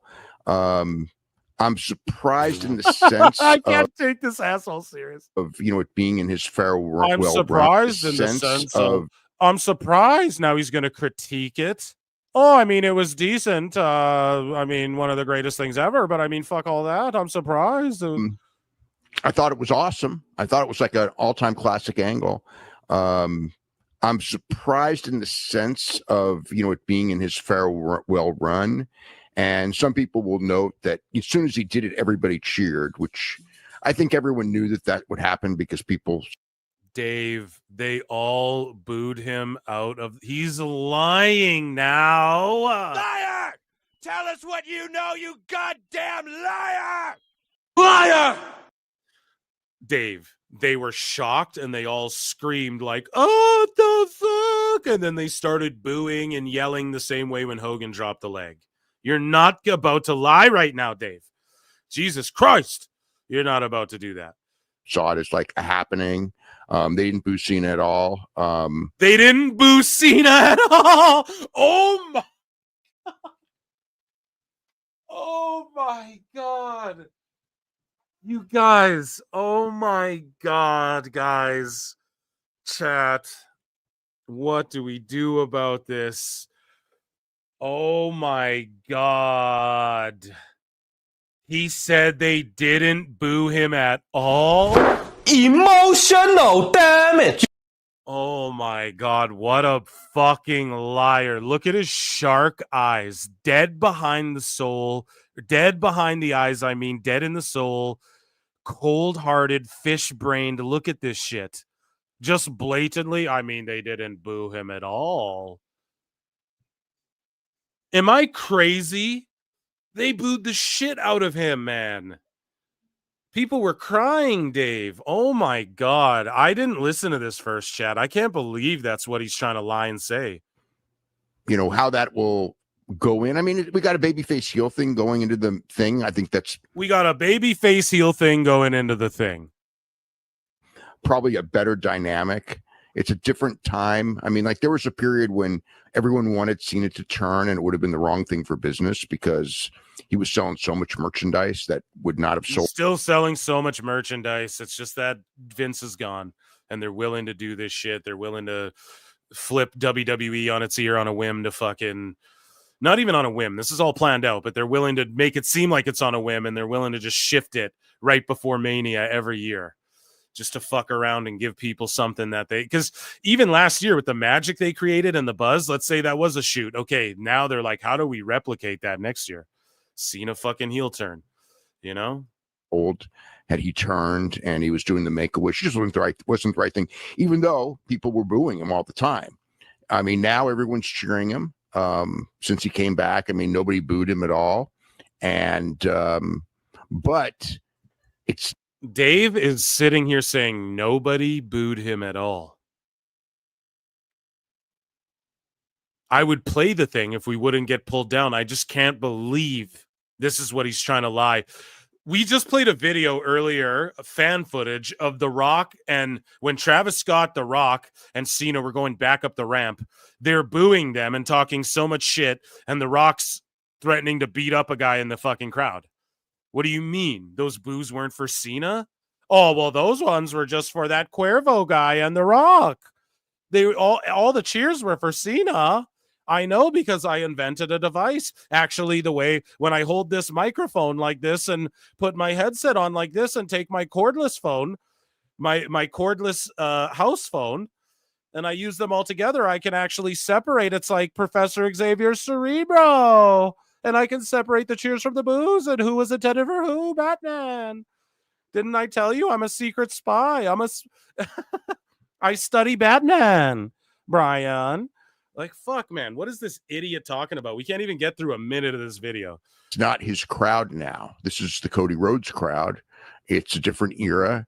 And he's not the guy, you know, like he's not the big merch seller. Although he's a huge merch seller, Dave. Holy fuck. His merch sells well. But there's, you know, it's not necessary. You're not sacrificing anything at all by turning him. Not sacrificing anything at all. Like the Make-A-Wishes he just did right before the show that he's been doing for years. You're not sacrificing any of that. It is a sacrifice. It's good for business, but Dave's analysis of this is so fucked up. It's almost like he doesn't understand the wrestling business. He needs to study and learn. I don't know if this was always going to be the plan or it was something that, but I'm sure we'll know. Oh, I don't know if this was always going to be the plan. We know you didn't know. You know, as far as like, was it always going to be a Cena turn on Cody, or was it because Rock put himself in and, you know? Oh, yeah, it's just the same as last year. Rock just put himself in and just went into business for himself. Yeah, it's all because of that, Dave. It's for sure not that you idiots get fucking worked because you're losers. The big thing originally was the idea of Cena going for the 17th World Championship, which is sort of babyface thing. But they did this, and I thought it was shocking in a good way. So, I mean, overall, you know, I thought it was an awesome show. I thought it was an awesome show. I thought it was a great angle. I have no idea why Travis Scott was involved. I mean, I do. I have no idea. I mean, I do. Well, then explain that. Why would you say you have no idea and then say you do know why? It's because everybody knows why, Dave. Like, it's very simple. Celebrity in wrestling. Why the fuck was Rick Ross there when Swerve stomped a cinder block on a guy or whatever? You didn't have anything. I have no idea why Rick Ross was there. You were just talking about how great Rick Ross was and how funny it was. Travis is there because he's the shit little sucker puncher. And Dave's going to be like, well, I mean, they just want to pretend they're cool. Meanwhile, Travis Scott's training pro wrestling to get in the fucking ring. Do you have an idea? I mean, the reason is because they want it on mainstream. You know, they want the clip mainstream, and they figured that more people will watch the clip of the. I don't even know who Travis Smith is. I've never heard of that guy. I've only heard of Tony Khan. Who is that guy, Brian? Another one of those people. The best guy is Tony Khan. Another rapper, Cuervo. Like, fuck. John Cena turn with Travis Scott in there, but it did seem kind of, you know, I don't know. He seemed a little bit out of place in a lot of ways. I mean, I get it, but, you know, so that was that. Cody bled, hit him with the watch. They didn't push the watch thing, did they? Because at first, well, they didn't push it. He's trying to really criticize it about they didn't push the watch. Dave, they pushed the watch this is a 1-year thing of that watch being a thing.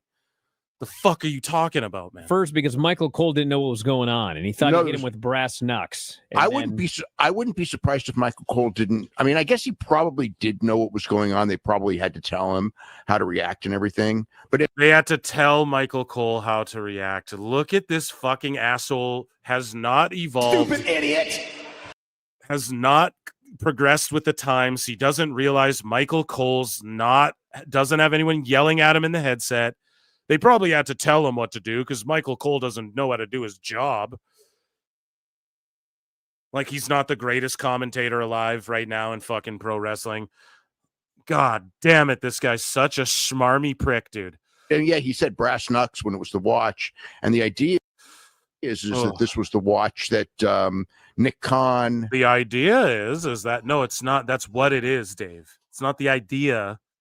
We all understood it. You don't because you're an idiot.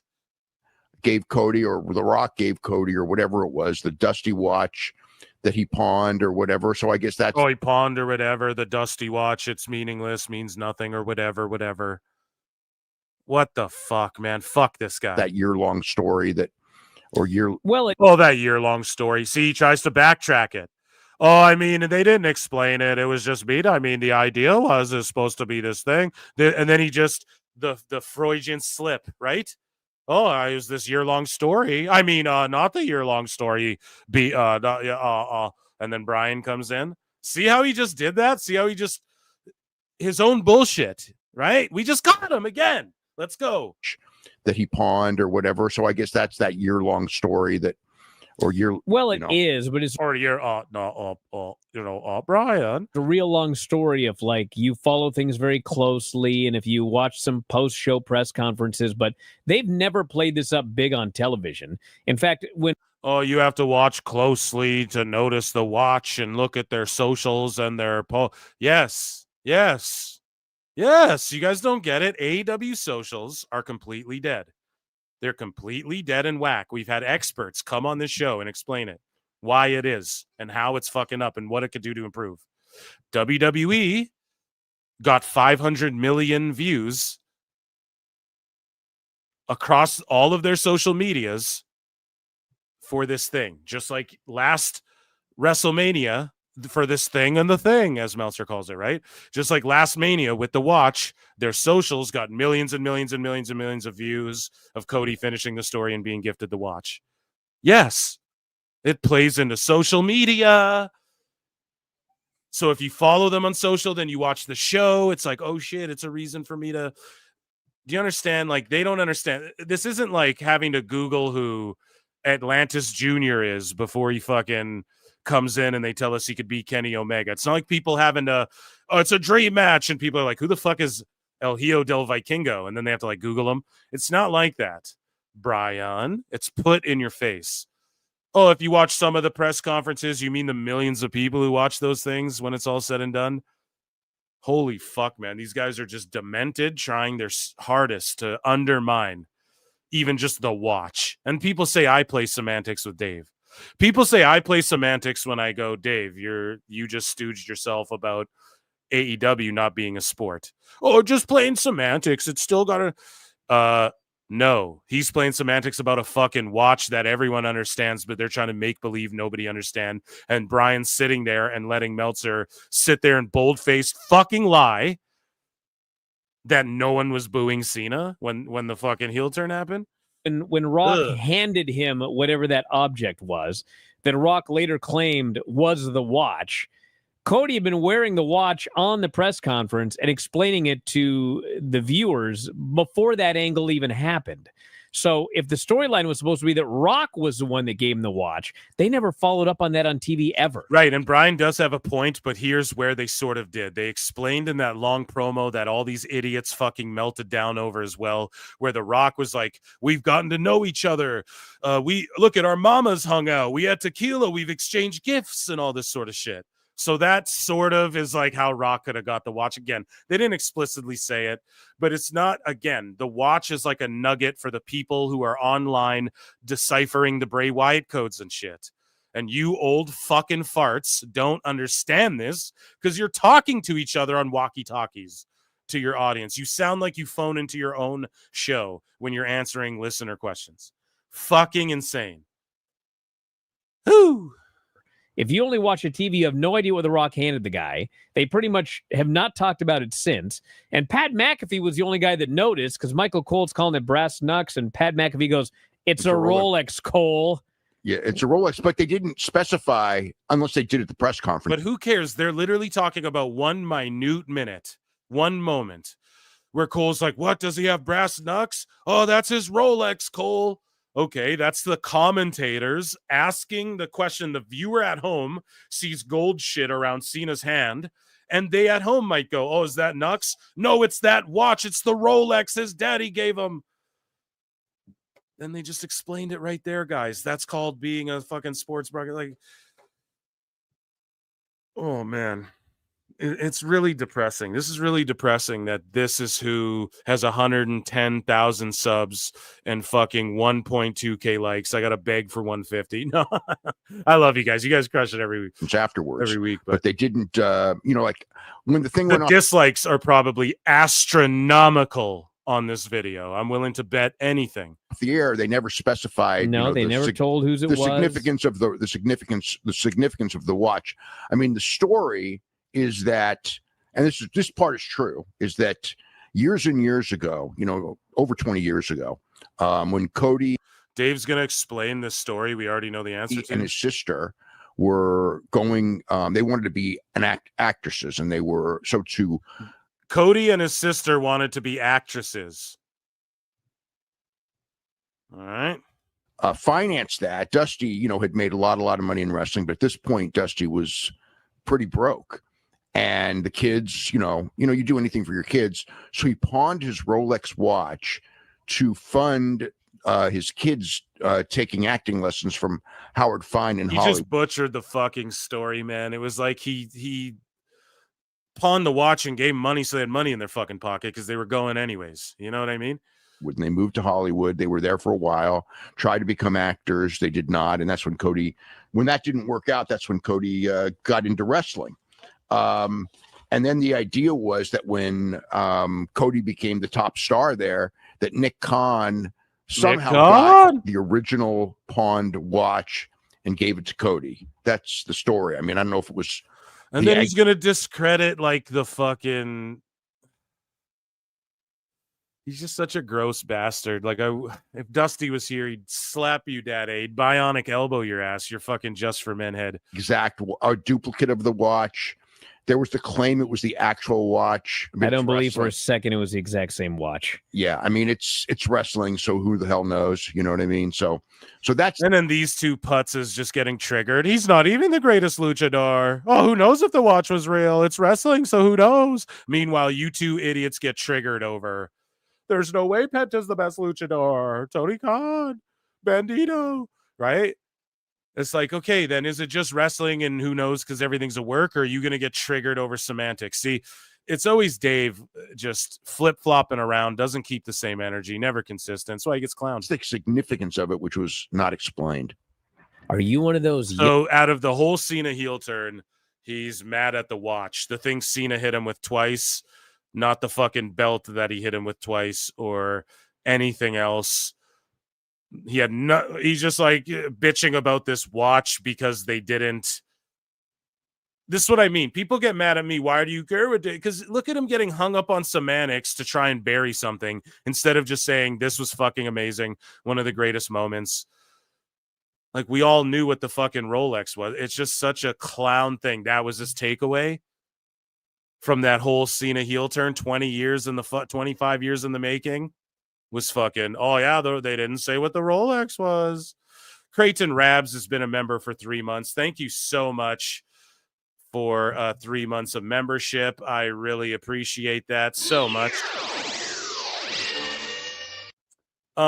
Nick Chivers for 5 says, Dave and Brian probably think WWE have to rewind the VHS tapes before they can play it again. Stupid idiot. Oh, man. And then Plenty in Pixel Art says, that is as bullshit gets, Dave. Exactly, man. That's the thing. The best guy is Tony Khan. It's all just about Tony McMahon, man, for him. And yeah, dude, he was at Collision instead of the PLE. Then he watched it after and then tried to boldface lie and say that they didn't boo for Cena. And then he gets hung up on the fucking Rolex and saying like, oh, yeah, well, they botched that. Oh, look, there's no consistent stories. It's like, yeah, Dave, they dropped that little thing because they're cooking on so many levels.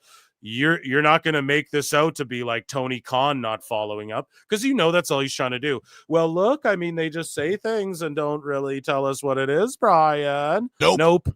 That's not it, Dave. It's not the same thing. And if they do choose to do that now and again, they're allowed to do that now and again because they're cooking so hard. When you do that all the time, you're not allowed to get away with doing it all the time. Right? Brian. And that's what Dave doesn't fucking stand. He's an idiot. Jamie Earhart's been a member for 10 months, and he says, can we all agree we hate Dave? Hate's a strong word, but he is a fucking clown, man. And for that, I will continue to clown him. And that, ladies and gentlemen, was Dave Meltzer's dumb moment of the week. And perhaps one of the dumbest of all time.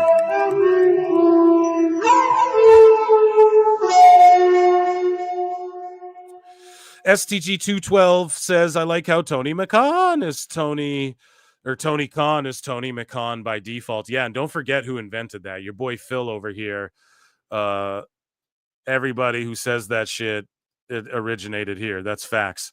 Thank you so much. Round of applause tonight for chat. You guys fucking crushed it. Guys, it is getting late. I didn't promise sickos. We're going to do sickos. I promise I'll give you the juiciest sickos Wednesday, okay? I promise. We're not going to skip it, no matter what. I'll come on half an hour earlier if I have to and give you guys a sicko segment deal on Wednesday, okay? Because I love you all so much. It's getting late here. I got to get out of here. Thank you all so much for being here. Goated. The viewership for this show as well just skyrocketed after Raw was done. So maybe post shows for PLEs too. I should lay in the cut. I don't fucking know, Chad. I just love you all so much. I love hanging out with you guys. So Wednesday, tell a friend. And yeah, we'll do a great sicko segment. And there will be more Dave, of course. There's going to be backlash from all this shit. There'll be WWE news, AEW news, and then sickos galore. I'll come on like 30 minutes earlier, maybe. See how I'm feeling. And we'll get sickos done. You know what I mean? And I appreciate you all. I hope you had a good time. I think this is a great show. What about you? And I got great podcasts coming up too. Okay. We're going to be holding people's feet to the fire. We're going to have controversy. We're going to have great content creators. We're going to have some folks. Okay. It's going to be good stuff. Sometimes I love you in all. life, you got to be a hoe. Like, subscribe, dislike, leave a comment, all the YouTube shit, and make sure you hug each other, take care of each other, drink lots of water. The air's getting fresh out there. It's springtime, right? Go touch some grass, breathe some deep, fresh air and all that good stuff, and just be good to each other. Until next time, we'll see you in the Upside Down. Peace. It is a fast-acting viral strain that infects the host immediately, and upon getting sick, the infected will become racked with coughs, sweat profusely, and start to get the shivers and chills. There he is, the legend. The man, the myth, the legend. Yeah. You can't literally run a promotion just for the AEW, what do they call them, sickos? Thank you very much, TikTok and AEW. See you tonight. Tony Khan started telling people there's no such thing as long-term booking anymore. It's week to week. The best guy is Tony Khan. We just secured the bag. It's not like I tried to be a character. It was just sort of happened naturally. But it was never something I intended. It was just something that happened because the wrestlers asked me to do things in matches, and I do them.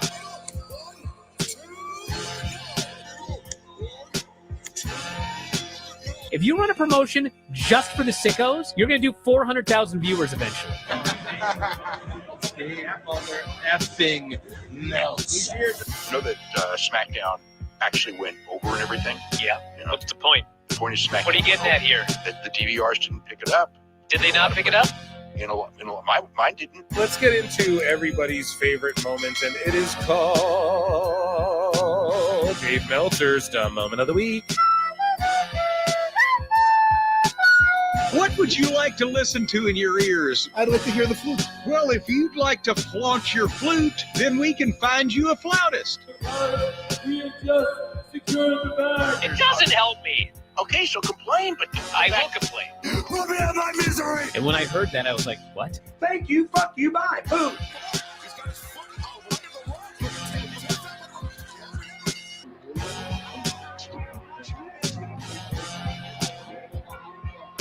You gotta run a promotion for everybody. The sickos can be the ones that buy tickets first and spend the most money on the merchandise. Because we have just secured the bag.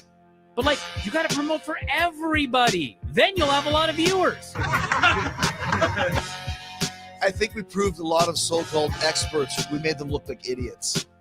We're not going anywhere. Tony Khan's not going anywhere. You'll also be there on TNT. You'll be in 2 places at once. You'll be all like my favorite movie. Time God.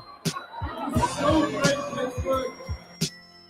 It's not like I tried to be a character. It sort of happened naturally. The best guys, Tony Khan. Keep themselves safe. What do we got? Super Dave, Pro Wrestle Clips. Tony Khan has Camille and Megan Baines sitting at home being paid since 2023 for nothing. Come on now. It's not going to be the pod calling some kettle black on that one. Truth is the truth. Vacker was more over than Monet. Yes. I'm sorry. I'm reading slow. Vacker was more over than Monet and is going to the big times. Absolutely. And I said that. I think I covered that show. In fact, I know we did. And I pointed out, I'm going to go back and listen to my own comments. But I did make a mental note. And I think I did point out that I thought she looked really good because I had never seen her before. And now that